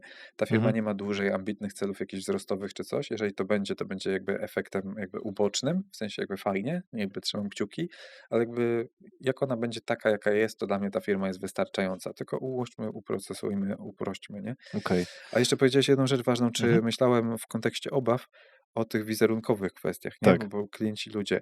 Wiesz co, jedyne co chciałem uniknąć, to, bo już ktoś to porównał, mówi, że oto jak Steve Jobs wraca do Apple, nie? Że było trudno i nagle wraca i wszystko dobre. Mhm. Właśnie to jest jedyne, czego chciałem uniknąć, żeby jakby podkreślić wyraźnie, że po pierwsze to, gdzie dzisiaj jest ta firma, to jest przez ostatnie 1,5 roku ja naprawdę tam prawie nic nie robiłem, więc Mhm. jakby nawet jak już włapię jedno czy dwa zdania, gdzie powiedziałem, że na coś wpływałem, to znaczy, że się przepierdala, bo to znaczy, że to nie jest jakby rzeczywistość. W sensie rzeczywistość jest taka, że No tak. prawie się nie wtrącałem. Więc to jest zasługa innych ludzi, że wyszliśmy z pewnego rodzaju jakichś trudności, dołka i w tym wszystkim rola Karoliny też była kluczowa, więc to, że ja wejdę teraz na świeżości uśmiechnięty i wypachniony, to jakby wiesz, to jest jakby trochę inna historia, więc na tym mi tylko zależy, żeby nie szukać negatywu tam, gdzie go nie ma. To nie jest ani złe dla mnie, ani złe dla Karoliny, ani dla Tigers, a jednocześnie wcale tak dużo się nie zmienia, więc o to chodzi, nie? To jest takie kluczowe Mhm. dla mnie. Spoko. Dobra, Franku, przejdźmy do strachu. Wspomniałeś już o tym trochę, ale jestem bardzo ciekawy, czy ty miałeś kiedykolwiek coś takiego, jak strach przed założeniem firmy? Bo wiem, że sporo ludzi ma coś takiego i jak zaczyna wiem, że miałeś też inne plany na samym początku i też to była inna skala, o czym też za chwilę chciałbym porozmawiać, ale czy w ogóle coś takiego, miało miejsce u ciebie? Oczywiście strach, znaczy przed założeniem firmy nie, no bo ona Mhm. powstała przez przypadek, tak jak tam wspominałem pewnie też w poprzednim Tak. wywiadzie, z tego co pamiętam. Po prostu musiałem podpisać kontrakt do wystawienia faktury tam z UFC i po prostu no nie doczytałem i musiałem założyć działalność, więc nie miałem wyjścia. I Mhm. tak mi to zajęło 3 miesiące, już mnie ponaglali, chcę mi się zapłacić, Frank, daj fakturę, daj invoice. No jakby to jedno, ale na przykład miałem strach przed pójściem do pracy pierwszej. Bardzo długo z tym zwlekałem i Mhm. wysyłałem takie CV, żeby się nie dostać specjalnie. Okej. Miałem strach przed Sabotowałeś sam? pójściem na pierwszy trening sportów walki. Finalnie poszedłem w ciuchach ubranych, więc takie totalnie luzerskie jakby rzeczy, Mhm. nie? W sensie poszedłem w ciuchach typu dżinsy i coś tam. Mój brat zaczął trenować, młodszy, zaczął mnie trochę tam bić, mimo tego, że był mniejszy jeszcze wtedy, teraz jest taki sam albo większy. No ale jakby zaczął mnie gdzieś tam bić i ja mówię, kurde, to może być fajne, ale trochę dygam, więc pójdę. I na szczęście trener wtedy mówi, trudno, wchodzisz, ćwiczysz, nie? I ja zobaczyłem, że to w ogóle nie boli, nie? Tak samo z pójściem do pracy. Bałem się tego 2 lata. Pamiętam pierwszego dnia wracam do domu i mówię ówczesnej partnerce, że słuchaj, będę w tym najlepszy. Ci ludzie nie wiedzą, co robią w ogóle. A wiesz, a dygałem się z 2 lata, żeby pójść. A ja przez Mhm. to, co robiłem w mediach, tak się nauczyłem social mediów, że jak zobaczyłem, co się dzieje w agencjach, no to poza tym, że mieli dobrych grafików i jakby, nie wiem, i te obrazki były ładne. I jeszcze wtedy Shutterstock robił takie zajebiste wrażenie, że to jest takie profesjonalne i nowoczesne. Dzisiaj to wszyscy przy tym uciekają, ale jakby poza tym No. naprawdę ci ludzie nie wiedzieli, co robią w ogóle, nie? W sensie to był tak wczesny etap rozwoju tego, więc Mhm. miałem bardzo duże obawy przed wieloma rzeczami. Odbieranie telefonów, unikowość przed odbieraniem telefonów. O Jezus, straszne, nie? Myślę, że nawet do dzisiaj, tylko teraz mam to pozytywnie znaramowane, to, że ja nie lubię tych one-on-one'ów, gdzie ktoś może mi się tutaj, wiesz, wypłakiwać i wyżylać, ja nie chcę tego w moim życiu. W sensie Mhm. jakby ja chętnie ci pomogę w sposób wygodny dla mnie, ale ja nie założyłem tej firmy po to, żeby opiekować się jakby ludźmi. W sensie ja chcę robić rzeczy ku czemuś, że razem coś idziemy i jak są przeszkody, to razem w pozytywny sposób je rozwiązujemy, a nie, że teraz będziesz mi stękać, że tam to, sram to i wam to, w sensie to nie. Mhm. No właśnie, taka bezpośrednia komunikacja i też rozmawiałem o tym z Pawłem, on się nie pieprzy z ludźmi, nie? W No nie, sensie Paweł to jest jest po jeszcze na innym prostu, poziomie. tak, on jest na takim levelu, że on potrafi ci powiedzieć, ty stary, po prostu co ty gadasz w ogóle, jesteś tak kiepski, weź zmień to, ale w tak pozytywny sposób, że akurat on motywuje Tak, tak, do, aczkolwiek wiele ludzi tego nie przyjmie tak, i jakby to jest też normalne. I to ale on właśnie o to też chodzi, o mówił o spójną tym, kulturę. nie? Tak, bo to jest jakby, my No, tu myślimy bardzo podobnie, że no, jakby jeżeli ktoś ma taki wielki problem z tym, że nie do końca lubię one-on-one i chce teraz rozkminiać i ze mną dyskutować, czy to jest potrzebne, czy niepotrzebne, jakby to jesteś w złym miejscu. W sensie, mhm, jak chcesz tego one-on-one'a, to zróbmy, a już nie pierdolmy o tym. W sensie mhm, jakby skupmy się na tej wizji, którą chcemy razem zrobić. Powiedz mi, jaki masz na to pomysł, ja ci go wzmocnię, uszczelnię, podzielę się doświadczeniem, skontaktuję cię z kimś i rób to. Rób to mhm, i korzystaj z tego. Bierz więcej pieniędzy, więcej decyzyjności i tak długo, jak jesteś w stanie to przyjąć i się nie wywalić, to ja cię wspieram, tak? mhm, Ale nie, że ja będę, wiesz, robić jakieś one-on-one. Nie chcę ich demonizować, bo to jest bardzo potrzebne. Wiele ludzi, szczególnie na niższych szczeblach, o mniejszej decyzyjności, bo choć tutaj mam pełną decyzyjność, więc mi jest łatwo powiedzieć, nie chcę one-on-one'a, bo ja nie potrzebuję się tak, upewniać, czy mogę coś zrobić, czy nie. I tak to robię, odpytując ludzi, co uważają i tak dalej. Ale jakby finalnie to zdecyduje. Osoba na top menedżerskim stanowisku też ma dosyć dużą swobodę w podejmowaniu decyzji w obszarze, którym zarządza. No ale już osoba, która jest niżej, no rzeczywiście może mieć takie, jakie ma tu możliwości rozwoju, no bo sama sobie nie da podwyżki, sama tak. sobie nie da, wiesz, nie decyduje o tym, więc ja rozumiem. Ja nie krytykuję one-on-one'ów total, w sensie one są bardzo potrzebne i dają ludziom olbrzymią wartość i oni to mówią wprost w różnego rodzaju Mhm. tam ENPS-ach czy jakichś innych takich badaniach, nie? Więc tak, ale no tak. No dobra, ale czyli z drugiej strony jakby w ogóle nie kupujesz tego nurtu typu e, przywództwo służalcze, Służebne, no, w sensie, służebne, tak? no nie, w Nie? sensie jakby, znaczy, wiesz, taki nie, no w sensie ja robię tę firmę po to, żeby też inni ludzie mogli się rozwijać i żeby Mhm. mogli, ci, którzy są wcześniej, żeby mogli podążać moimi śladami, tylko szybciej. Ale Takie było, jednak na metapoziomie, a nie niańczyć ich, tak? tak, ja na Mhm. przykład bardzo byłem sfrustrowany, kiedy mówiłem, nie wiem, dajmy na to Karolinie czy Wojtkowi, którzy wspólnicy i CEOs w poszczególnych spółkach, że mówię, człowieku, ty możesz tyle zarabiać, ty przychodzisz, ty mówisz, że chcesz tam więcej zarabiać, jakąś tam flat, podwyżkę za pensję. Mówię, jak ty możesz myśleć w ogóle kategoriami pensji? Masz Mhm. takie w ogóle możliwości, coś tam, ale nie dlatego, że wiesz, tam nie ma, tam jest najlepsza intencja. Ja chcę, żeby oni mogli spełnić swoje wszystkie takie marzenia, nie? Żeby czuli, żeby mieli zabezpieczenie, żeby robili wielkie rzeczy, żeby błyszczeli i tak dalej. W sensie ja naprawdę nie mam problemu, żeby się, próbowałem nawet, już miałem do tego podejście rok temu, Mhm. usunąć się w cień i dać im przestrzeń i powiedzieć, dobra, teraz róbcie, a ja będę sobie gdzieś tam dłubać te swoje operating systemy z tyłu. Jestem z tym totalnie okej.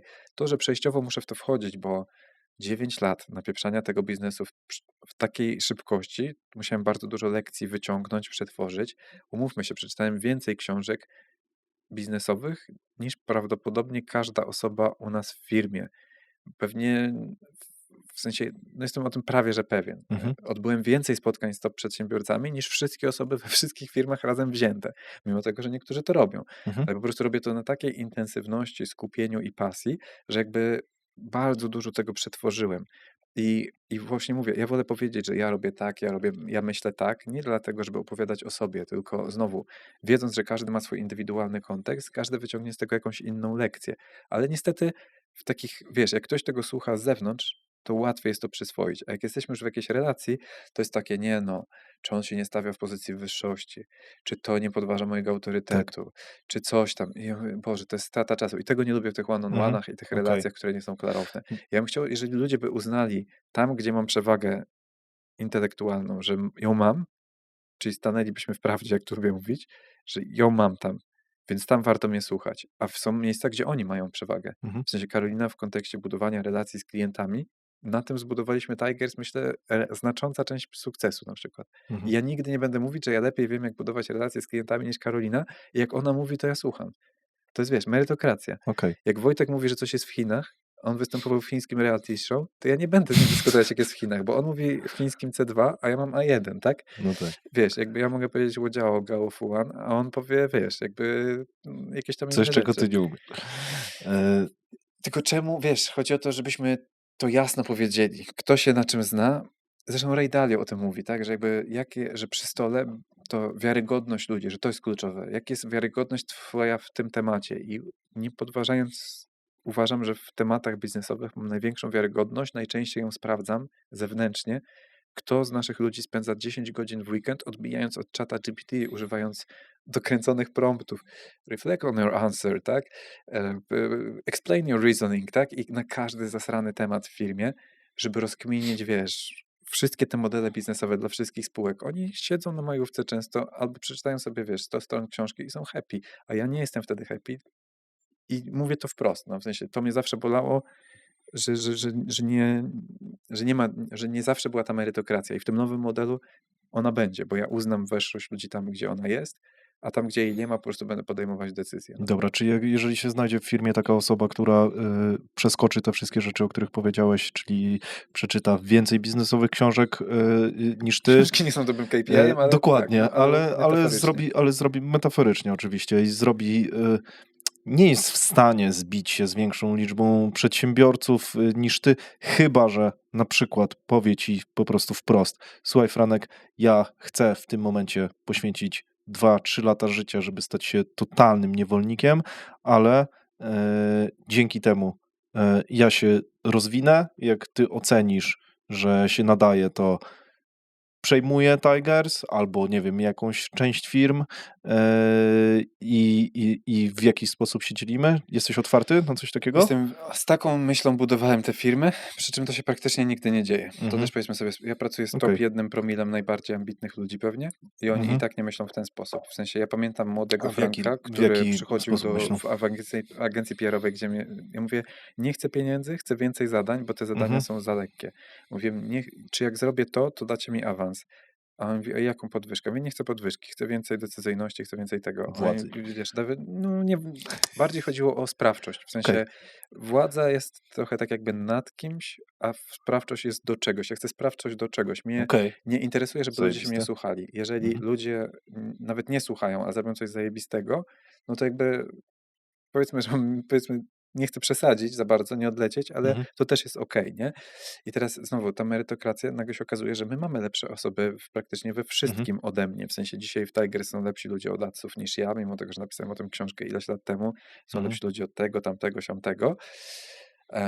Czy wiesz, jak rozmawiam o modelu holdingowym, to wiesz, ja pytam Johna, który był w Londynie, zarządzał, wiesz, gdzieś tam w finansach bardzo dużymi rzeczami. On mi mówi, wiesz, jak się wchodzi na giełdę, jak się robi to, jak się robi tamto. I ja słucham, tak? W sensie to nie jest tak, bo to może tak wybrzmi, że chcę kontrolować wszystko i wszystkim decydować. Nie, chcę tworzyć system, w którym wiem, do kogo iść, kto jest lepszy w co, a tam, gdzie czuję, że ja mam większą wiedzę, to tam robimy moje. To jest takie bardzo proste Mhm. powiedzenie, które mówię, albo masz wizję, albo robimy moją. Czyli jakby to oczywiście nie wystarczy, że Zajebiste. no, tylko to jest uproszczenie. Nie wiem, czy to jest dobre No. sformułowanie, no bo technicznie mówiąc, ktoś może mieć słabą wizję, więc jakby No tak. to jest ryzyko, ale powiedzmy, załóżmy, że to Ale jest jak masz, wizja, która albo się masz broni. lepszą wizję, albo robimy moją. No dokładnie. Nie? Albo masz lepszą wizję, albo... No dokładnie, tak. Bo czasem jest tak, że ktoś może No. być good enough Tak, wizja tak. i mówię, Mhm. fajnie, że ta osoba się rozwija i ma wizję. To róbmy, tak? Mhm. Nie ma problemu. Ale nie, że teraz będziemy każdy pomysł wprowadzać jak leci, bo ktoś ma Mhm. jakąś niby wizję, a potem, wiesz, zaczynają się kłopoty, to potem go musisz sprzątać potem. Nie. To jakby trochę wyżej postawiona poprzeczka. Mhm. Ale jeżeli są ludzie, którzy mają lepszą wizję na rozwój którejkolwiek firmy, którejkolwiek usługi, któregokolwiek produktu i ona się rzeczywiście broni biznesowo po paru pytaniach trudnych z różnych stron, a Mhm. lubię challenge'ować, kwestionować, tak? żeby po prostu zobaczyć, czy problem, czy się ostoi ten pomysł. To robimy, nie? W sensie. Mhm. Czy to nie jest tak, że wy się staliście trochę mentalnie, patrząc z perspektywy pracownika, taką trochę fabryką innych mikroagencji? Takim venture builderem ja bym to nazwał, w sensie, czekaj, w mikroagencji masz, Dobra, rozumiesz? jeszcze raz. No. Czy twoim zdaniem może być taka sytuacja, że ludzie na rynku dzisiaj traktują Tigers jako taką trampolinę? Okej, przyjdę do Tigers, popracuję 3 lata, założę swoją agencję. Ale to jest dosyć standardowe, dużo ludzi tak myśli. No jakby No, nie chcę ironizować, mhm, bo mega fajne osoby pootwierały jakieś podmioty, jesteśmy w dobrych mhm. relacjach, ale jakby przez to jakby przepaść pomiędzy Tigers a tym jest po prostu, kurwa, to jest jakby... Ale ja nawet nie mówię, że Nie, one ale są ja nie mówię tego ze porównywalne, złymi, nie? tylko chodzi mi o, żebyśmy jakby, wiesz, bo Mhm, to jakby może ktoś nie chcieć założyć Tigers, może chcecie robić freelance, może chce się wybić. Na tak. pewno trochę tak Mhm, jest. Jedyny minus jest taki dla tych ludzi, nie dla mnie, bo jakby kompetencje, które mają ci ludzie, są do znalezienia w pensjach, które mają. mhm, Jedyny minus jest taki, że klientowi się zmieni ta osoba, jest to nieuniknione, że raz na 2-3 lata, w sensie, że 2-3 lata taka osoba pędzi i ona jakby chciałaby cały czas pędzić, zgubiła to, że po drodze zgubiła trochę poziomów jakby samoogarnięcia, więc na świecie zaczyna być trudno, jakby Tigers jest złe, odchodzę, albo tu już się nie rozwinę, odchodzę. Czasem trzeba się ukonstytuować na jakimś poziomie i wiesz, ja też miałem takie długie okresy, które nie są tak sexy i nie wymawia się o tym tak fajnie w wywiadach, gdzie 3 razy rozbijałem głowę o ścianę mhm, i musiałem nauczyć się czegoś nowego, żeby to przebić. A ludzie, którzy są pracownikami, mają zawsze easy way out, po prostu zmieniam firmę. W sensie i mhm, często nawet short term jestem w stanie więcej zarobić. Ale ludzie, szczególnie teraz w ekosystemie, który tworzymy, mają dużo większe możliwości rozwoju u nas, biorąc pod uwagę zasoby, którymi dysponuje organizacja. Bardzo fajnie podchodzi do tego Microsoft, to z kolei Grzegorz Rutecki, serdeczny kolega, z którym byłem na grillu niedawno, właśnie mi powiedział o Microsoftie, że jest bardzo duże podobieństwo z tym modelem, że w sumie najlepszych ludzi warto trzymać, tylko takich naprawdę najlepszych. Nie, że ktoś, wiesz, zrobił 2 wykłady i stwierdził, no że tak. jest teraz, wiesz, jakby, Mhm. no już byłem na uczelni, prowadziłem szkolenie dla Tigers, no to już jakby teraz, wiesz, szybki skok i idę gdzieś. Nie, to jakby to nie jest ten rozwój. W sensie ja mówię o takim prawdziwym rozwoju. I on mi mówi, ten Grzesiek, że w Microsoftie mieli taką taktykę, że mieli naprawdę top najlepszych ludzi, bo on pracował w Microsoftie jako konsultant od ERP-ów Mhm, i trzymali najlepszych ludzi, przesuwając ich do innych rzeczy, tak jak oni chcieli, jeśli tylko realizowali cele. Czyli jak robisz mhm, cele, jesteś, nie wiem, sprzedajesz ERP-y i mówisz, ja chcę, nie wiem, ja lubię konie, to oni ci albo znajdą firmę, stadninę koni, która chce wprowadzić ERP-a, albo coś takiego, tylko zrób cele. W sensie zrób cele. Jeżeli robisz cele, jeżeli masz mindset, że realizujesz i nie poddajesz, że wiesz, no masz 3 miesiące, gdzie już chcesz te konie, ale jeszcze nie możesz, bo masz cele do dowiezienia. Dowieź cele, damy ci konie, tak? W sensie, wiesz, wow, jakby wiesz, dobre. mega Mhm, fajny system, bo pokazuje ludziom, wiesz, kto jest najskuteczniejszy w życiu, nie? Ludzie, którzy mają mechanizm odroczonej gratyfikacji. To tak. ci ludzie wygrywają bank. To jest Mhm, udowodnione w tak. badaniach na poziomie meta. I wiesz, jakby i to jest... No, jest sporo ludzi, którzy podważają tę metodologię tych badań, ale tak, Okej, no. dobra.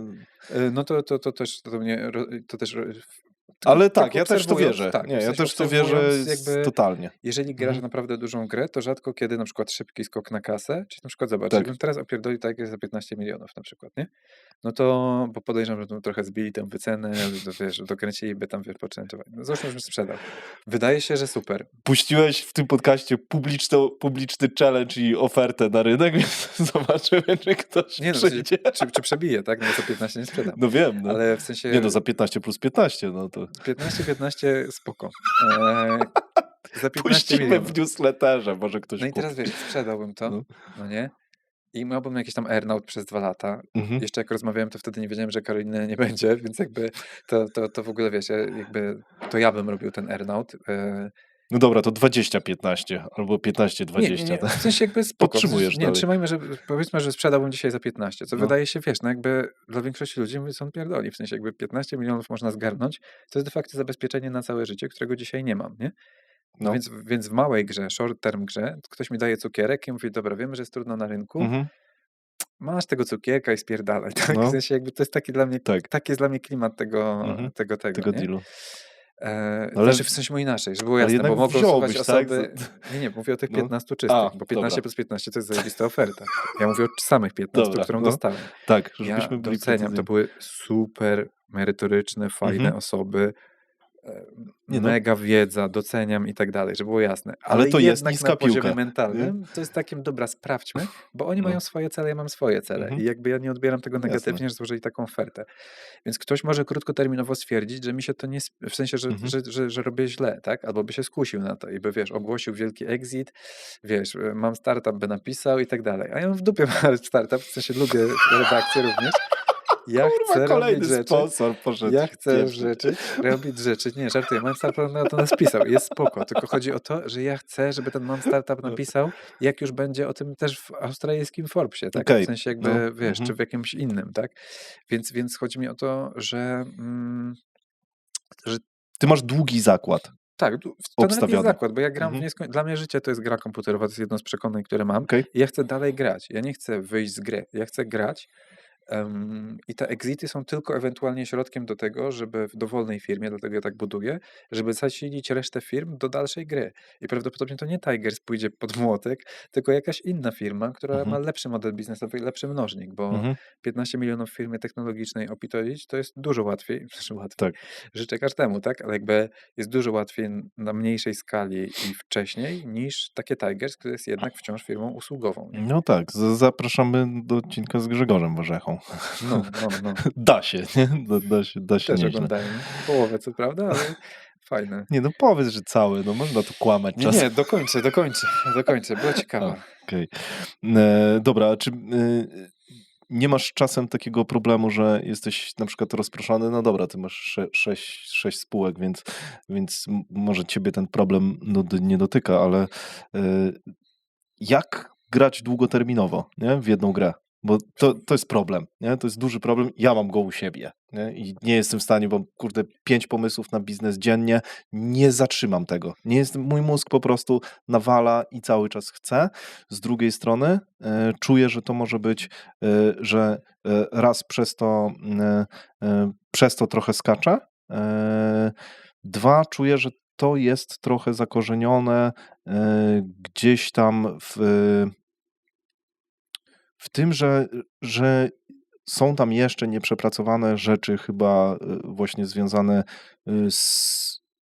też chyba wszystko z ego wychodzi, ja tak myślę, nie? Moim zdaniem to się nigdy nie zmieni, w sensie No, jakby, moim zdaniem naprawdę tak jak z tym przekonywaniem nieprzekonywanych, mhm, to uważam, że pewien jakby taki po angielsku wiring, czyli taki setup, nie wiem jak nazwać po polsku, w sensie jakby, no.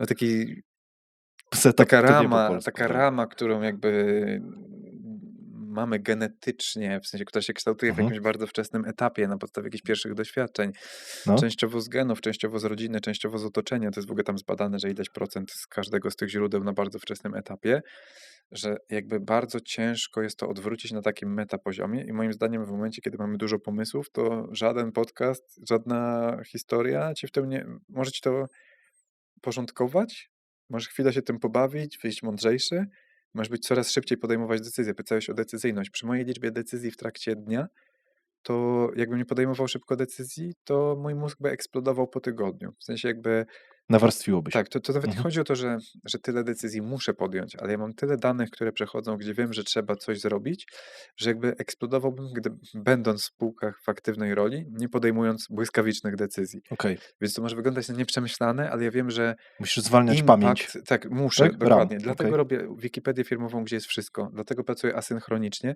bo ja wyjdę ze spotkania, ja nie pamiętam, co na nim było. W sensie jakby, wiesz, Mhm. ktoś mi tam, wiesz, podrzuci jakąś świnię, a ja za 2 godziny nie pamiętam, Rozumiem, że to się no, wydarzyło w rozumiem, ogóle. Bo rozumiem. jakby dla Mhm. mnie się Second Brain, którym jest jakby moja prywatna przestrzeń i firmowa, tam zrzucam, tam są decyzje, tam są frameworki decyzyjne, procesy. Mhm. Jakby to, że ktoś coś powiedział, coś tam Nie zapamiętam tego. I wracając trochę do czekaj, bo mówiłem o tym, że nie przekonać nieprzekonanych.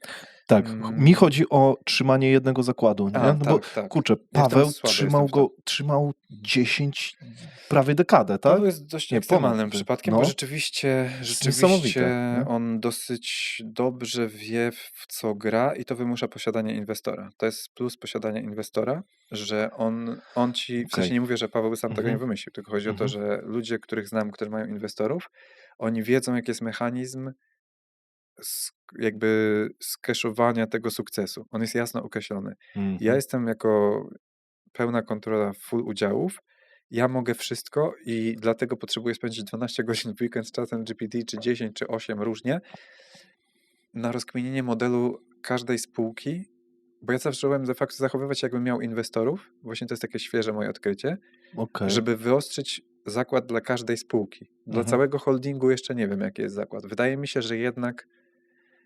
że jednak ta pierwotna wizja z Tiger z takiego baby etapu, w którym powiedzieliśmy, że chcemy być holdingiem, na którym nie zachodzi słońce, że ja chcę robić ten holding, że ja nie chcę się skeszować do końca i zaczynać od zera. mhm, Ja chcę kontynuować to, w sensie jakby, okej. czyli raczej kontynuować niż wychodzić z tego. I teraz, jeżeli dla każdej spółki mam określony mikrozakład, to powoli zaczynam rozumieć ekosystem, jak może to wspierać, czyli biorąc pod uwagę, że takie są zakłady, jak muszę inżynierować holding pod kątem tego, żeby te zakłady spełniać. W sensie, żeby je maksymalizować i żeby model holdingowy w tym nie przeszkadzał. I to też ci zawęża, Mhm, jakby co możesz robić, czego nie możesz. Więc jakby trochę muszę samo narzucać sobie dyscyplinę, ponieważ ktoś z zewnątrz mnie jej nie narzuca. To jest bardzo trudne.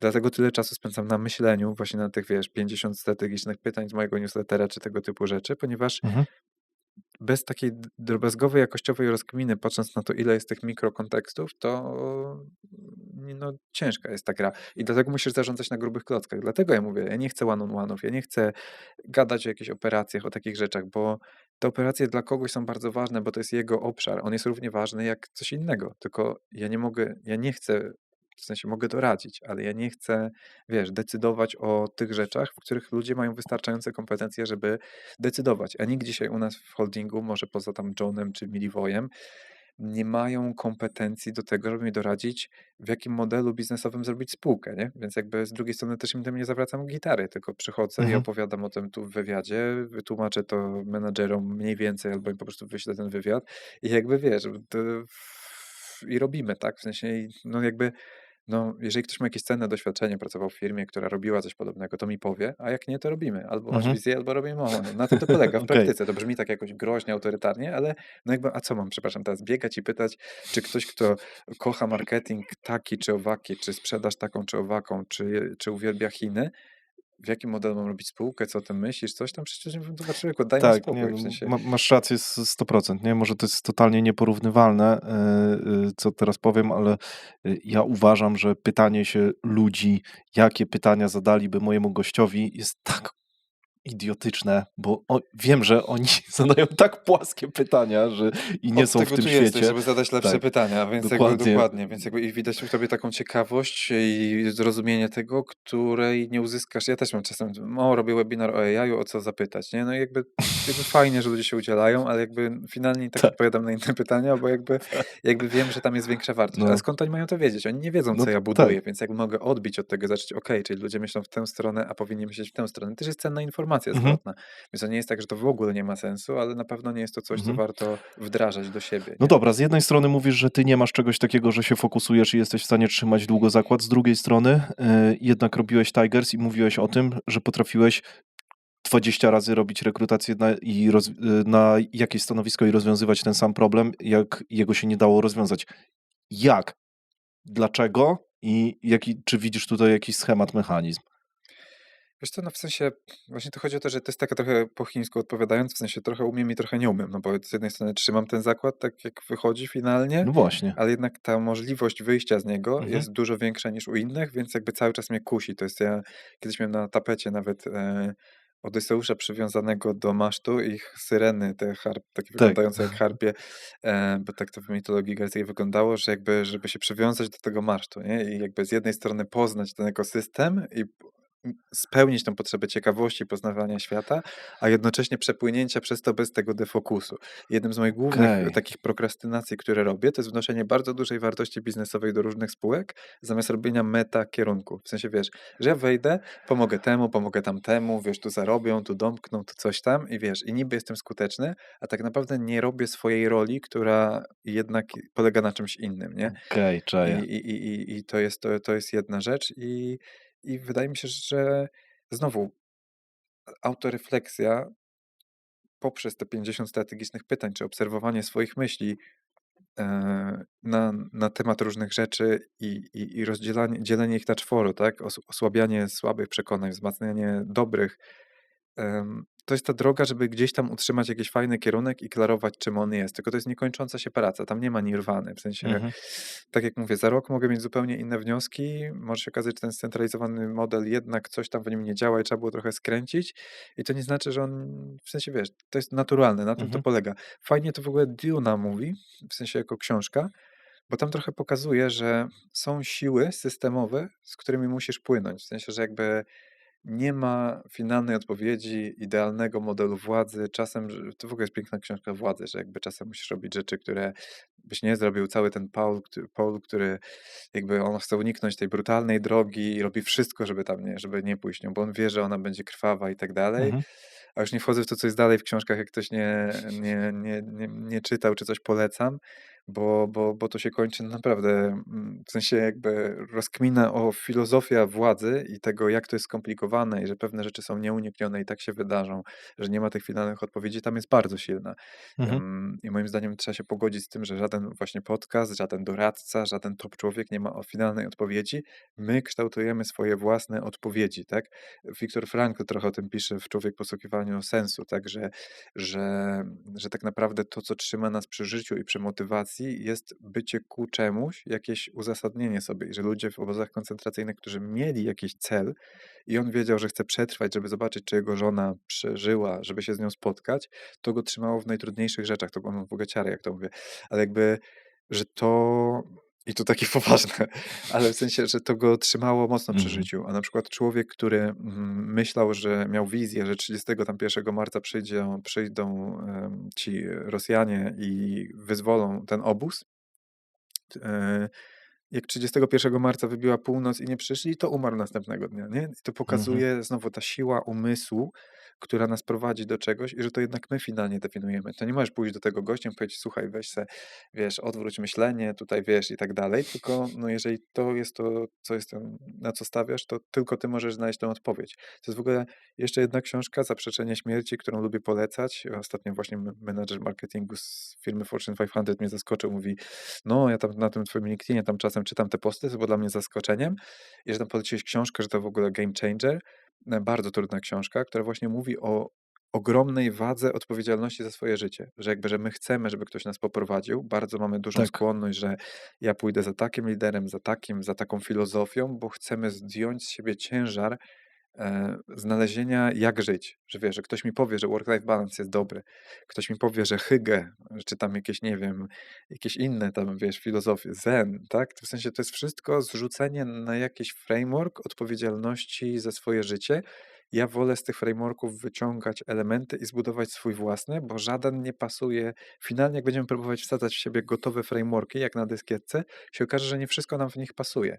Dlatego pozornie Mhm. wykluczające się rzeczy, których nie potrafi wyjaśnić żaden framework, typu na przykład ja lubię i ciężko pracować, ale mam bardzo duży balans w życiu. W sensie, wiesz, wyjeżdżam, śpię, trenuję, dobrze jem, jakby mam super relacje prywatne, jakby jest zbalansowane to jest, ale w takim To klasycznym jest work-life dziwne. balance, tak, w sensie w takim klasycznym No. work-life balance, to jakbym tak wziął te posty na LinkedInie i przełożył do siebie, to by się okazało, że robię wszystko źle, że powinienem zamknąć komputer o 18. Oczywiście nie wszystkie takie są, ale wiesz, Tak. jakby trzeba Mhm. myśleć swoim mózgiem, a wtedy się pojawia to pytanie, a kim ja jestem, żeby dawać odpowiedzi finalne, ostateczne, w sensie kim ja jestem, jak zdać sobie sprawę, że te odpowiedzi i tak są tymczasowe, odzwierciedlają twój stan nawet biologiczny w tym czasie. Czyli dzisiaj wydaje ci się, że masz tą odpowiedź i jesteś pewny siebie, bo się wyspałeś i świeci słońce, a Właśnie. za tydzień będzie chujowa pogoda i będziesz miał wrażenie, że Boże, co ja robię z życiem i tak dalej. I jak zaczynasz budować samoświadomość tego, jak otoczenie na ciebie wpływa, to ucinanie, wracając do rzeczy z wcześniejszych wątków, Mhm. ucięcie kogoś, ja ciebie nie wpuszczam, nie chcę tego.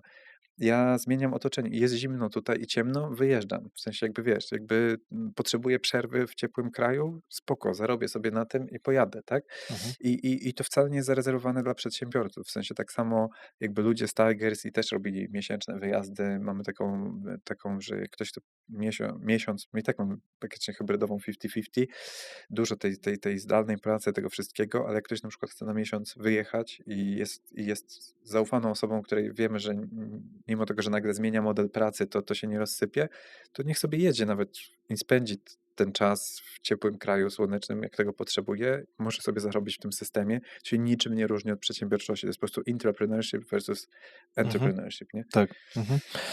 Ja widzę, że ty tak właśnie słuchasz bardzo mocno swojej energii, nie? Że przyklejasz się właśnie do tego, co myślisz i dzięki temu rzeczywiście wydaje się, że tej energii nie wyczerpujesz. To jest mega odkrycie dla mnie, patrzenie na to, że tylko ty dzisiaj możesz sobie na to pozwolić, nie? Człowiek na etacie sobie nie może na to, chyba no, na specyficznych etatach, no bo Weszliśmy w mocną polemikę. Na co człowiek na etacie nie może sobie pozwolić, na co ja mogę sobie pozwolić. To jest dobre, polemizuj. Rzućmy. ale dobre. Tak, No nie, okej. ale serio, w Nie, sensie no masz na co, rację, no? nie, masz rację, Bo no. wiesz, to są Wiem, wymówki, to są wiem, to wymówki. To jest jest właśnie to, że ktoś mi totalna potem wymówka, przyjdzie i no. powie, wiesz, łatwo ci powiedzieć, nie? Bo coś tam. To jest właśnie, to jest, wiesz, to jest wymówka w chuj. W sensie jakby Masz rację. wygeneruj taki efekt, żeby dostać specjalne warunki, które będzie można uzasadnić, że jak ktoś wygeneruje taki efekt, to też je dostanie. Zapraszam. Możesz kurwa zarabiać 100 000 miesięcznie, czyli więcej niż ja sobie wypłacam. Nie ma problemu. Możesz mieć udziały w firmie, możesz jechać na cały rok dookoła świata. Mam to gdzieś. Po prostu pokaż, że to się zepnie. Ja muszę udowodnić, że to się zepnie. Tak. Niczym to się nie różni. W sensie to jest ekosystem, który to umożliwia. A to, że większość ludzi nie jest na to gotowa, nie wierzy w to, to jest Mhm. jakby, ja mogę im to mówić, mogą w to wierzyć lub nie, jeżeli to nie jest mój problem. W sensie ja nie jestem od tego, żeby zbawiać świat. Jeżeli ja powiedziałem i udowodnię, że można i udowodniałem nie raz, no to jakby, to czemu nie? W sensie jakby nie kumam. W Tak. sensie, Nie, wiesz, 100% racji. to w ogóle, przepraszam, to No, Rafał Mazur to mówi, no, którego bardzo lubię, te jego materiały, są takie też lubię. wyraziste. I on to mówi, albo Polecamy są go. Ten podcast to polecenie jest Rafała Mazura, tak? tak, dokładnie. Ale wiesz, on to fajnie to mówi, że albo są wyniki, albo są wymówki. I ja mówię, o Tak. nie mogę tego, to od tego Mm. zacząłem prezentację w tym roku w ogóle, że jest energia właśnie, ta proaktywność i reaktywność i gdyby tylko, to jest największe, jak słyszę coś takiego, to od Mhm. razu mam taką lampkę, gdybym tylko Coś. miał coś tam, No, gdybym tylko był zabezpieczony finansowo, to bym coś to zrobił. luz. A fajnie mnie nauczył Tadek Żurawski, a odwróć myślenie. A może jakbyś to zrobił, to byłbyś zabezpieczony finansowo, wiesz, w sensie odwróć Mhm. zawsze myślenie, nie? Czyli jakby gdybym tylko miał spokój, to byłbym lepszym liderem. A może jakbyś był liderem lepszym, to miałbyś lepszy spokój, nie? W sensie jakby wiesz, No, i takie zabawy z tak. myślami, tam jest mega potencjał, nie? No, a propos Rafała Mazura, to właśnie dzisiaj rano przypomniałem sobie, bo ostatni miesiąc miałem naprawdę taki trochę prokrastynowałem, tak to się mówi.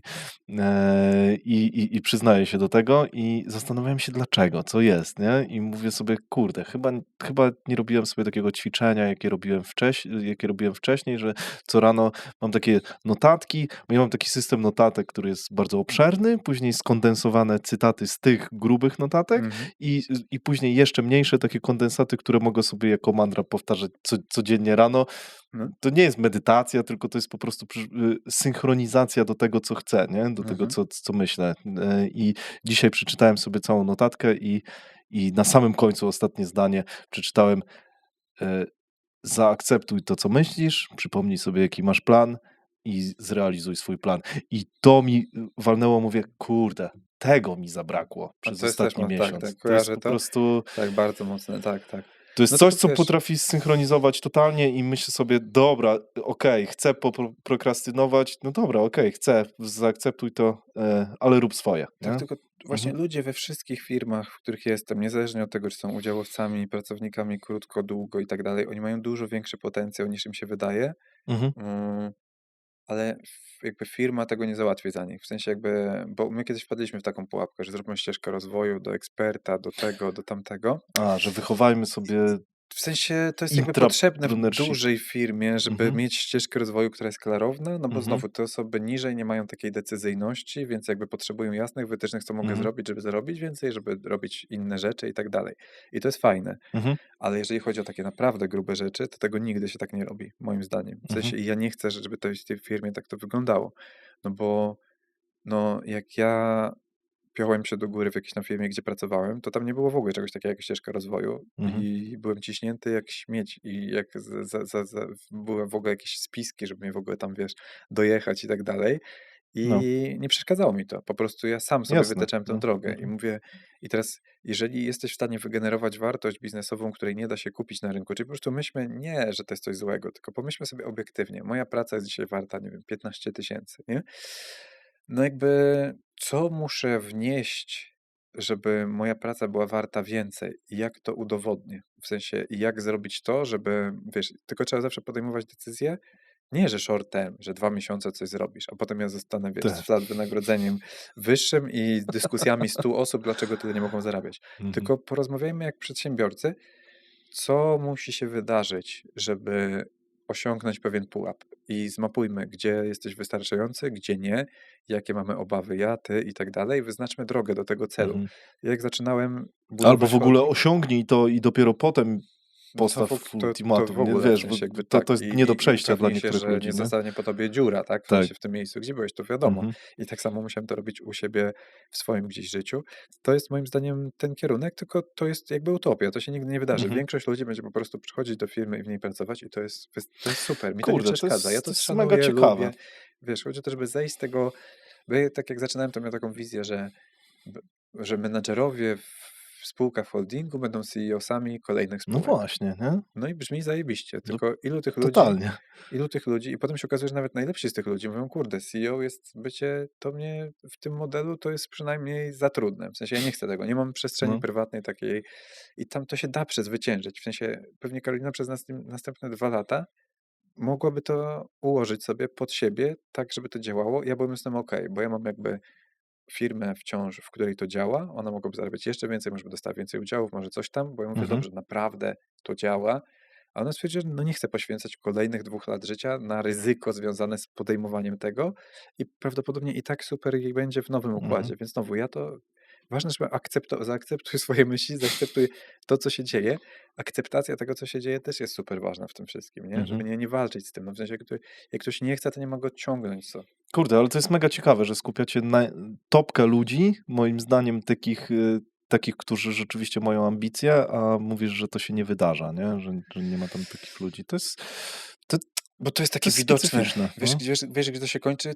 Te ambicje się kończą tam, gdzie jest taki standard, czyli jest logiczne, że dobrze, no, pytasz ludzi, co by chcieli na rozmowach rekrutacyjnych, nie? No to oni mówią, no chciałbym, załóżmy, że robią normalnie jakąś tam, wiesz, wąską specjalizację w jakiejś firmie, mówią, chciałbym poszerzyć kompetencje, nowe systemy reklamowe, coś tam. No i potem może chciałbym być albo liderem, albo uczyć ludzi tego, szkolić tego, no nie? Na przykład, czy ścieżka liderska, ekspercka.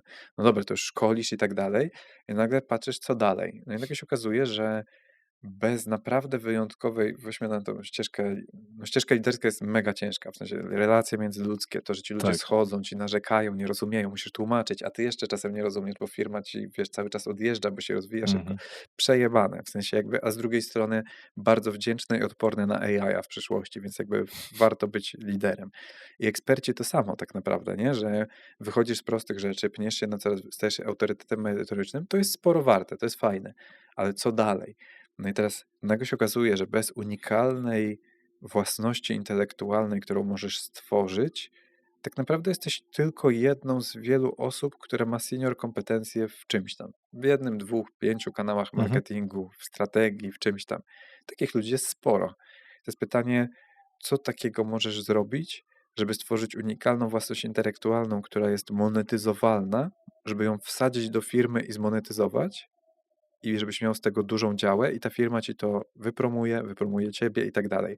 Ludziom się wydaje, że jak ich wrzucimy na 3 posty, wiesz, na fanpage'u czy tam na jakimś LinkedInie i wiesz, i poprowadzą szkolenie, to tak, na pewno łatwiej znaleźć pracę i tak dalej, ale to jest jeszcze niestety zatrzymują się na takim wierzchołeczku tego, co można zrobić, Mhm. ale mi jest ciężko wytłumaczyć, że wiesz, co to jest własność intelektualna, unikalna, a nagle się okazuje, że w jednej spółce to zrobiliśmy, no i wiesz, wchodzisz na cold mailu do firmy z Doliny Krzemowej, to jest dla mnie własność intelektualna, tak? Połączyliśmy dwie super rzadkie kompetencje w super wąskiej O, niszy, zajebiście. rok Mhm. czy półtora, wiesz, jeżdżenia po targach na całym świecie, firma, która miała 200 000 przychodu, czy coś takiego, e, wiesz, wydaje 15 000 na wyjazd do Kalifornii, potem na Tajwan, potem gdzieś Mhm. tam.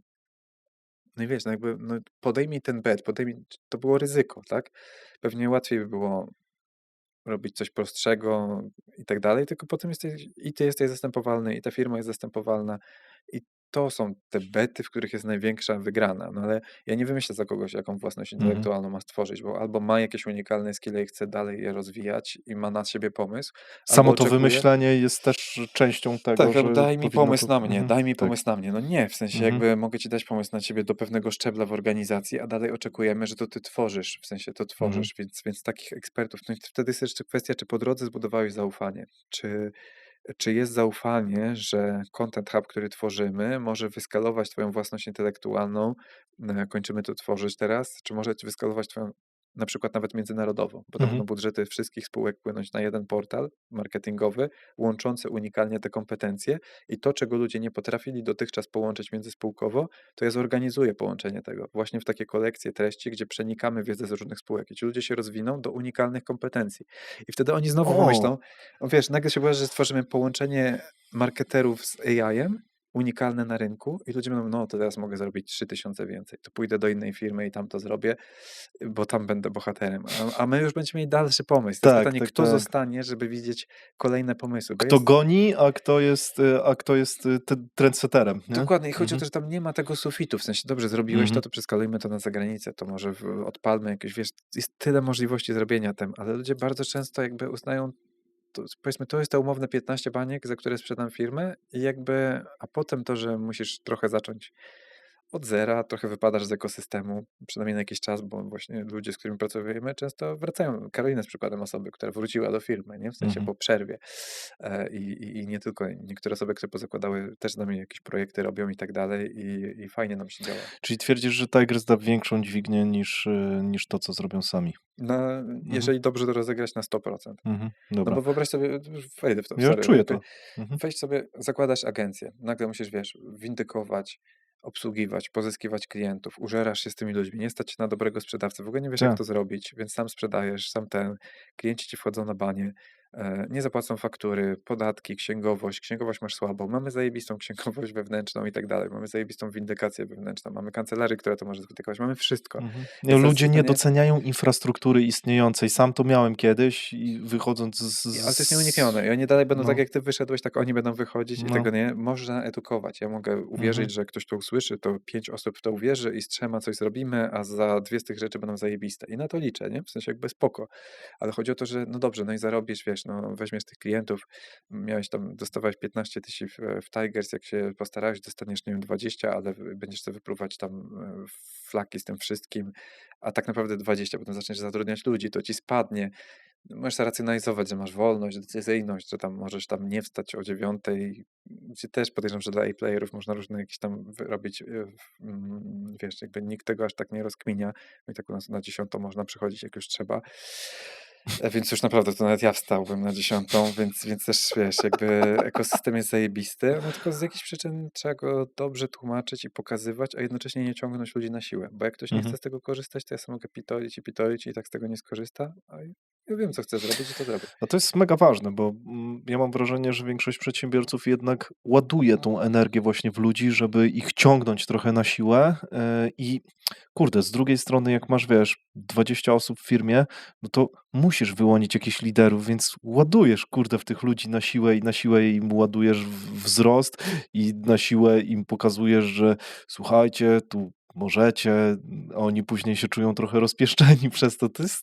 To ma takie siły, więc wtedy co? Wtedy wymienić tych ludzi na tych, którzy To mają się samo wymienia, to się samo większy cyrkuluje, w ciąg? sensie to jest Mhm, wraz im szybciej firma rośnie, mhm, tym częściej dochodzi do weryfikacji, czy na tym etapie firmy ktoś jakby nadąża z jej rozwojem, czy chce nadążać. Bo czasem jest tak, że mhm, ktoś po prostu potrzebuje spokoju, firma odjeżdża i to jest pytanie, czy chcesz nadgonić, czy nie, czy chcesz zrozumieć, że teraz jest trochę inny podział ról, czy nie. To jest mhm, nieuniknione. mhm, E, Akurat w tak jest teraz na pewno spowolni, bo nie ma takich oczekiwań wzrostowych i tak dalej, ale wiesz, ja bardziej wierzę w to scaling upowe podejście, usuwaj ludziom z drogi przeszkody do motywacji. Czyli ja wiem, mhm, że mam 4 dobrych menedżerów, to ja teraz im usunąłem 2 zbędne etapy jakby raportowania, upewniania się, czy to dobry mhm, pomysł. Ja mówię, dobrze, będzie ci łatwiej zaplanować swoją pracę, bo jest mniej jakby rozpraszaczy, masz większą decyzyjność i masz jakby, no, więc jedziemy, nie? A jeszcze gdzieś tam Karolina punktowo będziecie wspierać przy klientach, przy dużych postępowaniach w takich rzeczach, więc jakby mhm, ułatwiam ci życie. To teraz rób to, co chcesz zrobić, nie? Miałem rozmowę na przykład właśnie z wspomnianym Karolem i on mówi, wiesz, no, czy jak przejdę do tej roli menedżerskiej, czy to dam sobie radę, nie? No bo wiesz, teraz mamy za dużo rzeczy, tu odrzuciłem przetarg dla tam bardzo dużej firmy, jednej, tu dla drugiej. Ja mówię, no widzisz, no to, co powiedziałeś, de facto świadczy, że jesteś gotowy. Zacząłeś podejmować decyzje, w co wchodzimy, w co nie, co de facto pokazuje, że już jesteś menadżerem. W sensie, tak? W sensie już podejmowałeś, wcześniej na siłowni rozmawialiśmy o rekrutacji, które prowadzi, jak jeszcze nie wiedział o tym kierunku. W sensie ja też wtedy nie wiedziałem w sumie, ale rozmawialiśmy o rekrutacjach, które on prowadzi do swojego zespołu, nie? No jakby mega fajne przemyślenia i tak dalej. I ja mówię, no to dobrze, no umiesz zarekrutować, umiesz zonboardować, bo już onboardował Honoratę, umiesz to, umiesz tamto, to jakby to jest tylko kwestia przestawienia mindsetu, że jestem decision makerem, czyli tożsamość, w sensie nie jestem sprzedawcą, jestem decision mhm. makerem, co też w oczach klientów sprawia, że jesteś mocniejszy i tak dalej, nie? Okej, tą tożsamość, to za chwilę. Dobra, czy jest dzisiaj coś takiego tylko takiego naprawdę wewnętrznego, że czujesz strach, jeżeli chodzi o konkretną rzecz, jakiś taki, nie mówię o pierwotnym strachu przed pająkami, tylko chodzi mi o Ja taki. pająków nie lubię. No, nikt nie lubi, Wiesz bo co, genetycznie podobno to mamy. Ale chodzi mi o taki, wiesz, taki strach, czego ty się boisz, w kontekście biznesu, nie?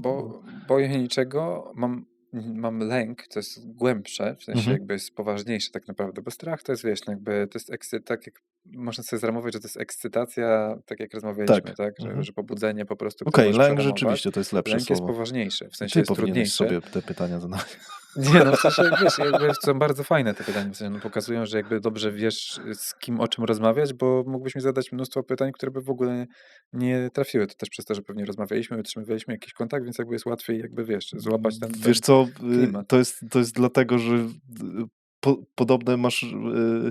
podobny mamy flow Tak, myślenia. tak, tak. To też zauważyłem, to, że przetwarzasz te notatki i tak dalej, czyli masz dużo myśli, więc musisz je uporządkować. To jakby ja to doskonale to znam. I, I teraz jedyny taki lęk jest jednak finalnie bezpieczeństwo finansowe. No jednak cały czas nie pozabezpieczałem się finansowo Okej? prywatnie. I teraz Mówiłeś o to, tym tylko to jest w ostatnio, głowie, tak? I jak to się nie rozmawialiśmy. zmieniło. No, W sensie okej. jakby teraz jestem w większej liczbie podmiotów. Do każdego z nich mógłbym wejść i zarobić na siebie i utrzymać się z tego. Załóżmy, że zaorało wszystkie branże poza jedną. AI i wojna i wszystko. Mhm. Jestem w stanie wejść do jednej dowolnej spółki, wnieść wartość, zarobić na siebie. Ale jednak z jakichś przyczyn finalnie mam takie poczucie, że kurde, nie zabezpieczyłem, powiedzmy nawet lifestyle'u, nazwijmy to lifestyle'u, że Mhm. jakby ja nie lubię się zastanawiać, czy i nie muszę, i to jest bardzo cenne, czy mnie stać na jakiś wyjazd, czy nie.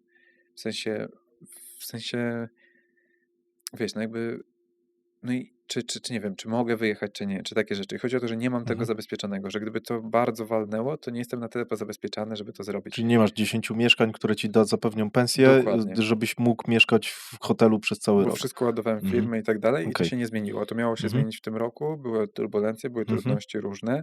Te firmy i tak rosną, się rozwijają, ale jakby ta zyskowność gdzieś tam była ciągnięta w dół przez różnego rodzaju wydarzenia.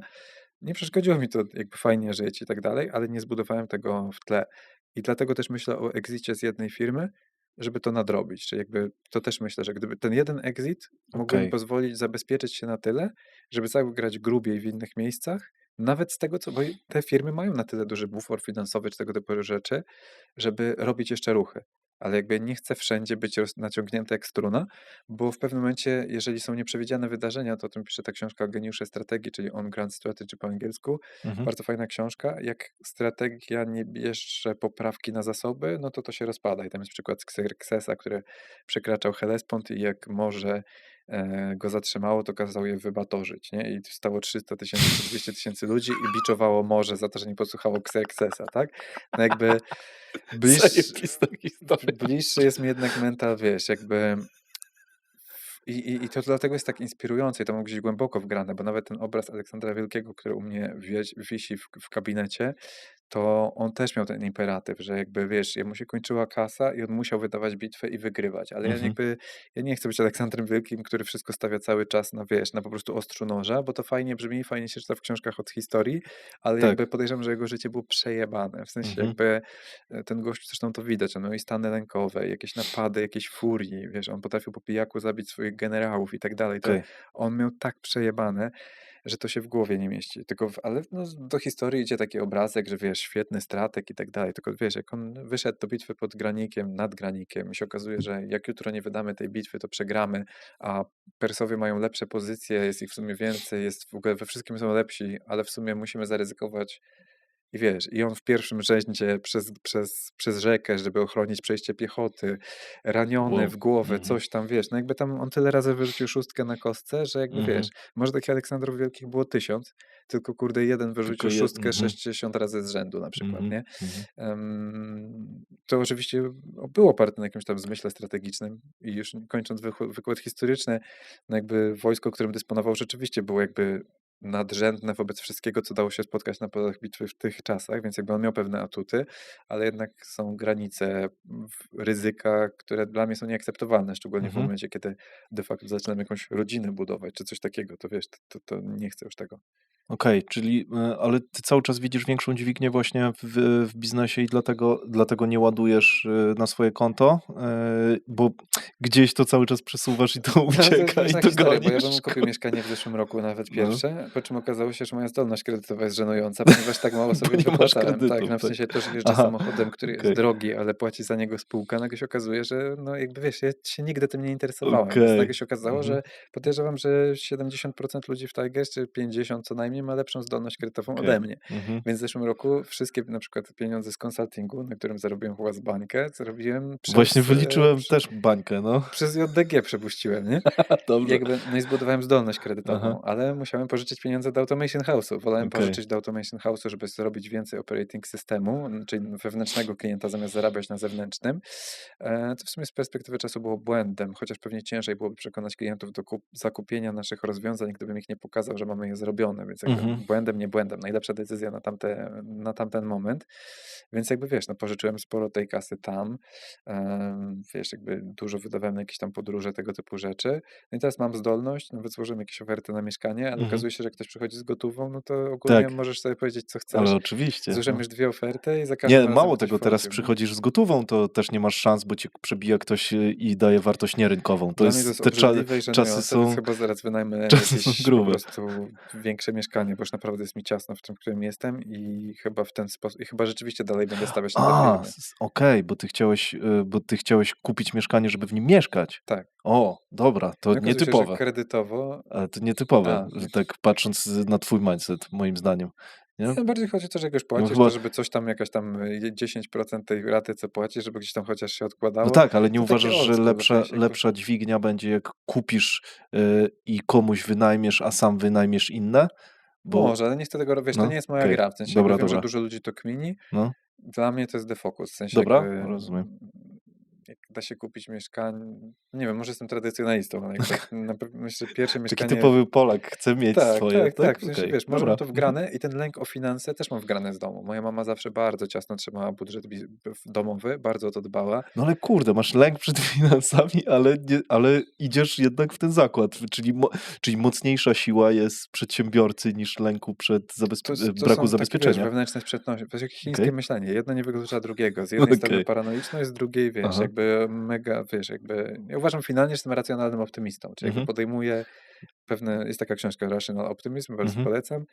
I ona mówi, dlaczego nie będzie katastrofy klimatycznej i takich różnych rzeczy, w sensie, że wyciąga No wnioski, tu dlaczego. coraz mniej ludzi wierzy w to, że będzie, patrząc na lobby różne i różne dziwne gierki. To jest kontrowersyjny Okej. temat, będziemy go poruszać tutaj Nie, w bardziej, podcaście. bardziej chodzi o to, że no, bo moim zdaniem to chyba rzeczywiście się dzieje, w sensie z tego, co pokazują jakieś tam dane, ale chodzi o to, że innowacyjność ludzi i to, że jest Mhm. ludzi coraz Pójdzie do więcej, mają przodu. dostęp Mhm. i rozwój przyspiesza, że jakby nie możemy przewidzieć, co wymyślimy, co nas z tego może wyciągnąć. Ja jestem pod tym względem takim optymistą i tyle, nie? Mhm.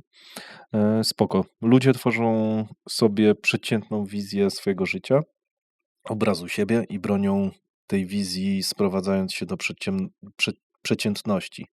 To jest parafraza tego, co ty powiedziałeś, ale chciałbym o to zahaczyć. E, Dlaczego uważasz, że tak jest i i czy ty w ogóle myślisz już o takich rzeczach? Czy jesteś już na takim levelu swoim mentalnym, otaczając się ludźmi, którzy są pro, że w ogóle masz w dupie to, co właśnie przeczytałem?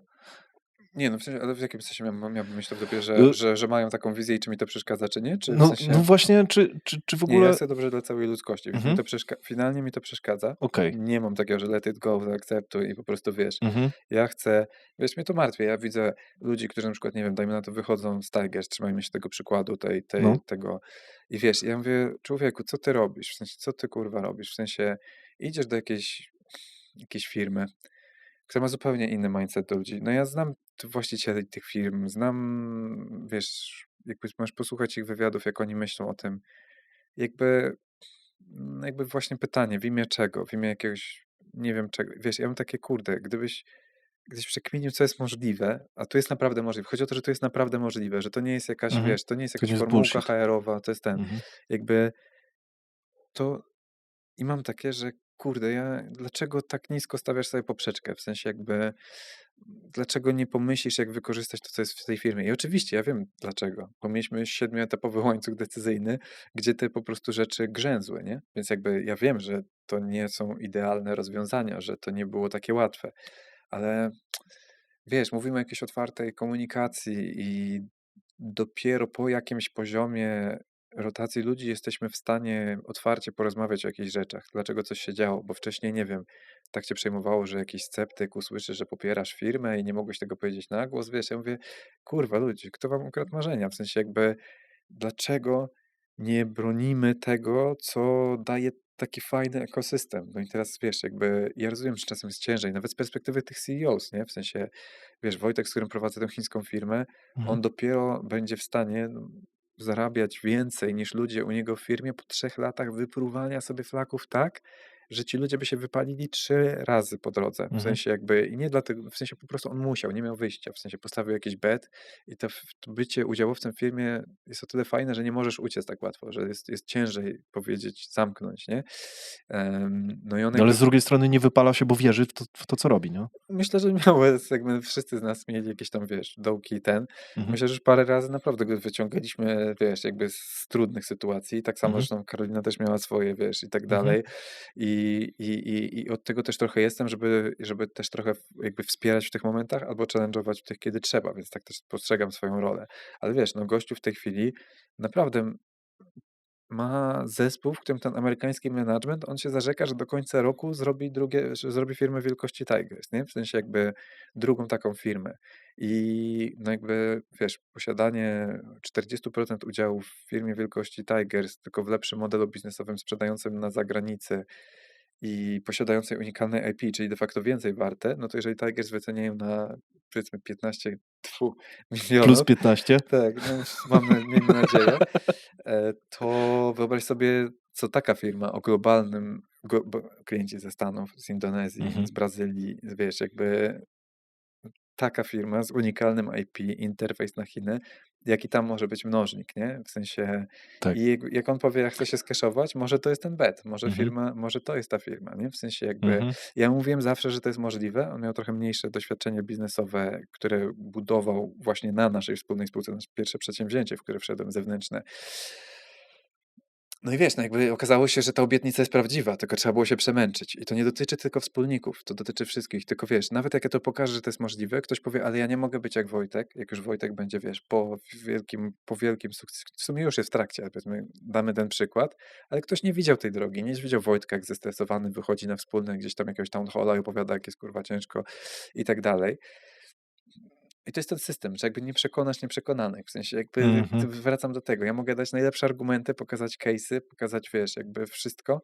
No i co z tego, jak ktoś i tak uważa, w sensie i spoko, każdy ma prawo do podejmowania najlepszych decyzji, jakie widział na tym etapie, a Tigers nie jest jedynym miejscem, czy 22 Ventures, czy Automation House, żeby robić duże rzeczy. W sensie No tak, może ktoś z nich założy unicorna i kupi Tigers. Jestem tylko za 30 palić. 30, Dzisiaj, tak? 30 Jest. dzisiaj, bez jakiegoś 15, Tak, 15 tak, tak. walić to. Już zmieniamy trochę tą wycenę. Franek, ty mega pomagasz ludziom, nie? Mówisz też o tym otwarcie, że to robisz. Czy to jest kwestia twojego altruizmu? Czy istnieje w ogóle coś takiego jak altruizm? I czy ma to w ogóle znaczenie? Czy istnieje, czy nie? Bo mm, może to nie ma znaczenia, nie? No bo w sensie ja odpowiedzi nie znam, bo ja też myślę po sobie, okej, pomogę komuś, ja też pomagam ludziom i tyle, ile mogę, tak? No, nie mam jeszcze takiej mocy jak ty, ale będę miał.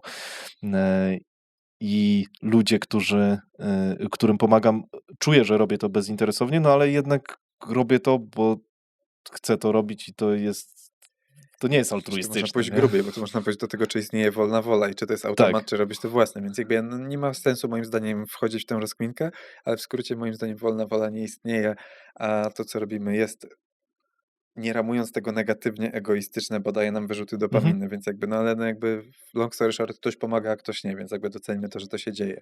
To, że są misjonarze w Afryce i robią to dla siebie tak naprawdę na jakimś tam najgłębszym poziomie nieświadomym, to jest piękne i tak nie ma co tego jakby, wiesz, kwestionować moim zdaniem, w sensie to taka jest moja skrótowa opinia. Mhm. Jakby, wiesz, z tego, co w sensie w kontekście takiej misji, czyli jakby, bo ja Mhm. mówiłem dużo o wizji, czyli co, mm, ale bardzo mówiłem mało o misji, czyli po co. Jakby w DNA, czy Tigers, czy innych, w ogóle wszystkich moich przedsięwzięć, działań jest de facto pomaganie ludziom na drodze do rozwoju, czyli jakby, Mhm. że umownie idę z tą maczetą przez las, robię trening, tak? Maluję się w paski tygrysa, zmieniam się w jaguar wojownika, tak? I przebijam się przez ten las, żeby przetrzeć tę ścieżkę, tak zgodnie z misją, tak jest, bycie przewodnikiem po digitalowej dżungli. Dlaczego dziwnym trafem misja każdej firmy to jest, wiesz, jakby Automation House przewodnik po technologicznej dżungli.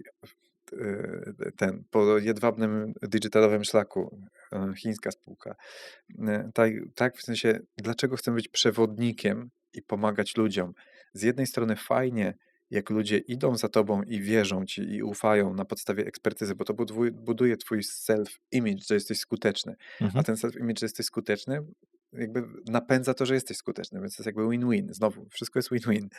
I to jest pierwsza rzecz. A druga rzecz jest taka, że w tym wszystkim jest tak naprawdę chęć pomocy ludziom, czyli chęć pomocy klientom, żeby ich przeprowadzić przez rzeczy, które są trudne, których się boją. W digital marketingu masz setki jakby kanałów, możliwości, agencji, tez, które stawiają i chodzi o to, że ktoś chce stworzyć najlepsze miejsce, w którym możesz te dylematy rozstrzygnąć. W Automation House technologiczne i tak dalej, i tak dalej. A ja konsultując sobie na przykład biznesy, mogę pokazać ludziom, którzy wiem, jakie stresy, jakie trudności ich czekają i wiem to coraz lepiej, bo Mhm. przekonsultowałem ich, no nie wiem, tam z 50, nie wiem, mniej więcej osób, no 50. 50 osób przekonsultowałem, powiedzmy, w różnych modelach biznesowych, salony masażu, szkoły, 52 ja agencje. mam zapisane. No do 52, dziękuję. Czyli jesteś jakby, to jest tak. I wiesz, jakby przeróżne modele biznesowe widziałem od środka, wiesz, po to zbieram tę wiedzę, żeby móc komuś zdjąć jego cierpienie, które musi przejść na tej ścieżce. Niezależnie od tego, czy robi to jako firmę, którą konsultuję, czy jako pracownik firmy, którą tworzę, ja chcę tworzyć systemy, które to umożliwiają i tyle, no, w sensie Mhm. tak, no. Spoko. Powiedz, Franek, jak podejmujesz decyzje w życiu, bo wiem, że Robisz coś takiego jak taki rachunek zysków i strat. Masz właśnie między innymi to 50 pytań. Jeszcze wrócę, podlinkujemy newsletter Mhm. Franka na dole. Dostaniecie wtedy to 50 pytań. To taki lead magnet. Tak, tak. Dodam, że nigdy nie wysłałem maila z tego newslettera i tam jest już 2000 ponad osób, To jest a nigdy nie zajebiste. wysłałem żadnego maila z tego, bo i w ogóle ten lead magnet się rozchodzi organicznie. W sensie widać, że ludzie z tego korzystają, bo ta część, szczególnie ta część dotycząca tego szablonu na poszczególne Mhm. obszary życia, jakby, nie wiem, codziennie parę osób się zapisuje, a ja tego nie wrzucam na przykład przez miesiąc, ale i tak mam cały czas zapisy, więc fajnie. Kiedyś tam coś wyślę. A, że ludzie i masz potwierdzenie, że ludzie polecają sobie nawzajem. Tak, tak, Zajebiste. tak. No, No, no, więc to zajebiste. mnie tak No. bardzo to Mhm. doceniam. To też takie właśnie w Okej. kontekście tej, że pomagasz ludziom, wiesz, Bo u nie? mnie się zatrzymało w pewnym momencie. Mhm. Okej, to jest rzeczywiście dobry wyznacznik. Znaczy wiesz, to też jest kwestia pewnej jakby skali, no bo jeżeli Ale masz my nie mamy 2000 lead ludzi, magnetu, a, bo okej, specjalnie to zrobiłem. okej, no tak, no Chciałem, widziałem tą zapowiedź, no. chciałem tylko takich, A wiesz, to polecam jednak hardkorowców. mieć, w sensie to wiesz, w sensie to już, Ja ja wiem, wiesz, że chcesz, lubimy sobie robić, żeby było trudniej, ale jakby lead magnety ogólnie przydają się w generowaniu okej. leadów, jak sama nazwa No. wskazuje, nie? Ale mało tego, ja go nie komunikuję, Mhm. ale go wrzucam. To, Widzisz, tak, to widziałem, to jest głupie. wiem, to jest głupie. Bo ja myślałem tak samo, nie? Że ja się No. obrażałem na ludzi, że robię takie super treści i dlaczego nie zostałem jeszcze gwiazdą na LinkedInie, nie? Jakby dlaczego mam tylko 15 000 followersów, a jak coś ludzie, co wrzucają jakieś shity 3 razy No. dziennie, mają też 15. Ja mówię, że powinien mieć Okej. 100. I piszę takie wspaniałe rzeczy, tylko raz piszę, raz nie piszę. W sumie to nie są aż takie wspaniałe i w sumie trzeba ludziom trochę dopomóc No w tym, dobra. nie? W sensie, Dobra, to więc jest głupie, no. no, w sensie Mm. i to znowu lustrzane odbicie, bo tak samo o tym myślę i na tym tylko już wyciągnąłem jest tym tyle, że wyciągnąłem przynajmniej na newsletterze wyciągnąłem te wnioski. Na LinkedInie Okej. jeszcze nie, ale to też zmienimy. A co do decyzji, to tak, Mhm. 50 decyzji, 50 pytań strategicznych jest dla mnie Twarzy trzon. geja. Tak, to jest jakby jedno.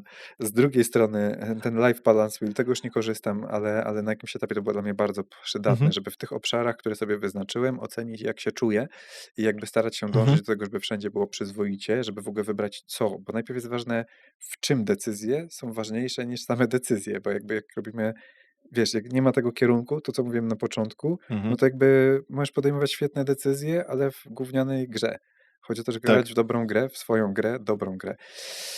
O tym też mówi, tak samo jest z wiedzą, tak? Mówi o tym Naval Ravikant, że co z tego, że przeczytałeś całe życie 1000 książek, jak wkręciłeś się w astrologię i numerologię i jakby jesteś ekspertem od czegoś, co nie istnieje. W sensie jakby, wiesz, to jest jakby, dlatego ja lubię na przykład rzeczy, które są oparte w badaniach i jak słyszę, że wiesz, Zajebiste. o, mleko jest złe dla ludzi, bo ropa z krowy, coś tam, a w ogóle teraz w ogóle nie ma co liczyć kalorii, bo są, wiesz, bo oglądałem podcast, że coś tam i ja mówię, ja pierdzielę, w sensie dobrze, to ja tymczasem spojrzę na swoje wykresy, gdzie miesiąc po miesiącu 0,5% tkanki tłuszczowej mi schodzi, masa mięśniowa rośnie, gdzie nawet na redukcji ponoć nie da się robić mięśni, ale jeżeli słuchasz się nauki, jesteś cierpliwy, nagle się okazuje, że to działa, ale ktoś tu mówi, nie, bo to geny, bo to coś tam, bo to, wiesz, bo tobie jest łatwiej, bo ty możesz coś tam. Albo są wyniki, albo są Masz wymówki, nie? parkiet z księżycowego drewna, to na pewno o to Dokładnie, no w chodziło. sensie wiesz, nagle się okazuje, że lepiej się nauczyć tablicy Mendelejewa i wiesz, jakichś podstaw wszystkiego, niż spędzać czas na przyswajaniu, wiesz, jakichś randomowych rzeczy. Więc tu nie ma jakiejś, wiesz, rachunek Mhm. zysków i strat długoterminowy też jakoś tam w skrócie. Jest taka książeczka, takie 50 modeli podejmowania decyzji czy coś, to kiedyś przejrzałem, ale to nie Mhm. było jakieś super wzbogacające. Myślę, że te Mhm. 50 pytań jest najlepsze. Taki głęboki deep dive, parę godzin z tymi pytaniami i naprawdę można naprawdę rozwiązać każdy problem, nie? Mhm. E, Czy jest coś takiego, że nie wchodzisz w komunikację, która na wszelki wypadek, która może ci zmienić mindset? Wiem, że to jest duże uproszczenie, bo nie ma czegoś takiego, że ktoś ci wejdzie i ci zmieni mindset, wiesz, Myślę, że tak, mógłby wpłynąć, nie rozumiem. ale nie będzie to takie proste, nie? Przy twoim poziomie przemyślenia tego. E, Ale czy właśnie celowo odcinasz się od tych ludzi i myślisz, że przez to możesz stracić na przykład ten kontakt z takim aktywnym feedbackiem? Chodzi mi o to, że wiesz, są hejterzy, którzy cię hejtują, okej, od tego trzeba się odciąć, z drugiej strony trzeba słuchać feedbacku ludzi, z trzeciej strony trzeba gdzieś tam, przynajmniej tak myślę, że chcesz rozwijać ten mindset w tę stronę, którą zaprojektowałeś i pytanie, czy masz tu coś takiego, że znajdujesz jakiś taki środek w tym wszystkim? Czy masz to przemyślane? Że to otwartość i ten growth mindset, który mamy w wartościach jest bardzo ważny, bo też Mhm. wyobrażam sobie przez pryzmat, no nie wiem, za jakiś rok czy coś bym chciał mieć na przykład dziecko, nie? Czy tam za 2 powiedzmy max.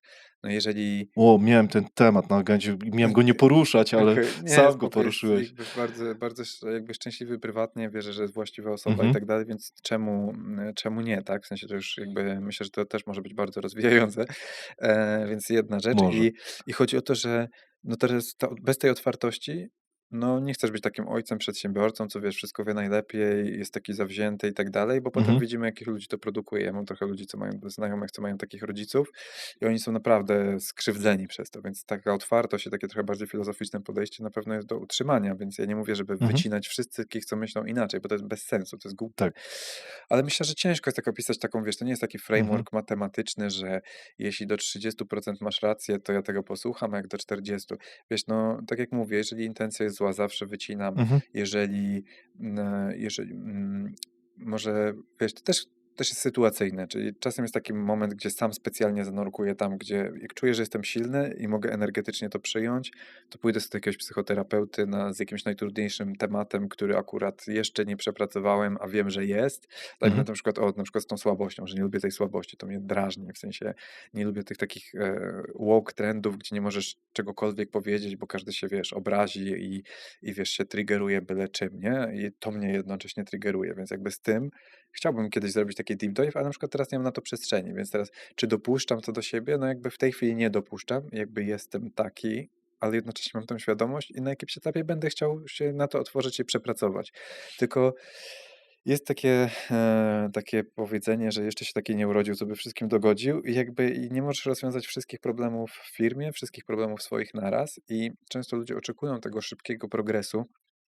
Wiesz, rzucają tu nawyki, zimna sauna, wiesz, jakby masaż głowy, wiesz, wszystko, nie? W sensie jedno po drugim i próbują to nastakować, starcza im czas, energii na 3 dni max i potem jest jakby, wiesz, dołek i tak dalej. Ja te rzeczy i nadal przez całe życie tak będę robić, więc to jakby to nie jest koniec tej przygody, że teraz mówię z pozycji, o już wszystko wymyśliłem. Nie, jeszcze ja liczę na to, że do końca życia będę się rozwijać, w sensie to jest dla mnie kluczowe.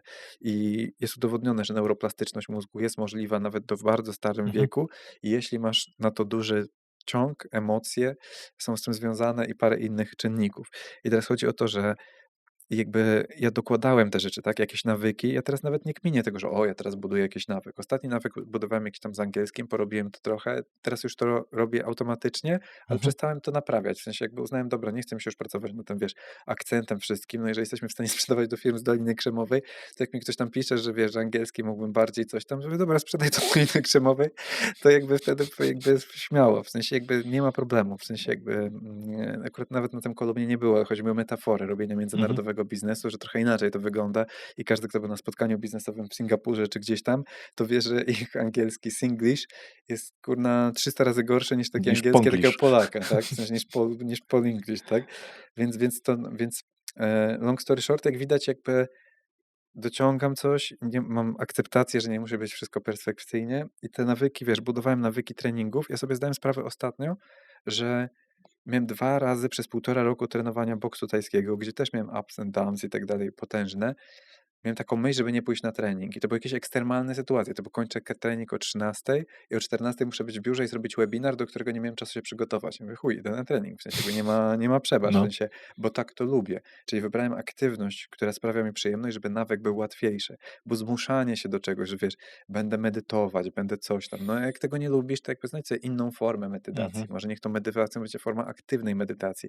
Chodzi o to, żeby próbować. Ta otwartość, o której wspominamy, opiera się też na próbowaniu nowych rzeczy, żeby znaleźć rzeczy, które mi pasują, a nie takie, że wiesz, Simon Sinek, którego nie lubię, powiedział To tak, słyszałem. a tak, wiem, to tak pamiętam. I wiesz, Simon Sinek, wiesz, powiedział, że trzeba mieć takie leadership i ty teraz będziesz robił sobie banie, że nie jesteś taki jak Simon Sinek. No ja mówię, no dobrze, ale było inni przywódcy, tak? Lee Kuan Yew potrafił wyjść w kampanii przedwyborczej i powiedzieć, że nie ma nic głupszego niż mówienie, że ludzie są równi i że porównywanie ludzi na wysokim poziomie intelektualnym do ludzi, którzy wypowiadają jakieś ksenofobiczne publiczne, opinie i tak dalej, i mówienie, że oni są równi, że to jest jakby, wiadomo, że to jest skrót myślowy i że Tak. tak naprawdę są równi, prawa Tak, tak. człowieka i tak dalej, ale jakby nie możemy ważyć opinii, to jest tak naprawdę o merytokracji, że nie możemy ważyć opinii wszystkich ludzi tak samo. Dlatego też uważam, No że 100% się no, zgadzam. wiesz, to tak zdarzy, a potem wiesz, a potem się okazuje, że ludzie by najlepiej chcieli, dopóki tego się nie wprowadzi, zarządzania przez ankiety po prostu na każdy temat. Mieliśmy taką fazę w TGS 3 lata temu, gdzie ludzie w pewnym momencie powiedzieli, jakby było takie upewnianie się z decyzjami, to jeszcze za moich czasów, No. że w pewnym momencie ludzie po prostu nie byli w stanie wypełnić tych wszystkich ankiet, nie? W sensie jakby, że to było tak wkurwiające dla nich i to był taki spam, że zrezygnowaliśmy z tego, nie? I jakby to jest w kontekście tych nie ma idealnych rozwiązań. Finalnie trzeba na jakieś postawić i tym iść i po prostu co jakiś czas robić feedback loop, żeby to sprawdzać, nie? Za dużo No. badaliście rzeczy. I tak samo jest w życiu, nie? Po prostu też być wysportowany, ale też inteligentny, ale też bogaty, ale też taki. Jakby to jest maraton, a nie sprint. W sensie jakby wiadomo, że możesz mieć sterydy i wiesz, i zrobić naprawdę dobrą formę w 3 miesiące, tylko potem skończysz to jeść, to czy tam wstrzykiwać, to jakby ktoś, wiesz, przekuł balonik. Widziałem paru Tak. takich chłopaków No. na treningach sportów walki, nie? Siadali, Lipa. wiesz, przez 3 miesiące mówią, ale mam w ogóle jaka regeneracja, jaki sztos, w ogóle, ale ostatnio mi techniki wchodzą i w ogóle. Po czym po 3 miesiącach widziałem tych samych gości siedzących ze zwieszoną głową pod ścianą, mówiąc, muszę coś zmienić w treningu, coś nie działa i tak dalej. No wszyscy wiedzą, Aha, co nie działa, okej. tak? W sensie jakby... A i też nie hejtuję, w sensie, bo to też No jest pewien tak, no, poziom, jasne. że może nie miałeś tej świadomości, zanim podjąłeś dosyć dużą decyzję o ingerencji w swoje ciało, której ogólnie, no moim zdaniem, raczej zbędna, nie? Nie lubisz rozmawiać o konkurencji. Nie lubisz śledzić konkurencji. Mogę rozmawiać. Co? Nie śledzę. W sensie nie to, no że nie lubię, właśnie po prostu nie tak, śledzę. W sensie jakby nie... Czy to jest tak, że tam są pobawię się w psychologa. No. Nie mam kompetencji, ale czy to jest tak, że tam jest, że czujesz, że mogłoby to być wyciąganie błędnych wniosków?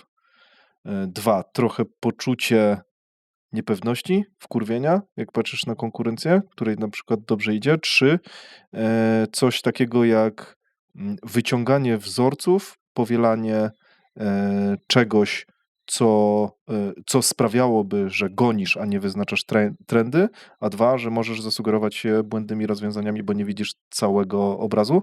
To są takie To rzeczy? jest tak, to jest miks, w sensie Mhm. to ostatnie, czyli jakby, no nie wyobrażam sobie na podstawie takich powierzchownych wrażeń podejmować decyzji. Poza tym, jak Mhm. ktoś już poszedł w jakąś strategię, to gonienie to jest coś drugim i to nie ma sensu, Mhm. więc jakby to na pewno nie jest to. Czyli trzecie trafiłem. Znaczy w sensie wszystkie do pewnego, w sensie ja bym chciał się denerwować, jak patrzę na konkurencję i zazdrościć, bo to może optymalizować, motywować, w sensie, no ale przez to, że tego nie robię, to tego akurat zjawiska nie mam, w sensie, wiesz, jakby mówię, wnioski ciężko wyciągnąć, bo wiesz, jakby ja też wiem, co się kryje za kotarą tych firm, w sensie jakby, wiesz, no znam ludzi, którzy prowadzą firmy, też wymieniają jakieś insighty, no i wiesz, no tu ktoś mówi, że ma, wiesz, jakąś zajebistą firmę, a tak naprawdę ta firma się nie skleja, tylko na szkoleniach zarabia i ta firma jest tylko po to, żeby, wiesz, żeby napędzać jakby biznes szkoleniowy, nie? W sensie jakby, i to też czasem łatwo jest to sprawdzić, łatwo jest to obnażyć dosyć, więc jakby no, jak mam już jakiś taki wzorzec, to patrzę nie na konkurencję, tylko na firmy, których nie traktuję jak konkurencję. Czasem mam Okej. mnóstwo firm, moich znajomych, które czasem działają w innym modelu, nie? I tych znajomych jest coraz więcej, tak? W sensie i ja patrzę, o, ten robi fajnie to, ten robi fajnie to i to dla mnie pozytywnie motywujące. Tam nie ma tego wkurwu. W sensie chyba wykluczyłem taką motywację przez taki wkurw, że temu idzie dobrze, temu coś. Bo jakoś też Alex Hormozzi. Okej, no w sensie nie, w sensie też nie śledzę, nie Ale znam. triggerujesz się. W sensie mam bekę raczej, w sensie jakby rozumiem, No. jakby na pewno tam są wartościowe treści, tak nic tu nie zmieniłem, w sensie widziałem, że to może być na jakimś etapie A rozwoju moim zdaniem on biznesu. robi dokładnie to, co ty. Okej. Dobra, w sensie, Wkurwia cię to nie, w sensie jednak. nie mam pojęcia, w sensie wiem, Aha. że coś tam jakieś firmy wchodzi, tam coś, że No. taki model na tym polega, to jest na pewno przehypowane razy 10 i tak dalej, więc jakby Ale jak ty mówisz, to ja słyszę jego trochę czasem. okej. Albo Nie umiem się do tego odnieść, w sensie jakby nie wiem. W sensie ja kiedyś jak byłem młodszy oglądałem Gary'ego Vaynerchuka, to do mnie podobny klimat, w sensie jakby on mówi, że trzeba napierdalać i po prostu ja aha, wtedy napierdalałem i byłem tym zafascynowany. Dzisiaj mam do tego trochę większy gdzieś tam mhm. dystans. Nie, No, wydaje mi się, że to, co ty obserwujesz a propos Alexa, to może być to, co jest właśnie wyhypowane, co też czego ja już dzisiaj nie oglądam, bo on też ma bardzo filozoficzne podejście, też bardzo dużo rozkminia i też kombinuje holding. super. I na bardzo podobnych moim zdaniem zasadach, nie? Tak jakby wy, wydaje mi się, że to jest Znaczy kwestia po pewno taka prostu. machina medialna jest super, w sensie ja też, ja akurat do tego ciężko mi było Mhm, się zmusić, żeby jakby, nie wiem, jakby, wiesz, co tydzień zmuszać się, żeby nagrać podcast na przykład, nie? W mhm, sensie ja bardzo cenię sobie to, że mogę pojechać, wiesz, tu jestem w Hongkongu, za tydzień jestem w Dubaju, a potem występuję w Gruzji, a potem 3 miesiące chcę być w Warszawie, a potem coś tam, to jest jakby super, nie? W sensie mhm. jakby nie wyobrażam sobie organizować swojego życia wokół jakichś stałych obowiązków, bo by mnie to bardzo spaliło energetycznie, a taka machina medialna wymaga tego, nie? Więc jakby No, ale to jest masz ambicje, z tego co mówiłeś, na zrobienie takiej właśnie globalnej marki osobistej. to jest taki pomysł, który chyba nigdy nie zrealizuję. Będę sobie gadać o nim co roku w To podcastach. W sensie zrobiłem teraz trochę inaczej. Mam zbudowany no, network w miastach, które uważam za kluczowe na jakiejś takiej strategicznej mapie tego, co chciałbym robić w przyszłości, czyli w mhm, tej chwili to jest Dubaj, Singapur, Hongkong. To z Pauliną Kowalczyk, która jest takim personal brand assistant czy coś, mimo tego, że nie mam personal brandu, ale tak nazywa się to stanowisko. Ona buduje ten network z tymi ludźmi, którzy docelowo za 3 lata mogą stać się klientami albo firmami w holdingu. Jest okej. to super Mhm, long term. Być może płacę taki podatek za to, żeby utrzymywać to, że ta wizja jest realna, a i tak tego nigdy nie zrobię, ale okej. tutaj Paulina robi super pracę, więc to jest, mam nadzieję, myślę, że zrobię. To jest kwestia do odpowiednich Mhm, zasobów i jakby momentu, nie? Że jakby nie mhm, ma, jednak wyjście za granicę jest trochę trudniejsze niż wiesz, jakieś inne rzeczy, ale fajnie mieć tam zrobioną podkładkę. No teraz to rozszerzę na Stany jeszcze, na jakieś tam wybrane miejsca, dziedziny w Stanach i to jest bardziej network na LinkedInie, który mogę przez DM-y eksplorować po zbudowaniu tego, że dodałem ich rok temu i nic im nie chciałem sprzedać, a w sumie raz czy drugim podrzuciłem coś wartościowego w sposób kompletnie taki nie shady, nie? mhm, Tylko taki kompletnie naprawdę legitny, że coś może im się przydać albo coś skomentować im i tak dalej. I tyle, nie? W sensie, ale to jest robienie podbudowy pod jakieś takie bardzo długosiężne, dalekosiężne plany, nie? mhm. Okej, czy myślisz, że jest coś takiego, że nie patrzysz na bezpośrednią konkurencję, tylko właśnie na firmy, które są trochę z innej branży, to czy właśnie to jest takie trochę obrona swojego ego, właśnie, że nie chcesz się triggerować czy coś takiego? Bo powiem ci, ja to czuję u siebie, nie? No, Wiesz, żeby kurde no. nie być, wiesz, nie być tylko, że ci wymierzam ciosy jakieś, nie? Nie lubię ciosy, Y, dawaj. powiem ci, jak to jest u mnie, nie? Ja na przykład, ja też coś takiego mam. Ja czuję gdzieś tam wewnętrznie, że na przykład czuję taką, e, niepewność, taki właśnie, nie nie wiem, anxiety, jest nie wiem po No. polsku, jak w ogóle, brzmi, coś takiego, jak, myślę, o Przemku Górczyku, nie? Bo Okej. on ma jako Się jak zapisałem swoją drogą. właśnie Odpowiadałem mu tam jakieś ruchy. on ma jako jedyny taki, wiesz, podobny trochę format, nie? On idzie trochę w lifestyle, dlatego Moim będzie zdaniem miał. powinien się podzielić, że ty jesteś B2B, on jest B2C, bo jakby to tak tylko z Przemkiem uważam, że też robi fajną robotę, tylko w innym kierunku. On jest jednak Tak, dla masowego on będzie odbiorcy, lifestyle, on switchując będzie miał tematy. dużo większy zasięg, na 100%, nie? Tutaj w ogóle absolutnie tego nie No, podważam, on będzie takim Roganem w Polsce, zresztą niektórzy twierdzą, że już jest, naprawdę te zasięgi są kosmiczne, i on zawsze będzie miał duże, bo on idzie mega szeroko, nie? mhm. On idzie takim tematem, który jest bardzo szeroki. Ja jednak będę miał jakąś taką swoją mikroniszę, ale dlatego No, o tym mówię, że mam coś takiego i też no. wolę się porównywać gdzieś, w sensie czerpać inspirację gdzieś z jakichś innych wzorców, nie? Nie, no ja tam miałem taki etap, ale to było To nie jest jeszcze za jakieś takie czasów super Social silne, nie? Tigers, nie? W sensie jakby, że patrzyłem na... Zresztą Przemka bym chciał zaprosić i z nim pogadać, no bo zrobił niezły biznes na YouTubie. Myślę, że mogę was jeszcze podkręcić, żeby tam się to udało. Bo akurat z Przemkiem też jakoś tam... W sumie takie dwie osoby ze świata podcastów, może jeszcze w mniejszym stopniu z Maćkiem Filipkowskim, ale że jakiś tam kontakt jest, że jakby z Mhm. resztą ludzi nie mam żadnego kontaktu i tak dalej, a tutaj to jest takie coś. Em, Jakby miałem coś takiego za czasów jeszcze tam Social Tigers czy coś, że patrzyłem na e, Piotrka Chmielewskiego, który wiesz, robił szkolenia z Facebook Adsów, kiedy ja w ogóle pierwszą pracę w tym obszarze dostałem, czy coś takiego, więc był dłużej, zabudowali największy tam fanpage w Mhm. Polsce, czy coś takiego. Patrzyłem na Artura Jabłońskiego, który też prowadził konkurencyjne jakby Mhm. szkolenia do mnie, jeszcze w takim etapie, kiedy dorabiałem na szkoleniach, żeby szybciej budować firmy, nie?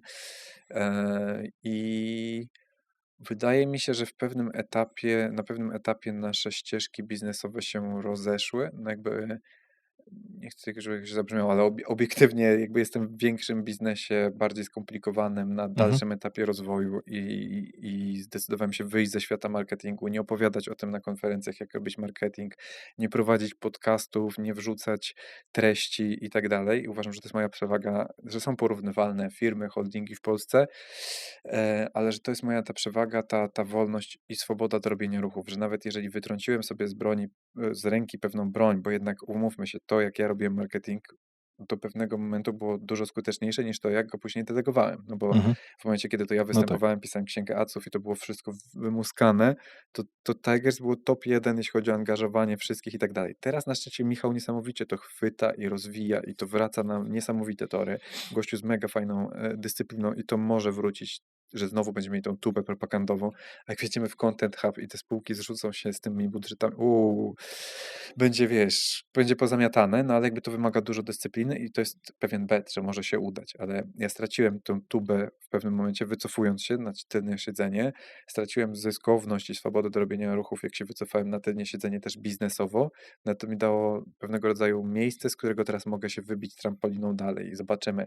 I chodzi o to, że na jakimś etapie patrzyłem na tych ludzi i mówię, tak trochę wiesz, jakie tam ruchy zrobią. Trochę czułem taką momentami niby, że jest dobra krew, ale potem kurwa, to coś jeden wrzucił coś i tak niby się znamy prywatnie, ale coś tam wrzucił negatywnego w sumie praktycznie na nasz temat i tak mówię, kurwa, w sensie nie można było napisać, wiesz, jakby, Mhm. że coś tam wiesz. I tak mówię, dziwne takie właśnie sygnały, że to po ich stronie jest jakiś problem, a nie po moim. Tak w sumie jadę nazwiskami, bo to nie jest jakiś duży temat, w sensie jakby chodzi mi o to, że... Mhm. Jasne. I tak samo później miałem na jakichś kolejnych etapach z kolejnymi jakby osobami i w pewnym momencie mówiłem, kurwa, ci ludzie są jakiś dziwny problem, w sensie jakby nie wiem, czy to jest przez model, w którym działają, że bez podcastu twój biznes nie będzie działać, czy o co chodzi, w Mhm. sensie jakby o co chodzi, że ci ludzie mają jakiś kurwa problem. W sensie, i teraz ja mówię, czy ja chcę się zajmować problemami, które mam z polskimi przedsiębiorcami, czy ja chcę kurwa w Dolinie, wiesz, sprzedawać do tej umownej, to jest hypuje trochę, bo Mhm. jeden No klient i tak jasne. dalej, ale chodzi mi Mhm. o to, czy ja No chcę ale mieć kurde, spółkę jeden, no kurwa w fuck, no. Szanghaju, w Delaware i wiesz, Mhm. jakby w czymś tam, w sensie mówię, no jednak jakby nagle się okazuje, że tu już wchodząc trochę w taką pozycję, że trochę to traktuję takie sygnały, jak tych ludzi, co ze złą intencją coś do mnie piszą, że jakby Okej. wyrzucam, w sensie jakby wyrzucam i tam nie ma jakichś, jakichś takich, bo wspomniałem o rzeczach sprzed lat, które w ogóle są Mhm. totalnie zadawnione. Są też jakieś rzeczy świeższe, które czasem mnie odpalają, że dostaję jakieś screeny, że ktoś coś do mnie pisze i tak dalej. I jakby ja mówię, wiesz co, jak następnym razem nawet nie wysyłaj mi tego, w sensie ja nie chcę tego Mhm. w moim życiu, nie interesuje mnie to, nie potrzebuję tego wyjaśniać, jakby ja mam swój cel, swoje plany. Dziwi mnie to, bo jakby sam z siebie nie przypominam sobie, poza ludźmi, których naprawdę przyłapuję na jakichś ściemach, nie? Że jakby Mhm. wiesz, jakby, że ktoś opowiada, że jest tak, a rzeczywistość jest zupełnie inna, czyli że innymi rzeczami się zajmuje w firmie, inne są wyniki tych firm, inna jest satysfakcja tych klientów i tak dalej, i tak dalej. Poza takimi oczywistymi rzeczami, z których czasem sobie pokręcimy beczkę w jakimś tam środowisku swoim, mm, ale to nie jest takie, wiesz, to, nie, to wynika z takiej świadomości, że, że generowany jest hype, który nie jest prawdziwy, czy jest taki, powiedzmy, hormozji, czy coś w tym stylu. W sensie ja nie mówię, że to... Bo tam na pewno jest dużo prawdy w tym, w sensie ja nie znam tego case'u, ale no, łatwiej jest na czymś takim No, mówić niż na jakimś abstrakcyjnym. Przecież okej, dobra, no, ten no, Hormozy ma jakiś holding, no. rzeczywiście on tam coś tam działa, Nie, tylko wiesz, jak ja zrobił mówię, niezłą firmę, tak zrobię zajebistą, pewnie a dużo większą niż moja, więc ja go nie krytykuję. abstrahując, no. Jakość tego kontentu, to co mnie przyciąga do tego, jak już mi to mignie gdzieś, to jest to, że jakość tego jest tak zajebista, w sensie jakby ja to szanuję na maksa, więc No, nie ten, tylko chodzi o to, że jakby jak ja mówię, że dopiąłem 100 000 MRR-ów w zeszłym miesiącu, to jak mnie challenge'ujesz, jeśli że tak powiem, to ja ci wyślę screeny umów, w sensie mhm, tuszując z datami, tak? W sensie co do, wiesz, co do tego. Jak mówię, że mamy tam 20 milionów co najmniej przychodu, tak naprawdę mam więcej, a wszyscy robią w drugą stronę. Czyli tak, mówią, wiem, budżet je- jed, marketingowy, jedyne co robię, to mówię o rzeczach, które dopiero robię, tak prawie jakby się już działy, więc mhm. tu może być pewnego rodzaju rozjazd, nie? Że jakby, ale jakby Ale ty masz tak, że ty masz to w głowie, że bo ja już tam jestem. W tak, sensie ty już tam ja już tam jesteś, siedzę. Ja no. to mówiłem przed prowadzką Mhm, do Q22 do tego biura. Jak siedzieliśmy na Okrężnej w takiej willi na Sadybie, ja już mentalnie, ja już siedziałem w tym wieżowcu, w tym gabinecie z widokiem tam prawie 270 stopni na Warszawę, czy 180, czy ileś tam. Ja już tam siedziałem, więc jakby ja tak mocno żyję tym, co chcę zbudować i tak mocno tam prę, że dlatego tak o tym mówię. No nie mhm. dlatego, że zakłamuję Tak, to jest rzeczywistość i tak dalej. autentyczne, no. Ale jeżeli już schodzimy do konkretnych liczb, no to jakby nie wyobrażam sobie, wiesz, kłamać czy mówić, że zarabiam na czymś, na czym nie zarabiam, albo coś Mhm, takiego, nie? mhm. Więc to jest dla mnie Znaczy, patrząc z boku, to samo to potwierdzenie, że budujesz mocniej przez tyle lat, to jest prawie dekada, mocniej firmę niż swój prywatny portfel, no to znaczy, że wierzysz w to, że zajebiście w to wierzysz. no, Aż się. To wiesz, to nie chcę ci słodzić, ale patrząc na to z pozycji z zewnątrz, to chciałoby się zainwestować w twoją firmę, dobre nie? myślenie, dobre I myślenie. Zapraszamy wszystkich bo to jest inwestorów instytucjonalnych, prywatnych. Oczywiście naprawdę jest w co teraz inwestować. W no, sensie jeszcze nie wiem, w jakim modelu, bo to aha. eksploruję, ale dokładnie tak jest. W sumie może to jest też dobre story, może w Ile kontekście i budowania story. ile potrzebujecie kasy, Zależy od żeby się spółki, no w sensie no. pewnie, Nie pewnie no, jakieś mówię o holdingu najmniejsze. całym, Nie, w holding to bym nie ładował, w sensie ale nie w to. holding, tylko mówię jakby Tylko, że to chodzi, zasięgiem że całego tutaj jest holdingu. jeszcze pewnego rodzaju rozróżnienie, nie? Że jakby Mhm, Tigers na przykład potrzebuje na to, żeby kupować inne agencje, w sensie poza Polską. mhm. To jest inne kwoty, Okej, nie? Więc jakby no teraz dobra. pytanie, Mhm, jakiej wielkości i za ile, no to już mhm. pewnie bardziej kwestia, jaki fundusz byłby tym zainteresowany, albo Ale większe wiesz, agencje niż Tigers chcesz kupować. myślę, że nie aż tak grubo nie, ale Ale to podobnej byłoby ciekawe, wielkości. nie? No, Podobne, mhm, mogłyby być większe, ale z podobnym segmentem klientów, a większy mhm, zazwyczaj mam większych klientów, a tu chodzi o, mm, żeby wdrożyć nasz model operacyjny, to musiały być trochę mniejsze agencje, ale nie dużo, żeby je doszlifować. To jest taki sweet spot, nie? okej. W Czyli, sensie Tigers potrzebuje 30 baniek, tak? no powiedzmy na przykład, No. tak, w sensie, albo nawet nie wiem, niech będzie Nie no 10, bo wiadomo, to że można, wiesz, jakby 20, nie?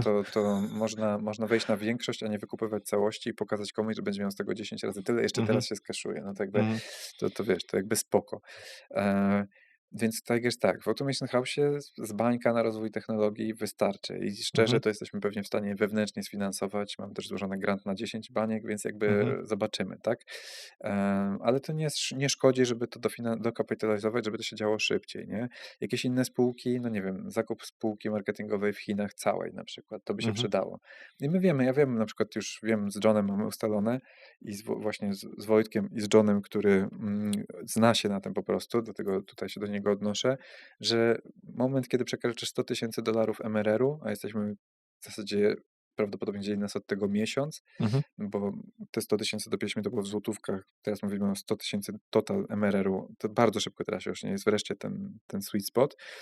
To jest moment, kiedy możemy zacząć rozmawiać z inwestorami i pokazywać dobrą trakcję. I jakby no, tam jest chcemy pokazać taki hockey stick, że w pewnym momencie przyłożyliśmy te 3 elementy i to idzie tak, a to może model finansowy naprawdę pokazuje, że tam jest jeszcze tyle usług do odpalania, tyle różnych mhm, rzeczy, więc no, na zakup firmy, więc to są raczej większe kwoty niż mniejsze, mhm, bo mniejsze sam sobie mogę sfinansować, albo top ludzie, jacyś top menadżerowie, jakieś firmy, co chcą się zmerdżować, o na przykład, nie? W mhm. sensie robisz zajebiste, jakiś software house, robisz, nie wiem, AI, automatyzację, To software merdżujmy. house'ów na rynku, Wiem, którzy chcą się wiem. zmerdżować, dzisiaj jest No tak, to jest jakby dziesiątki. chcesz jakby nie Tylko musisz, teraz no, problem jest, żeby dobry due diligence bardziej zrobić, no tak. dobrą rekrutację ich zrobić, nie? No właśnie, jakby przenieść No, klientów, a nie przenosić długów. Jakby, dokładnie.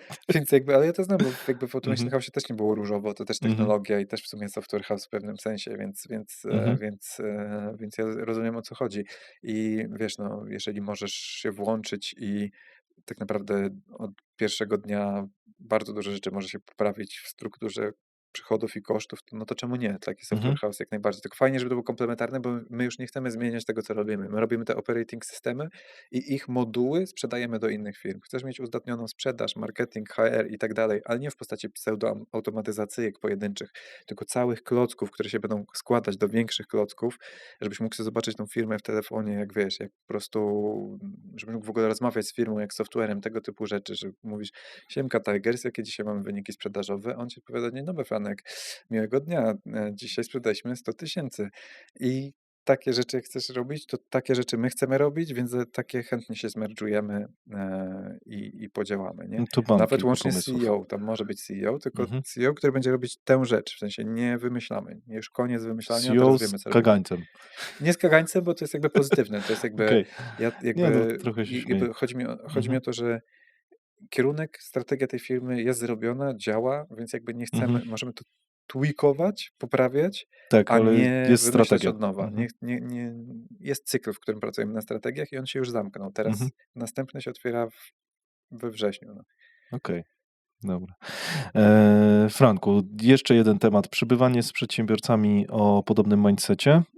Czy jest jakiś taki rodzaj przedsiębiorców, z którymi ty nie chcesz przebywać, z tymi, z którymi chcesz przebywać? I pytanie, czy przebywając z bardzo podobnymi, nie zawężasz sobie w pewnym momencie horyzontu patrzenia? Na pewno zawęża to, w sensie, Mhm, jeżeli wszyscy są tacy w ofensywie i hop do przodu, no to jakby to jest zawężające. Jest na pewno motywujące, energetyzujące. Ostatnio byłem na Lifework Campie zorganizowanym przez Krzyśka Wojewodzica ze Skoli i bardzo fajnie to zrobił i Mateusza Sobieraja z AdCookie swoją drogą. mhm. Po prostu Krzysiek mnie zaprosił, dlatego go wymieniłem pierwszego. No i muszę powiedzieć, że no to był trochę inny klimat niż nasza ofensywa. Powiedziałbym, że nawet momentami defensywa. W sensie bardzo takiego dużo takiego dbania o siebie, wiesz, Mhm. oddychania, jakiś tam, wiesz, w wodospadzie się kąpaliśmy, trzymając się za ręce i tak dalej. Widziałem, widziałem. No Fotki. jakby, wiesz, no jakby technicznie rzecz Fotki biorąc, latają. jakby nie mam z tym, w sensie, to nie jest tak, że czuję z tym jakieś Mhm, skrępowanie, że tym jakoś ten. I byłem właśnie otwartość. Byłem otwarty na to doświadczenie i bardzo dużo się nauczyłem. Zobaczyłem, jak inni ludzie o innych charakterach patrzą na swoje życia. Zobaczyłem, jak ludzie mają różne inne priorytety. Niektórzy po grubych exitach, znacznie przekraczających kwoty, które tu wymieniam. Ludzi, którzy mhm. są dalej, ludzi, którzy są bardziej doświadczeni i też ludzi wcześniej. Więc jakby jestem otwarty na wszystko, tylko dla mnie jest ważna autentyczność, czyli nie znoszę na przykład fałszywej skromności, czy takich podobnych cech, Mhm. które powodują, że nie stajemy w prawdzie, kto kim jest, co kto lubi. Czyli jeżeli jedziemy na Life Work Camp, to ja oczekuję doświadczenia, gdzie jest Life Work Camp, no nie? A jak idę na spotkanie, żeby, nie wiem, jak jedziemy trenować tajski boks w Tajlandii, albo będziemy napierdzielać traski w górach, to ja oczekuję tego. Nie ma dla mnie nic gorszego, niż gdyby wymieszać ludzi z tych dwóch środowisk i na przykład, wiesz, żeby na przykład Okej. taki ktoś tam przyszedł na ten nasz ofensywny wyjazd i on powiedział, że on mu się nie chce wstawać o 8 rano na trening boksu tajskiego, bo ma jetlaga, nie? No nie, tam nie ma tego. W sensie jakby, Okej, w sensie wiesz, chodzi mi o to, zajebiste, że no. ty wiesz, Mhm. o tego nie chcę, tamtego nie chcę, ciągle gadacie o pracy, no to wypierdalaj, tak? W sensie jakby to nie pasujesz, tak? Okej. Ale z drugiej strony, w tym drugim miejscu, jeżeli tam ci ludzie nie chcą rozmawiać o, wiesz, holdingu, skala, coś Mhm. tam, to ja wiem, na co się pisałem i akceptuję to i ja Okej. biorę stamtąd. Bardzo też ważne, kto wchodzi w jakiej roli. Jak masz mały biznes i zaczynasz się wymądrzać, jakbyś miał duży, w sensie do ludzi, którzy mają większy, to jest takie, no fajnie młody, ale jakby poczekaj jeszcze chwilę z tymi, Mhm. nie? A z kolei jak wchodzisz ktoś dużo większej w doświadczeniu, nie? Na przykład na tym Life Work Campie byli ludzie, którzy mieli większe doświadczenie w jakichś tematach, na przykład inwestycyjnym czy coś, to ja nie przychodzę, nie mówię, jestem ekspertem od, wiesz, M&A-ów i inwestowania, tylko mówię, słuchajcie, ja nie wiem nic, to są moje dylematy i ja wchodzę w roli tego, jakby nazwijmy to petenta, powiedzmy, Mhm. ale mi to nie przeszkadza, bo stajemy w prawdzie, ja wiem, czego nie wiem, albo oni mogą uświadomić, czego nie wiem, albo mogą powiedzieć, że wiem więcej niż mi się wydaje, ale jakby bądźmy autentyczni w tym, w sensie to jest super ważne. Aczkolwiek no nie ukrywam, że mi najwięcej przyjemności sprawia rozmawianie z ludźmi, którzy mają ambitne cele, a jednocześnie nie są tacy jednowymiarowi na pracę. W sensie jakby takich hustlerów, co myślą tylko o pracy i o tylko ile zrobić więcej, to mnie nie jara. A z kolei takich, co myślą tylko o życiu, też mnie to nie jara, więc jakby gdzieś ten balans tutaj jest Mhm. potrzebny. Czyli bardziej szedłbyś w ludzi, którzy rozmawiają nie tylko o kasie, ale o strategii i robieniu dużych rzeczy, tak? I też o tym, jak w tym wszystkim jest jakiś rozwój, powiedzmy, osobisty, bym powiedział, Mhm. nie? Czyli jakby nie zamykamy się. Też ważne zaufanie. Na przykład raz czy drugi byłem na mastermindzie, gdzie ludzie mówią, jeszcze nie zbudowałem zaufania, żeby czymś tam się podzielić. Ja mówię, kurwa, w sensie, dlaczego Mhm. tracimy czas? W sensie, dlaczego ja mam tego słuchać w takim razie? W sensie, dlaczego ja mam się otwierać? W sensie, nie mam problemu, bo ja się No, otworzę, no, tylko no. mówię, jakby to po To co nie się fair. zapisujesz na Mhm. mastermind, jeżeli nie jesteś w stanie tego zbudować? I może to jest ta moja niecierpliwość, to takie bycie w ofensywie Mhm. za bardzo, ale z drugiej strony sobie myślę, kurde, w sumie no tak czuję. Mm, no, więc No, rozmawialiśmy ostatnio o wyjazdach, bo ty bywasz na dużej liczbie zorganizowanych wyjazdów, tak z tego co widzę. I chyba nawet bym zaryzykował, że e, jesteś osobą, która jest dosyć mocno aktywna. Nie znam chyba drugiego przedsiębiorcy, który bywa na aż tylu wyjazdach z przedsiębiorcami. z przedsiębiorcami, okej, Tak, tak, tylko tak, z nie, przedsiębiorcami, myślę, bo że na chodzi mi o to. może jak są wyjazdy rzeczywiście z jakichś Mhm, przyczyn to przyciąga, że jestem na tych wyjazdach, zazwyczaj w roli prelegenta albo w takiego równego uczestnika, bo mhm, jakby nie wykupuję sobie, wiesz, kolejnych wyjazdów, żeby na nie jeździć czy coś, tylko jeżeli mhm, ktoś mnie zaprasza i uważa, że mam coś ciekawego do powiedzenia, mogę to połączyć z wyjazdem, poodbijać ludzi od tych uczestników. Wiesz, niektóre z tych wyjazdów nawet nie są płatne, w sensie jakby mhm, nawet zwrotu za wachę czasem nie okej, dostaję i dla mnie to jest fajne, że mogę spotkać tych ludzi, że ktoś docenia to, co mam do powiedzenia, a jednocześnie ja mogę poznać fajnych, inspirujących mhm, ludzi. I też nie na wszystko przyjmuję zaproszenia, mhm, więc to jest tylko kwestia tego, jak są zagraniczne, to bardzo lubię. Jak ktoś mnie zaprasza na zagraniczny jakiś wyjazd, mówię, nowy kraj, nowe miejsce, mhm. albo z kimś nowym, jak najbardziej, No nie? tak, bo rozmawialiśmy w sumie o takim koncepcie, nie wiem, czy chcesz o tym gadać No, publicznie w ogóle. no E, wszystkim możemy gadać publicznie, w sensie radykalna transparentność, no, w sensie, Okej. No, bo ja miałem taki pomysł i w sumie dlatego też to puszczam w świat,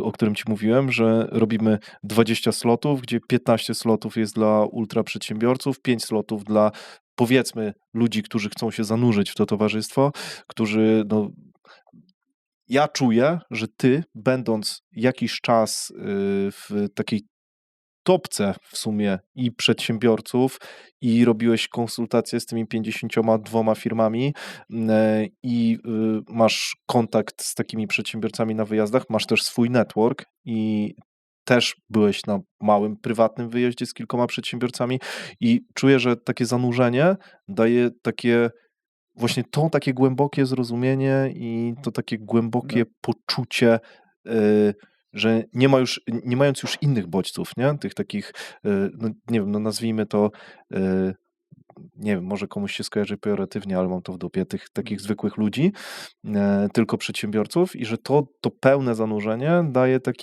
taką ostrość umysłu i myślenie rzeczywiście tylko o tym. Dlatego ja mam taką hipotezę, że rzeczywiście te 5 slotów będzie warte grubą kasę, nie? Dla ludzi z zewnątrz. może, aczkolwiek ja bym to Mhm, troszeczkę zmodyfikował, bo no, moim zdaniem, jeżeli wejdziesz do takiej grupy ludzi i oni cię zasypią swoimi. Zazwyczaj każdy z tych ludzi ma, ja to nazywam stratagems. Chciałem kiedyś zrobić taki cykl kontentu na LinkedInie, którego nigdy nie opublikowałem No. i zawsze zapominam zapytać o to, no, mam dostęp do tych ludzi rzeczywiście. No powiedzmy, że nad tymi ludźmi moim zdaniem jest w Polsce no, jedna liga, to jest tam, wiesz, Rafał Brzeska, Daniel Obajtek i wiesz, jakby i tam jakiś trzeci, nie? Oczywiście z tym Obajtkiem trochę żartuję, Mhm. ale chodzi mi o to, że to rzeczywiście jest taka, no taka ekstraklasa. Może nie jeszcze Liga Mhm. Mistrzów, ale ekstraklasa taka top, nie? I to powiem ci, że jakby zanurzyć tych ludzi za głęboko w to, oni mogli podejść do tego ze zbyt dużymi, mogliby zostać tym przytłoczeni i nie przyswoić tego, że paradoksalnie lepiej jest nie podnosić aż tak poprzeczki, bo to jest tak jak mówimy o rozwoju w firmie, że ktoś nie jest w stanie jeszcze czegoś zobaczyć, bo jeszcze nie jest na tym etapie i na pewno jest wiele takich rzeczy, których ja nie mogę zobaczyć, bo ja nie Mhm. jestem jeszcze na tym etapie. Mi się wydaje, że już coś wiem, a coś się okaże, że Boże, to wszystko, co ja robię, to jest shit i jakby jeszcze jest, wiesz, 5 poziomów nagle się Okej, okaże. czyli za duży Tak, rozjazd. tak. I zbyt skomplikowane, to bym powiedział, bo to jest też Aha, charakterystyczne. no. Jakby, ja tak jak mówię, w sensie, bo też ci napisałem, ja też szukam, i możemy porównać te koncepcje, po chwilę o tym Mhm. porozmawiać. Ja szukam na przykład partnera do zorganizowania takiego wyjazdu, na przykład w Tajlandii, żeby zrobić sobie No wyjazd zajebisty jest sportowy. ten koncept, no. Znaczy, ja to na pewno zrobię, w sensie to jest Mhm. jakby 100%. Czyli 1,5 miesiąca rezerwuję jakąś chatę. Też pytanie, czy z osobami towarzyszącymi, czy bez, Mhm. ile tam jest nauki, a ile tego. Chodzimy sobie na treningi boksu tajskiego, chodzimy na Pad Thai'a potem. Moja dziewczyna znajduje fajne restauracje i też nie jakiś luks, coś tam. To w ogóle w Tajlandii nie o to chodzi, tak? W sensie jakby Tak, każdy streetowe portfel. żarcie. Tak, dokładnie. Po prostu chodzi o dobry research i tak dalej. Mamy ogarnięte tu skuterki, że nie musisz się martwić. To nie jest biuro, ja nie mam ambicji robienia biuro podróży i dlatego też zrobimy to z partnerem. I chodzi o to, że tam możesz tak naprawdę zaprosić po prostu przedsiębiorców, i wśród, nazwijmy to, speakerów tak naprawdę nie potrzebujesz dużo ludzi, bo jeżeli to raczej jeśli przesiejesz uczestników pod odpowiednią kohortę, to tak naprawdę wystarczy 2, 3 speakerów i już i tak więcej oni nie przyswoją. W sensie, wiesz, Tak, to znaczy ja w ogóle myślałem o tym koncepcie jako w ogóle wypłukanie z tematów biznesowych, tylko danie przestrzeni, platformy przedsiębiorcom, żeby ze sobą rozmawiali, bo tak jak mi się mega podoba trening, tajski boks, cały czas nawalanie i tak dalej, to też pewnych ludzi skupia, którzy no, chcą rywalizować i tak dalej ciekawe, z ze sobą. 30% trenujących na Krabie, gdzie teraz byłem, to były kobiety a 50% tych ludzi to byli początkujący. Więc znowu ten obraz tego, że to jest jakiś, wiesz, obóz tajskiego boksu, Mhm. ktoś mógłby pojechać na pierwszy raz i byłoby spoko. Więc ten klimat, jakby to tylko pytanie, czy jestem w stanie to odpowiednio opowiedzieć, żeby przyciągnąć ludzi, żeby oni się nie bali, że to jest coś strasznego, bo wiesz, Tak, tak, nie, ja no, też bym tutaj, w sensie inaczej. Jak ktoś nawet nie miał styczności z tajskim boksem i się tego boi, no to no nie ma tego mindsetu, więc jakby z mm, drugiej strony, nie? No bo okej, no ja trochę pochodziłem na tajski boks, no ale no nie bałbym się dzisiaj stanąć, wiesz, na trening tajskiego boksu, no wiem jak... no każdy, kto był raz na treningu No, jakichkolwiek sportów walki, wie, że jakby, że to nie gryzie i no nie tak, boli i no. nikt tam nie bije początkujących i tak dalej, nie? No Co więcej, miałem raz sytuację, że wyszedłem z wylaną nogą całą, ale no no tak się w zdarza, Tajlandii no. jest bardzo playful, w sensie jakby jest tak, że no naprawdę jest luźno. No dobra, no jakby No i to mi się podoba, ale ja bym to właśnie obrał z tego, co mają każde wyjazdy dla przedsiębiorców, czyli właśnie z tego takiego nadzorowanego opowiadania o biznesu, strategii biznesu i tak dalej. Ja wolałbym oddać platformę, bo przedsiębiorcy, z którymi rozmawiam, mówią, że kurde, nam wystarczy dobre otoczenie i nieprzeszkadzanie nam. My pogadamy sobie sami głęboko, nie? I właśnie znaczy wiesz, to... przez to, że byłem trochę na takich wyjazdach, Mhm. to też wiem, jakie są Okej. ryzyka. Pewnego rodzaju nadzór, duża idea, jakiś tam framework, w którym się poruszają Mhm. ludzie, jest pomocny, bo pamiętam wyjazdy, na których była bardzo duża napinka. I ja wracałem z tych wyjazdów jeszcze jak byłem na wcześniejszym etapie biznesu i mówiłem, Boże, ja tam byłem jako występujący, a ci ludzie to w ogóle mają takie biznesy. A Ale potem napinka na w jakim każdy kontekście? opowiada, że jakby był po prostu Jeffem Bezosem, nie? W sensie jakby, wiesz, że my to, tamto, siamto, sramto, Okej. a potem wchodzisz i sprawdzasz na jakimś tam, wiesz, LinkedInie, Sales Navigatorze czy w KRS-ie, mówisz, kurde, ci to rozkminili w ogóle marketplace, to będzie następny, po prostu zamiotą mi te całe adsy i to wszystko. Czy kiedyś taki no, przykład z czapy, tak? No. Ale ale wiesz, nagle sprawdzasz i się okazuje, że ta firma jest 10 razy mniejsza od twojej, a po prostu ktoś o tym tak opowiadał i tak to zaczarował po prostu, Mhm. że masz wrażenie, że rozmawiasz nie wiadomo z kim. I stamtąd można wrócić z takim kompleksem wręcz niższości, kiedy w rzeczywistości, wiesz, jakby dlatego ja Kiedy na mija przykład się to z prawdą w ogóle. tak, tak, że właśnie o Mhm. to chodzi, o selekcja ludzi jest bardzo ważna i wprowadzenie pewnego klimatu wyjazdu jest Mhm. bardzo ważne. I to, jak wyglądają te wyjazdy, jest często definiowane przez szereg pierwszych interakcji. Jak pierwszego dnia dasz ludziom się napierdzielić i oni wrócą i się wykład przesunie, cały wyjazd się posypie, bo Mhm. wszyscy będą stwierdzić, dobra, nie ma zasad, chlejemy, tu chodzi o to, Z tak tym się chcą zgadzam. się wpisać w Tak. grupę. Dlatego ten nadzór do pewnego stopnia i taki autorytet, że ej, tu są zasady, Nie, ja się bardzo fajne na tym z tym Lifeworkie. zgadzam. Ostatnie zdanie, że na Mhm. tym Lifework Campie było super, było bez telefonów, bez alkoholu. Super. 3 dni. Zupełnie inna jakość, jakby wiesz. Super, super. Nie, ja się z tym zgadzam, że powinna być struktura. Mi tylko chodzi o to, żeby wywalić merytorykę, która jest zawsze, ale zastąpić ją właśnie, na przykład tajskim boksem, rozmową, nie wiem, jakąś jogą czy czymś, nie? Co jest około biznesowe, ale żeby struktura była. I też myślę o tym, żeby zrobić jednak mega selekcję tych ludzi. Ja bym chciał rozmowy wstępne zrobić z ludźmi, którzy chcą tam pojechać, a wszystkich innych, z tych 15 slotów, tylko i wyłącznie na zaproszenia. Tam się nie można wkupić, nie? Mhm, Na mhm. takiej zasadzie. I o tym myślę, i to tylko wiem, że to wymaga bardzo dużo pracy, żeby to zrobić, nie? Tak, to jest trudne jest pytanie o model biznesowy, bo ja na przykład jak myślałem, żeby to robić, to nie chciałbym na tym, nie potrzebuję na tym zarobić, bo jakby wartością jest samo to, żeby to się odbyło, Mhm. plus jakiś tam network, plus coś tam, jeśli to są Zgadzam właściwe się. ludzi, właściwe osoby. A z drugiej strony, no można na tym zarobić jako forma monetyzacji gdzieś tam podcastu, czy czegoś takiego i to też jest okej, żeby na tym zarabiać, Mhm. bo powiem więcej, no za takie opportunity, jeśli to jest dobrze przekminione, to warto zapłacić. Ale jednak dobrze było mieć na to, moim zdaniem, tak głośno myśląc, dobrze było mieć na to jakiś framework, że 3-4 dni poznajemy się lepiej na przykład i Mhm. jednak pomóc ludziom. Bo wiesz, jedna sprawa to jest pójść na tajski boks i zdać sobie po mordzie i Nie, to już zbliża, jasne, jasne. ale wiesz, Mhm. jakby bardzo, że na przykład takie jakieś głębsze formy poznania siebie, w sensie, nie wiem, Mhm. to na przykład te lifelines z EO, o których ci tam wspominałem w Mhm. drodze, czy tego To jest typu super. fajne No. Mhm. ćwiczenia, które naprawdę czujesz, wchodzisz w jakiś rozkminkowy klimat, Tak. poznajesz ludzi. Drugie 3 dni rozmawiamy o strategii Mhm. biznesowej, o tym robimy jednak jakiś 1 czy 2 wykłady jakichś topowych uczestników, nawet Mhm. z tych uczestników może ktoś chce się podzielić, albo pokazujemy to rzeczywiście, ale jednak jakaś forma, że musimy się zebrać w jednym miejscu, to też wcale nie jest takie łatwe. Tak, Bo jak tak. ludzie No. dorwą skuterki w Tajlandii, to gwarantuję ci, że To się zebranie ich z rozjadą. Tak, powrotem tak. będzie Mhm. wymagające, nie? Nie, ja też o tym myślę w takim sensie, kurczę, może źle się wyraziłem, bo to jest kwestia tego, że przychodziłbym do tego, żeby całość zaprojektować, żeby to było zaprojektowane, ale żeby było nastawione właśnie na interakcję ludzi, a nie na, wiesz, zrobienie wykładu, jak tu zwiększyć konwersję z cold maili, nie? Olewam to, Okej, nie? okej, I, jasne. i, i myślę o innych tematach, nie?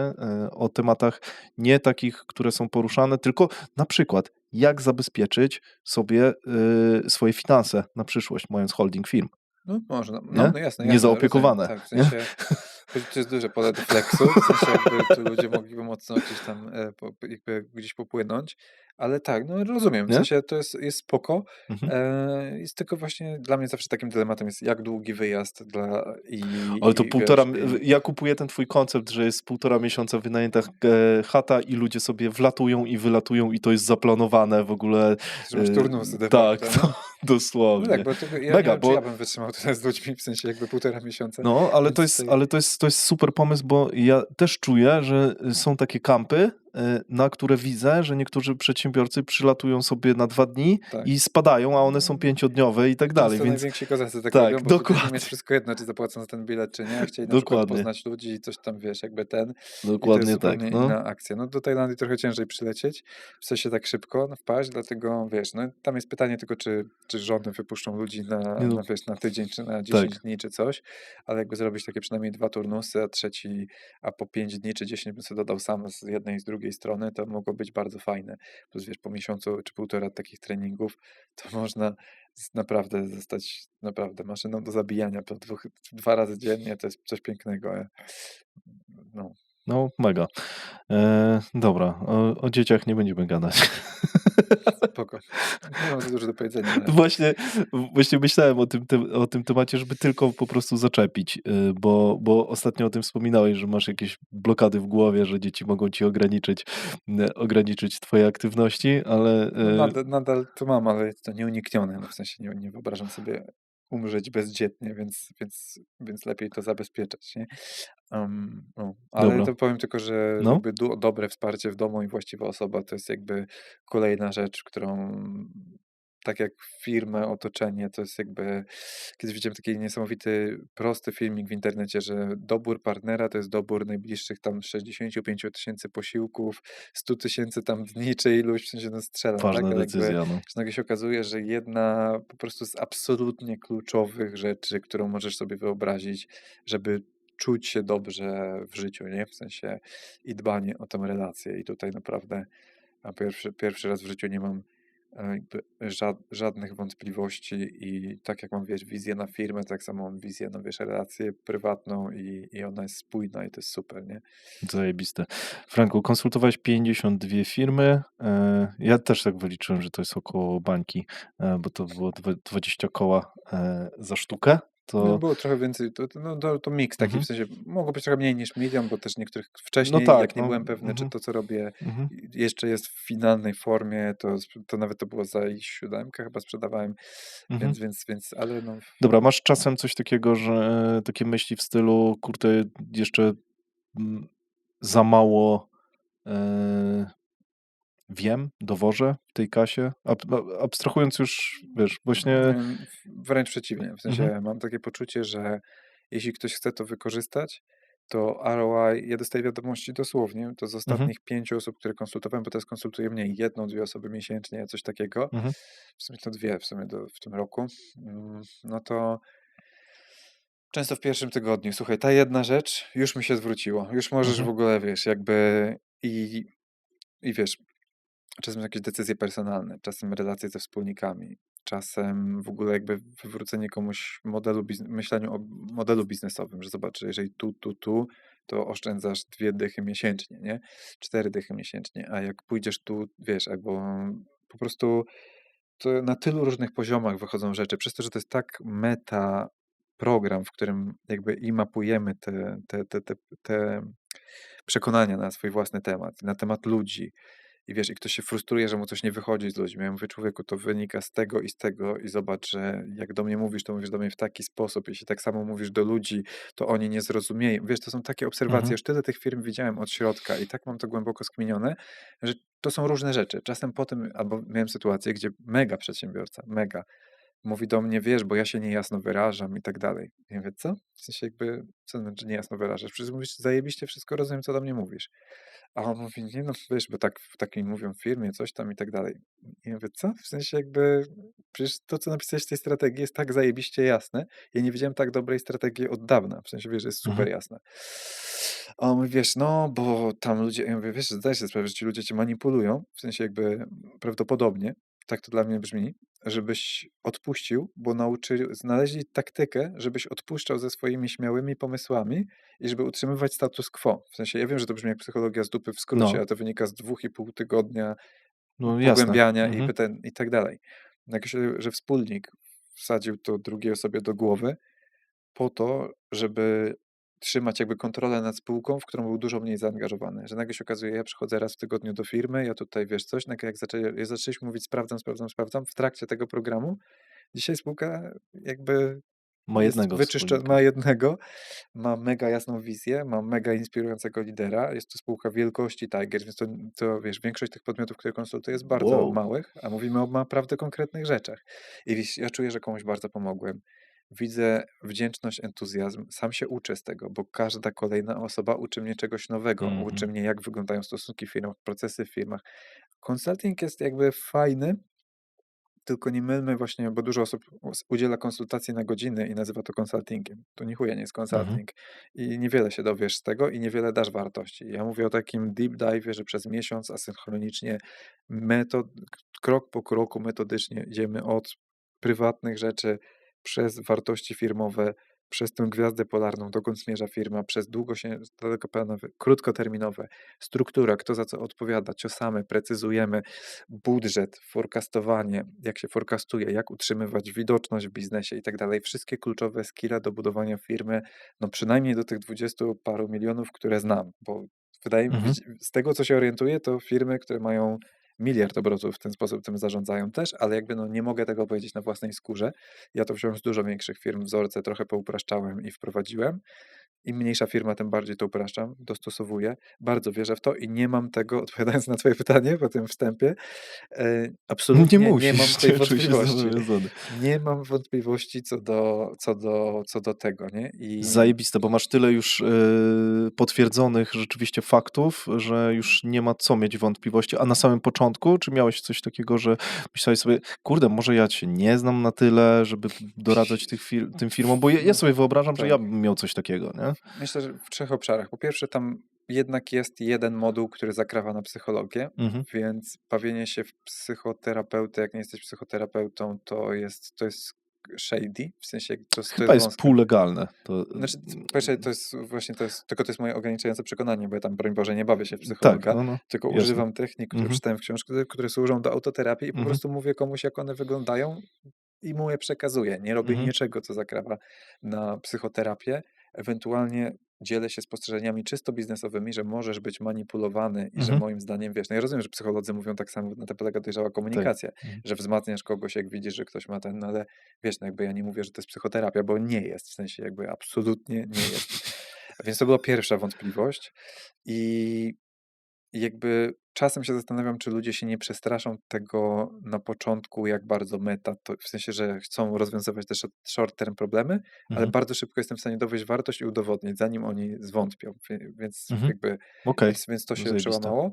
I jak miałem pierwszy raz firmy większe od Tigers, to miałem takie, co ja mogę podpowiedzieć, nie? W Mhm. sensie jakby, wiesz, miałem spółkę 100 milionów, jedną, drugą No właśnie. i tak Mhm. myślę Mhm. sobie, no trochę dziwne, a potem się okazywało, że wiesz, że tam były naprawdę tematy typu właśnie wartości firmowe, które zostały kompletnie zaniedbane, takie aspekty. Czy jak się okazuje, że taka spółka nawet nie ma jakiejś specjalnej strategii.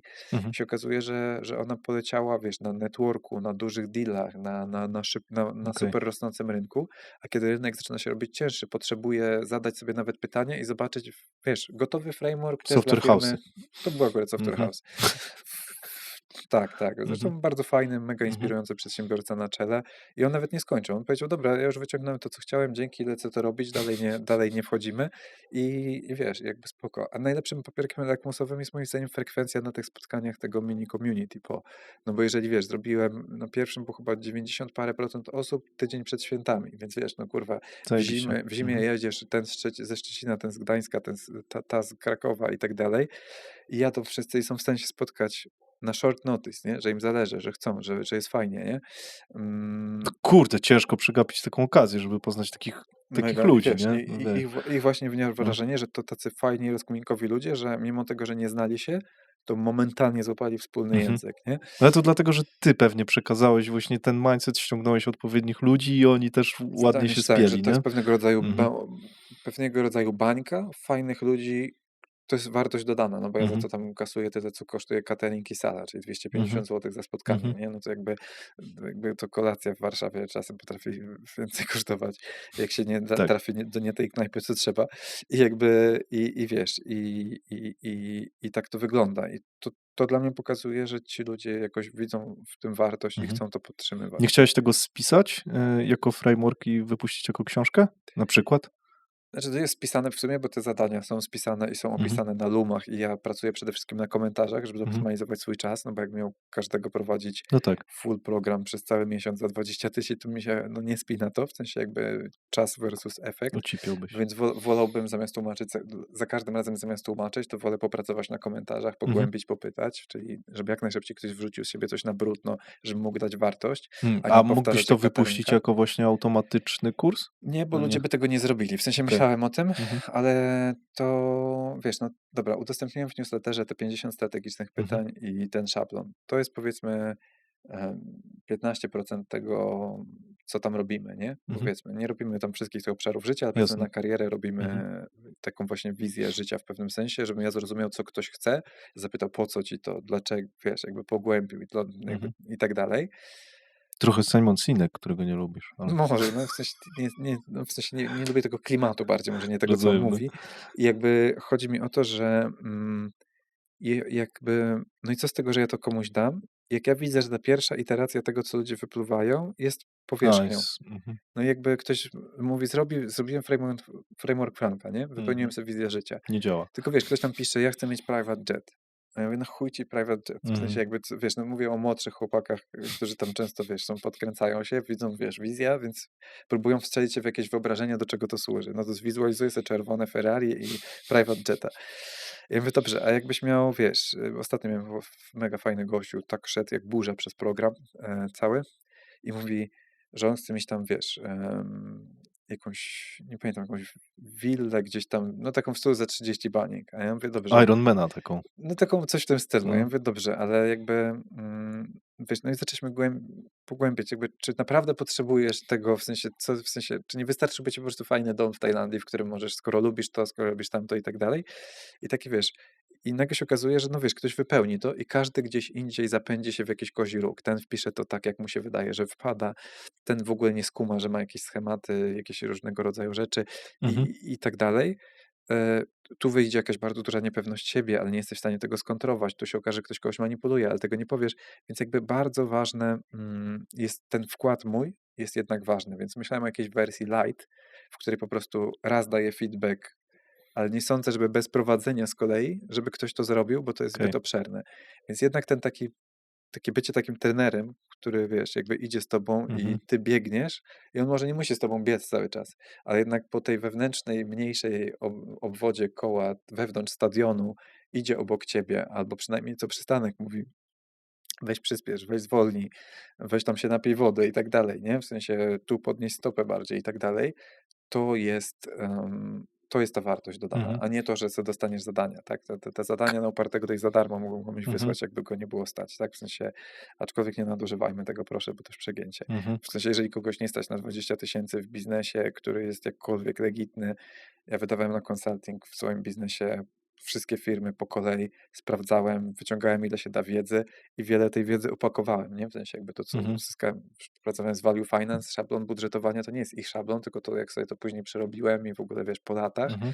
i jakiś tam framework sklejony z tym, co się dowiedziałem od Konrada Zamrestu, framework z tym, co się dowiedziałem od tego, od tego, od tego, sklejone w jeden No framework. tak, ty to To rozkminiasz, jest, więc wiesz, to same jest te narzędzia są warte mhm, więcej, więc dla mnie, wiesz, rozkminianie tego, że 20 000 to jest jakaś kwota, ja wiem, że to jest opór i wiele osób to ma i ja też tak. ludzi nie przekonuję, jak do mnie piszą. Ja mówię: Mhm, słuchaj, raz ci nagram, że moim zdaniem to jest śmieszna kwota i tak dalej, ale już potem cię nie będę przekonywał, więc jakby mhm, twoja decyzja. I niektórzy się decydują, niektórzy nie mhm. i git, nie? Każdy może do ciebie przyjść na taki consulting? Wiesz co, no jeszcze nie przypominam sobie, bo nie zgłaszają się jakieś osoby takie od czapy, nie? W sensie, Mhm, nie lubię tylko, jak ktoś ma tylko pomysł na biznes. Zdarzyło mi się to robić, jak to jeszcze robiłem taniej.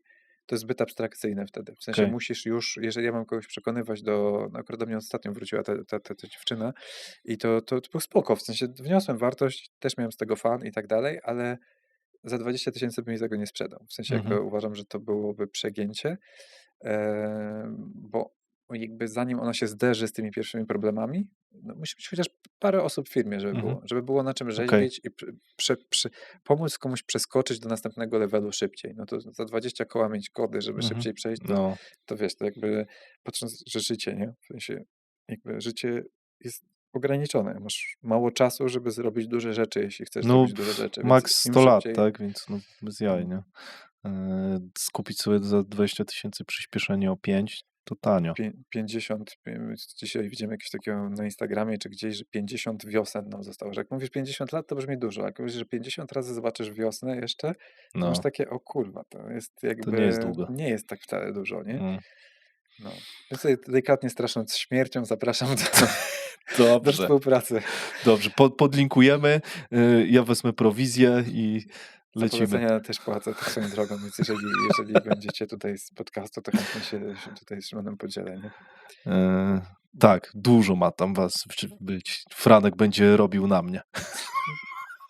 Może to jest właśnie, wiesz, w kontekście, tak swoją drogą na No, poważnie, w kontekście monetyzacji podcastu, no. jeżeli ludzie sprzedają rzeczy, w które wierzysz i jednak masz ten jakiś tam swój, wiesz, promo code, tam wiesz, załóżmy, że zrobimy 10% na Szymon i wiesz, jakby to wiesz, to w sensie mm, 10 sporo, no dobra, No po dobra, prostu się dużo, rzekło. nie?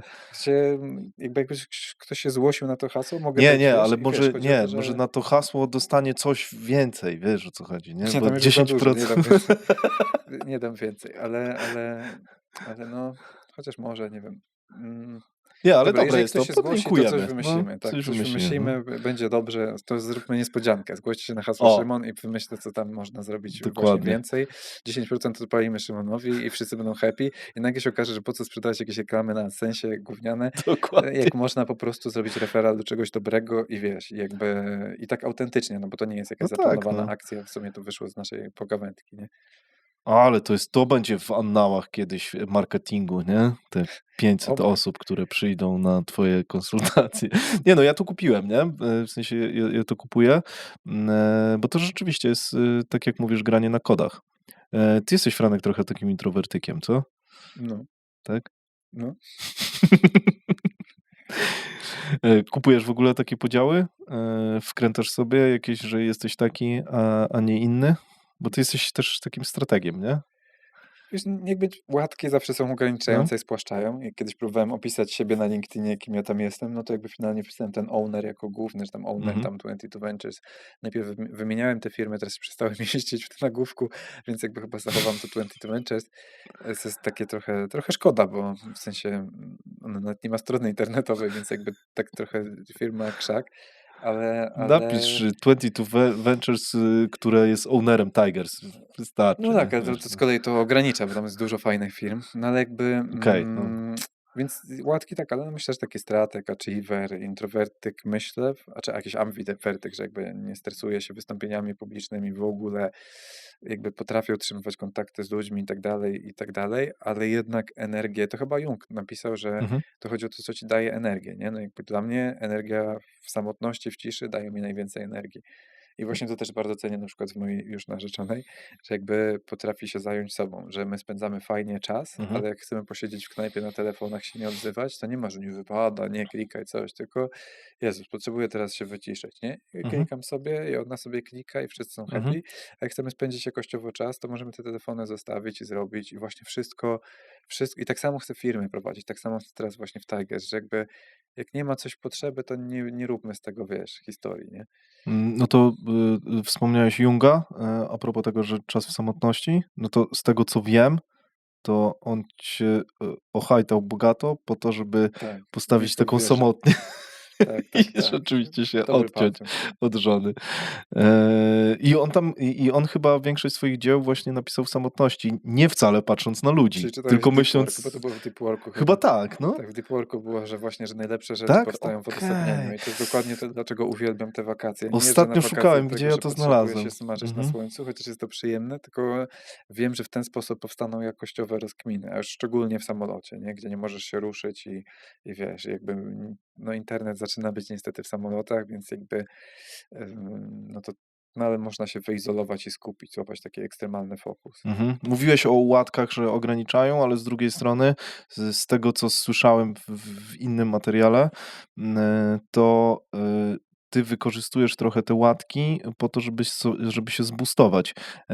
I, I z tego co ja zrozumiałem, Mhm. popraw mnie jeśli się mylę,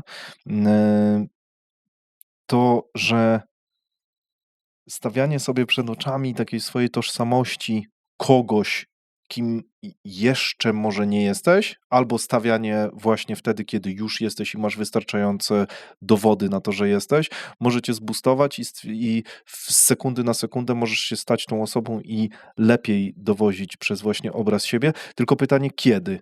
Wiesz co, już ci mówię, w sensie to jest element tego mojego systemu, to jest jakiś tam powiedzmy, bo właśnie posklejałem różne rzeczy z Mhm, różnych rzeczy, w sensie z źródeł, konsultacji, mhm, frameworków biznesowych, mindsetowych, psychologicznych i zrobiłem z tego swój unikalny system, który żyje razem ze mną i się rozwija. Ja zaczynałem od takiego czegoś, co pierwszy raz trafiłem na to w Livebooku, taki kurs na Mindvalley, potem w jakimś Harvard Business Review znalazłem coś identycznego, potem gdzieś tam jeszcze nagle się okazało, że praktycznie wszystkie te frameworki są takie same, że dzielisz sobie życie na różne obszary i tam sobie to rozkminiasz, nie? I w pewnym momencie stwierdziłem, że podzieliłem to na 12 obszarów, skondensowałem do 4, no i tam mi zostały, ja mam takie zawsze, i to od dziecka miałem, że dla mnie się liczy z jednej strony zdrowie jako top, z drugiej strony taki intelekt, powiedzmy, zdrowie, takie też sport i tak dalej, intelekt, ta miłość, rodzina, rozumiane razem i kasa. W sensie, że ta sprawczość, ale też rozumiana, że no, dla mnie to jest jak score w grze komputerowej, no Mhm. nie? No i w pewnym momencie skondensowałem to do 4 tam dziedzin, czyli tam zdrowie, tam powiedzmy biznes, powiedzmy rodzina i coś tam, no, powiedzmy. Mhm. I w pewnym momencie chyba gdzieś zapoznałem się chyba z Rafała Mazura jakimiś tymi archetypami męskimi i on tam mówił, że mamy te różne, że tak umownie, bo oczywiście to nie istnieje obiektywnie, że wchodzimy Mhm. w różne energie, że jak nie jesteśmy zbalansowani tymi energiami, że raz jest, wiesz, raz jest energia, powiedzmy tam władcy, a raz jest energia kochanka, a raz jest tam czegoś tam, że jak nie masz sobie tej takiej playful po angielsku się mówi, tak? Takiej flirtującej Mhm. energii, no to jesteś ociosany z pewnej części jakby męskości. Jak nie masz w sobie energii tego władcy, co siedzi na tronie, mówimy, robimy tak, no to jakby też nie masz dostępu do pewnej energii.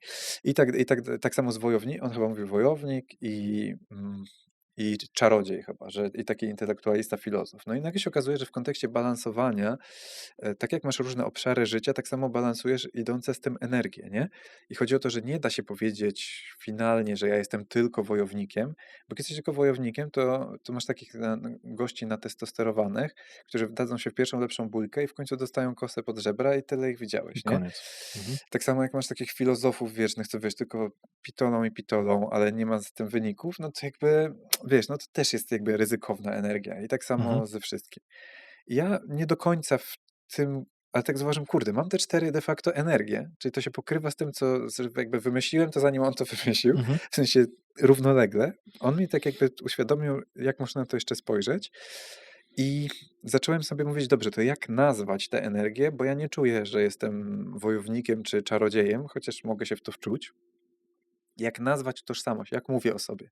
Mhm. Dla mnie powiedzenie, jak byłem przedsiębiorcą, że chcę być właścicielem i że jestem właścicielem de facto tej firmy, zmieniło mi w ogóle sposób, w jaki buduję te rzeczy. Zwróć uwagę, że to buduję jako architekt, a nie jako wykonawca, a przedsiębiorca jest de facto wykonawcą. W sensie przedsiębiorca jest osobą, która cały czas wymyśla, robi, i tak dalej, jakby i tak dalej. I jakby ja nie mówię, że nie jestem w ogóle przedsiębiorcą, tak jakbym miał wybrać, czy jestem bardziej przedsiębiorcą, czy właścicielem, to jestem właścicielem.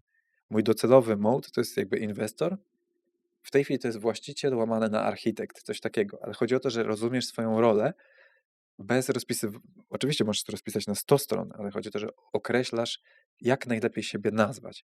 I to jest, wiesz, to jest wielka różnica. Wyobraź sobie ciebie, czy ty jesteś podcasterem, czy ty jesteś edukatorem na przykład. To są dwie zupełnie inne rzeczy. Czy jesteś, Tak. kurwa, zajebistym rozmówcą na przykład. To są zupełnie inne rzeczy. I Mhm. teraz pytanie, co jest korem twojej tożsamości i też jakie są różne energie w tym, które idą. No i teraz, wiesz, mam energię owner, to jest ta energia taka biznesowo-władcza. Mam contender to nazwałem, czyli to jest, jak masz w teście Gallupa Achievera mam, nie? W sensie, czyli osobę, która chce osiągać. I contender to jest po angielsku to jest coś innego niż zawodnik, bo po polsku bym powiedział zawodnik, ale nie jestem zawodnikiem. Ja jestem gość, contender ma w sobie coś takiego lekko niedocenionego, że cały czas prze do góry, że jesteś contender for the title, nie? W sensie o Mhm. pas, że cały czas mierzysz wyżej. I chodzi o Pretendent. to, taki pretendent, dokładnie, Mhm. ale pretendent z kolei po polsku sprawia, że jesteś kurwa tylko Tak, pretendentem, a dokładnie. contender nie ma tego. Mhm. Contender może Mhm. być, Mhm. wiesz, jakby i ja zawsze pamiętałem, bo jednak wychodzę z tego środowiska sportu walki mocno i trenowałem i byłem dziennikarzem w tym i pracowałem do tego UFC i tak dalej i nie tylko dla UFC, dla innych organizacji również polskich, zagranicznych. I dla mnie ten kontender odzwierciedla tę energię tej dyscypliny, tego, że idę na ten trening i od 1,5 roku nie odpuściłem ani jednego treningu boksu tajskiego. Dla mnie to świadczy, że jestem kontender, nie? A w biznesie przychodzę, siadam w tym swoim gabinecie i jestem owner. W sensie jakby mam widok na Warszawę, siadam, jest zajebisty widok, owner. I to wszystko przez wizualizowanie tego, gdzie chcę być, jak ma wyglądać moje biuro, jak mam, wiesz, ja nie trenowałem Muay Thai i jestem nadal w to cienki. Ja trenowałem brazylijskie jiu-jitsu, ale stwierdziłem, że nie będę, w sensie, że chcę się rozwinąć szerzej, nie chcę mieć takiego cienia wątpliwości, czy bym komuś najebał i że w związku z tym pójdę w kierunku tego.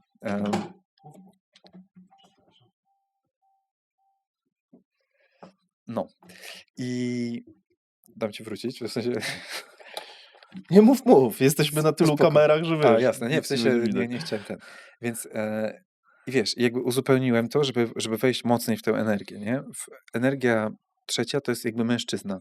W sensie po prostu, że nagle się okazuje, że miałem pewne deficyty męskości, które mnie zaprowadziły do tego, żeby wiesz, żeby pójść w sporty walki, żeby zacząć zarabiać, żeby udowodnić swoje miejsce, co zresztą naturalną chyba drogą każdego faceta, że czasem mówimy, wiesz, o tym gender pay gapie, który jest realny, w Polsce akurat jest bardzo niski, ale wchodząc na taki trochę kontrowersyjny temat, zastanówmy się, co się stanie, jak kobieta dostanie mniej pieniędzy. No w sensie dostanie mniej pieniędzy, zostanie skrzywdzona, jest to nieuczciwe, złe, nieuzasadnione często. Często mogą mieć wyższe kompetencje. Ale jakby nie zagraża to jej egzystencji. A co się stanie, jak facet będzie miał mało pieniędzy? Jego pole do rozmnażania się i przetrwania jego genów, wiesz, to jak nie zarabiasz i jesteś kobietą, to patrząc z kolei na dyskryminację mężczyzn dla równowagi, jak nie zarabiasz i jesteś kobietą, no to trudno. W sensie jakby społeczeństwo cię nie wytknie palcami, nie wyten. A mówiąc o facetach, którzy jakby nie mają dostępu do seksualności, nie wiem jak to powiedzieć, w sensie, no jakby są wykluczeni społecznie, bo kobiety nie interesują się nimi, ponieważ nie dają tego poczucia bezpieczeństwa. Dla Ale faceta, otruszyłeś. gruby, nie? Jo. To jest kwestia przetrwania. To jest kwestia przetrwania. I wiesz, chodzi mi No. o to, że ja najpierw z potrzeby impulsywnej musiałem to zabezpieczyć, żeby Jakby tu jakaś feministka siedziała, to by nas Nie, myślę, zjadła że tu. nie. W sensie, jeżeli ktoś myśli racjonalnie, No. przecież ja nie twierdzę, że gender pay Nie, gapu nie ma. Ja nie twierdzę, że to nie jest straszne złe. To jest bardzo złe. Tylko pokazuje, że jest też druga strona medalu, że facet nie ma wyjścia. On musi być agresywny i jest to ku temu predestynowany na poziomie różnego rodzaju hormonów, em, żeby że musisz chcieć więcej i podejmować to ryzyko, bo inaczej się po prostu kurwa nie rozmnożysz. W sensie jakby nie przyciągniesz. tak, Tak, tu to się kobieta zgadzam. wybiera. Tak, To jest tak, udowodnione, że tak, tak, to tak, tak, tak. No. facetowi nawet jak się wydaje, że podrywa, to jest udowodnione na takich badaniach z Mhm. kamerami, ze wszystkim, że to kobieta wysyła sygnał, że zapraszam cię, Tak, a jak nie chce, to nie chce i chuj. W tak, sensie nie jakby, zmusisz, no. więc i teraz pytanie, na czym ona cię oceni, na tym no wiesz, A jakby i w ogóle z tym jest jeszcze jeden fakt, że właśnie faceci, którzy faceci mają większą skłonność do ryzyka i mniejszą obawę na przykład przed wystąpieniami publicznymi, bo dużo więcej w życiu mieli odrzuceń niż kobiety właśnie w wieku, możliwe. wiesz, walki o związki, nie? Możliwe, absolutnie możliwe. No. I wiesz, i chodzi o to, że no w momencie, kiedy robi to się kwestią absolutnego przetrwania i okazuje się, że wiesz, jak zobaczysz też, ja czytałem o tym sporo, nie? Tam jakieś tam Mhm. książki o tym, jak ludzie się dobierają, bo to też starałem się inżynierować, jak tam poszukiwałem. I wiesz, nagle się okazuje, że nie musisz być bogaty, żeby przyciągać, ale musisz mieć jakąś formę statusu. Czyli jest udowodnione znowu, że jeśli jesteś garbatym szachistą, który nie ma pieniędzy, ale może być mistrzem szachowym, to wtedy szukaj w gronie szachów, gdzie będziesz autorytetem i będziesz miał wysoki status. To jest twoja jedyna szansa. Jakby, w sensie wiesz, no w sensie, ale szczerze, Zajebiste. a wiesz, jakby kobieta No nie musi tak, rozumiem. nawet nie musi wyglądać. W sensie jest, wiesz, są faceci z niską samooceną, będziesz miły do faceta i on Tak, no. automatycznie się Mhm. załącza, a mówi, o, tu jest szansa, idę w to, Mhm. nie? W sensie jakby, ja pamiętam jak byłem młodszy w jakimś gimnazjum czy czymś takim, jak mi jakaś dziewczyna coś miłego powiedziała, to ja się w niej zakochiwałem następnego dnia. W sensie ja mówię, ale fajnie, ale miło, coś tam, bo wiesz, miałem deficyt tego, bo w tym Tak. młodym wieku jako facet jesteś nikim. Twoja No. koleżanka, znamy to wszyscy, nie to jest żaden red pill content, tak? Znamy to wszyscy, że twoja koleżanka z roku, ty jesteś jeszcze nieudowodniony, nie masz zasobów, nie masz, wiesz, nie jesteś niesprawdzony, a do niej podbija 30-letni gościu, który ma firmę, podjeżdża, wiesz, Audi A6 tam powiedzmy Tak, i nie wiesz, do no jakby ona no. mówi, ty, no mogę wybrać albo jakiegoś gościa, co ledwo skleja 2 zdania, albo jakiegoś gościa, który, wiesz, fajnie wygląda, może mnie gdzieś zabrać, może gdzieś fajnie i tak dalej. I co, będziemy je winić? A tak samo nie ma się co obrażać, że jednak później ta sytuacja się trochę odwraca, nie? Sweet spot dla facetów jest 34 lata, w sensie ja mam 33, urodziny mam w czerwcu, więc zbliżam się do sweet spotu i później będzie gorzej, w sensie, że jakby atrakcyjność faceta spada. Dla kobiety to się zaczyna wcześniej. To jest Tak, tak, i tak. Że pik atrakcyjności, w sensie, że już jakby tak statystycznie w badaniach wychodzi 34 lata no dla tak, facetów. tylko że z Dla drugiej kobiet to strony jakoś dużo mniej, w sensie nie tylko powiem no ile. tak, dla kobiet to się zgadzam, z tym, że, jakby patrząc na status, no to faceci jednak gdzieś, kurczę, no chyba statystycznie po 50 zaczynają być Co też statusowo pokazuje, że nie liczą się tylko pieniądze, tak? No bo jakby gdyby tak było, to świat byłby mega smutny, tak? A na szczęście jakby zarówno kobiety, jak i mężczyźni patrzą trochę szerzej niż wygląd i czy pieniądze, tak? Czy jakieś tam szerokość bioder, czy wzrost, nie? No bo jakby to też jest jeden z kluczowych czynników, nie? Tam No tak, ale mówię, że na status to status i... nie składają się tylko pieniądze, nie? No No nie, ale nie, właśnie on też może być inteligencja, może też, w wiesz odpowiednim gronie, bo w tak, sensie wiesz, jak pójdziesz na trening Muay Thai i będziesz błyszczeć inteligencją, to szybciutko zostaniesz wyjaśniony. tak.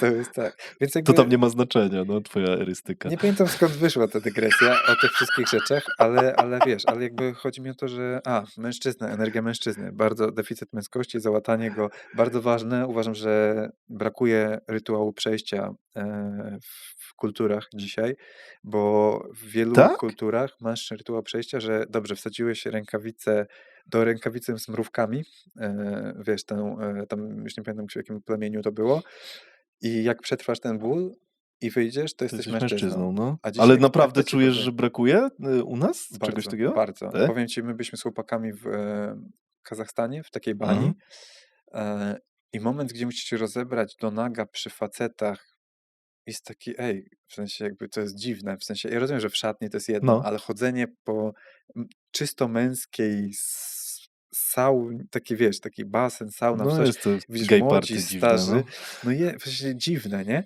A dla nich to jest właśnie miejsce, gdzie są tylko faceci, którzy uczą cię, co to znaczy być facetem i tak dalej. Oczywiście to jest tradycyjne i nie mówię, czy to jest model docelowy, czy on jest dobry, bo ja No. nie chcę wchodzić w te typy, czy płeć jest to kurwa kulturowa, czy biologiczna, bo prawda jest trochę po środku. Ja nie jestem ani po jednym obozie, ani w drugim i mówię tak serio, nie żeby Bezpiecznie. wyłagodzić. Nie, No, właśnie niebezpiecznie, szczerze. W no. sensie kultura ma ogromny wpływ na to, jak postrzegamy Tak. rzeczy, jest to jest udowodnione, tak? I I jak biologia też ma i nie negujmy tego, tak? Więc jakby, ale ja nie, to nawet AI, super intelligence nie wyjaśni tego, w sensie wiesz, AGI tego nie wyjaśni, więc jakby moim zdaniem to jest bitwa ideologiczna, a nie merytoryczna już dłużej, więc ja po trochę prostu tak, z no. moich obserwacji widzę, że brakuje tego rytuału przejścia, brakuje nauki tego, co jest mężczyzną, co to znaczy być mężczyzną, kiedy się nim stajesz i tak dalej, nie? A Więc nie jakby, myślisz że, mi nie wiem, ja nie czuję tego, że brakuje, nie? okej. Nie myślisz, że, Może nie miałeś tego deficytu, nie? Bo ja na przykład trochę ludzi, którzy mają i w okej, sensie, wiesz, ja też na przykład, wiesz, wywodzę się, mój ojciec był artystą, więc jakby on też nie miał tych takich tradycyjnie dużo. Mnie bardzo imponowało, jak na przykład się postawił i tak coś mówił, że wiesz, że coś tak czy nie, ale to było rzadko. Przez no to większość mój się za czasu mocno on stawiał. siedział, no może dlatego nie masz tego deficytu, nie potrzebowałeś tego, nie?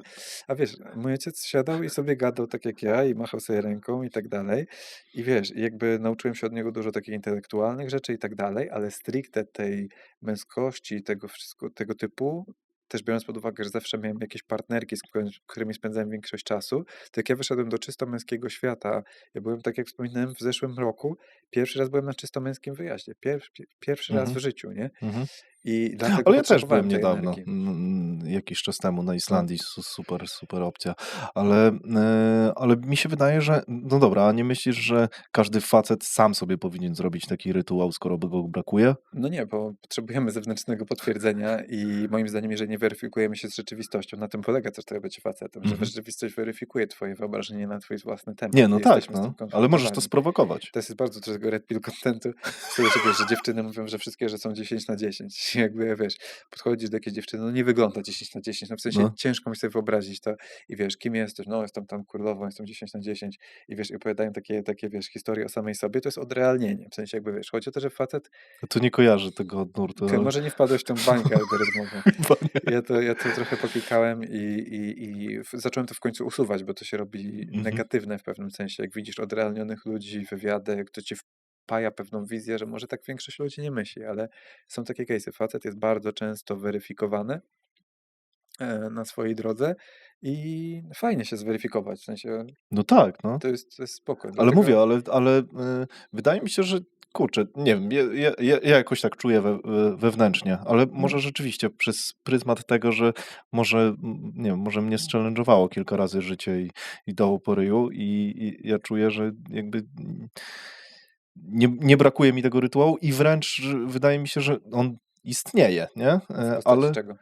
w postaci społeczeństwa, no, które gdzieś cię w pewnym momencie challenge'uje, życie cię challenge'uje w pewnym momencie, nie? No tak, No, ale wychodzisz, pytanie, gdzie jest ten wychodzisz z moment, gdzie domu. mówisz, że nie jestem już Tak, chłopcem, nie jest tylko jestem oczywiście, mężczyzną, nie? W sensie nie jest ostry. nie masz bar micwy, czy wiesz, czy Tak, jakiegoś tam czegoś, nie? W nie ma sensie to czegoś chyba, że takiego, no. bierzmowanie będziemy tak traktować. Ja nie miałem, może dlatego.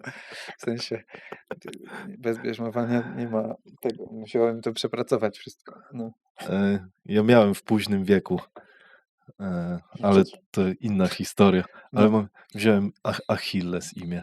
O, bardzo ładne, bardzo ładne. Bardzo mi się podoba to. Idol Aleksandra Wielkiego. W sensie, on spał z Iliadą pod poduszką prawie, nie?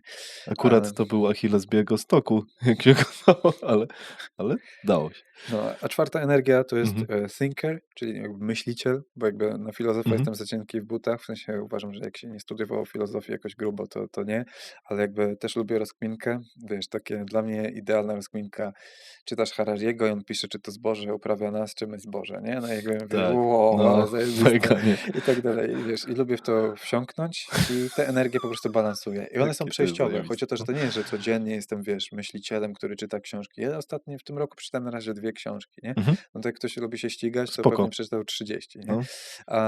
Ale chodzi o to, że ja wiem, że jak przyjdzie taki moment, że przeczytam 7 w tydzień, Mhm, bo jakby po prostu usiądę i od rana do nocy będę czytać i się nurzać w tych rozkminkach i tak mhm. dalej, nie? Ja lubię książkę 2-3 razy przeczytać No nie, jedną, to ja bym nie? nie dał rady. W Tak? sensie No to polecam, bo Scaling Up chyba tylko przeczytałem z 4 razy aha, i może Władcę Pierścieni, czy okej. coś Ale takiego, to no. wiesz co, to jest dobry filtr. Ja sobie ostatnio nakładam, że No, zaczynam czytać książki, które chcę, postanawiam w trakcie czytania, że będę czytał jeszcze raz. To jest okej, taki filtr, że nie czytam gówna, okej. Okej.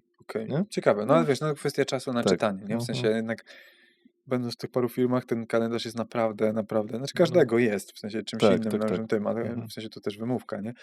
Nazwijmy to, wychwytuje to, ale chodzi o to, że wiesz, że no naprawdę tam się dużo dzieje i dlatego raczej już coś nowego, wolę zrobić dobre notatki, wrócić do notatek, wracam z książek, nie? To też mhm. było jasne. I one tworzą taki mój second brain, który kiedyś gdzieś tam też wepnę mocniej w AI jeszcze i sobie z nim będę gadać, nie? Tak, to już jest trochę takich pomysłów, to jest kozak. Mam znajomego, który właśnie teraz testuje taki model. Też się zgłosiłem na testy tej apki, Czy bo już trochę to mamy punktowo, nie? W sensie jakby mhm, mamy AI, co wyciągają wnioski, mhm, wpiętego w Wikipedię firmową, możesz pogadać z Wikipedią mhm, firmową, ale to jeszcze nie jest jakby model decyzyjno-frameworkowy, tylko bardziej informacyjny, nie? mhm.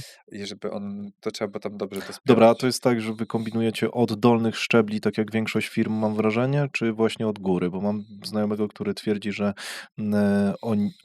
im jest łatwiej zacząć właśnie od topki, czyli może nie No? topki, od menadżerów średniego szczebla, niż od takich A co na zadań. przykład? W sensie Na przykład, chodzi o na zadania? przykład robią sobie taką właśnie bazę wiedzy, którą dzielą na 4 główne obszary w firmie i oni też szkolą na przykład programistów i jest tak, że dzięki temu, że stworzyli sobie taki model AI-owy, uczniowie, programiści, którzy są szkoleni, 85% rzadziej odzywają się do mentora, tylko do tego AI-a, nie? I to jest na przykład taki model. Albo odbicie myśli właśnie, tak jak mówisz, zamiast menadżera średniego szczebla, że pierwszą twoją drogą wyboru nie jest odezwanie się do menadżera, czy top level Jasne. jakiegoś executive, tylko właśnie do tego AI-a, który Fajny ma tą wiedzę. pomysł, w sensie ciężko mi sobie to wyobrazić bez dobrej bazy wiedzy i Tak, danych w firmie, więc muszą to mieć, skoro to robią. to My podchodzimy do tego tak, że mhm, moim zdaniem, nawet nie moim zdaniem, tak się po prostu robi, automatyzujesz mniejsze rzeczy i mhm, łączysz je w większe automatyzacje. I teraz to, czego nie robi 95% firm, albo przynajmniej żadna, której znam, która jest naszą konkurencją, to jest budowanie jednego źródła prawdy o danych w firmie w tle. mhm. Czyli jakby w tle powinna powstać baza danych, która zaczyna zbierać każda kolejna automatyzacja w każdym kolejnym procesie, powinna odkładać. Jak zaczniesz widzieć, że firmy no-codowe zaczynają mówić o jednym źródle prawdy w firmie, to pamiętajmy tylko, kto to mówił, bo czasem mam wrażenie, że no, to jest dziwne, że są jakieś mało dojrzałe firmy, które czegoś nie robią, potem to podłapią i jakby mówią, że to jest ich, czy coś Mhm. takiego. Ja nie mówię, że ja wymyśliłem to, tylko No, chodzi o no. to, że nie widzę tego no-code'owy w tych firmach przynajmniej. I jest to jedno źródło prawdy w firmie i masz coraz więcej, coraz lepszej jakości danych w firmie, standaryzujesz te wskaźniki i to jest Mhm. bardzo ważne.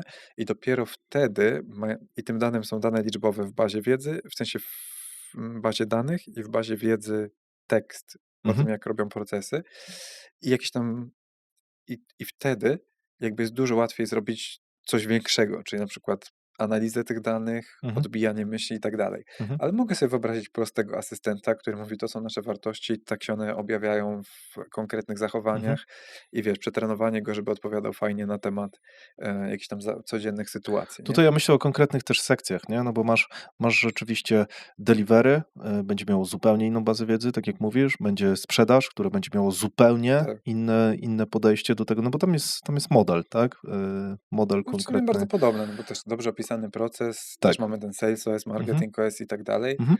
No tylko u nas gdzieś tam, zanim się zaczniemy bawić w podejmowanie, bo jedna sprawa to jest doradzić, a druga to jest jakby Tak, podejmować tak, no decyzje czy coś tam, no to jakby oczywiście. to musimy mieć to Mhm. bardzo dobrze zmapowane i fajnie zazębione. Nam raczej chodzi o to, żeby obniżyć koszt pozyskania klienta, obniżyć, w sensie Mhm. wszystkie unit economics poprawić, no bo wtedy, tak jak mówiłem, możemy połykać inne firmy na wyższym mnożniku Mhm. naszej wartości, bo co z tego, że macie tyle samo obrotu, jak my kręcimy wszystko, kręcimy korbą 3 razy szybciej, sama się kręci korba i mamy z tego 3 razy tyle, więc mamy superior model taki, powiedzmy, Mhm. Yy, ale no to w sensie to jest główny cel, a nie to, żeby tam, wiesz, za menedżera ktoś odpowiedział, co Mhm. też pewnie oszczędza czas i pieniądze, nie?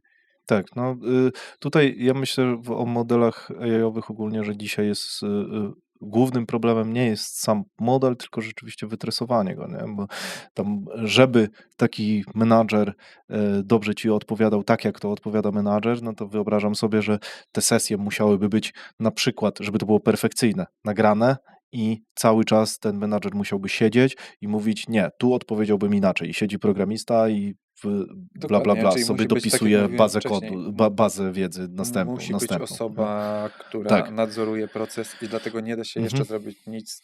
Znaczy da się Znaczy to coś, są ale setki bez godzin, człowieka. ale jak, Musi być ale, człowiek. ale jak się usiądzie te setki godzin i odrobi tą pracę domową, no to wierzę w to, że da się to zrobić. Ale opisać model, w którym działamy dokładnie, czyli Mhm. jakby, że sprawdzamy, co wypluwa AI w coraz większej liczbie miejsc i ludzie raczej sprawdzają, co wypluwa AI i to poprawiają, zamiast to pisać od zera, robić od zera, Tak, wykonywać. Więc jakby tak. to, dlatego uzyskamy przewagę nad firmami, znaczy już uzyskaliśmy w sumie, nad tymi, które tego nie robią. Mhm. I w to chcę ładować więcej kasy i zasobów, nie?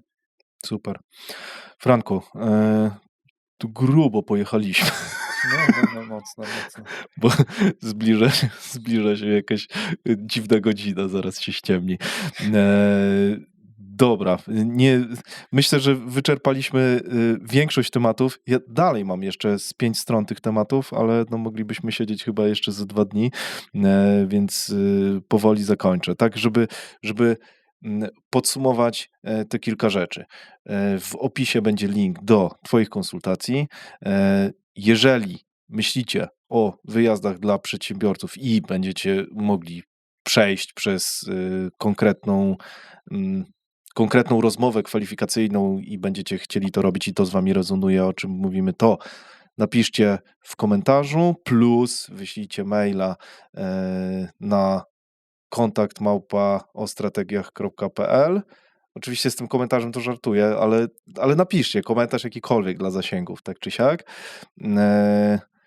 No, o twoich konsultacjach mówiłem. No i co? I miejsce dla ciebie, możesz jakąś reklamę wstawić za darmo. Nie, myślę, że tyle się nareklamowałem, że wystarczy. To jeszcze raz dzięki za zaproszenie i za fajną rozmowę. No, ja się zajebiście bawiłem. Ja Mam również, nadzieję, że ja ty też. również, tak. Dzięki. Krótka wstawka z podsumowaniem. Dzięki, że zostałeś do końca. Zgaduję, że jako jeden z nielicznych chciałbym ci się odwdzięczyć. Zauważyłem, że YouTube zaczyna zamykać się na komunikację bezpośrednią z widzami, więc stworzyłem listę mailingową do tego celu. Tylko tam będę publikował niektóre treści, te, które uznam za najbardziej wartościowe lub intymne bo uważam, że tam będą tylko ludzie, którzy najbardziej mi ufają. Zadbam, żebyś nie przestał. W mailach możesz spodziewać się m.in. zakulisowych nagrań z gośćmi. Co ważne, nigdzie indziej niepublikowanych. Wartościowej wiedzy o YouTube dla biznesu i sprzedaży, bo tym trochę się jaram, i oczywiście wszystkich informacji przydatnych w rozwoju biznesu, zarządzaniu, ogólnym rozwoju, wzroście, diecie, ćwiczeniach, rutynach i tym podobnych. Będą tam tylko wartościowe materiały wysyłane rzadko. Pewnie raz na miesiąc będzie dobrze, ale to też dopiero za kilka miesięcy. Obiecuję Ci, że nie będę używał automatyk z dużą częstotliwością. Wszyscy znamy miejsca, gdzie codziennie dostajesz maile z naciskiem na zakup 100 kursu. Mnie to też wkurza i wiem, że nie zadziała w moim przypadku. Wierzę, że jak masz coś wartościowego, to nie musisz do tego natarczywie namawiać. W skrócie, jeśli znajdę coś wartego Twojej uwagi, podzielę się tym z Tobą. Jeśli nie, to nie pojawi się w Twojej skrzynce. To pewna osobista obietnica. Dzięki za zaufanie i za Twój czas, bo to najcenniejsze, co mogłem od Ciebie dostać. Jestem Twoim fanem i mam nadzieję, że dzięki temu kanałowi coś kiedyś będzie dla Ciebie prostsze, tak jak zaczyna być dla mnie. Wracam gadać.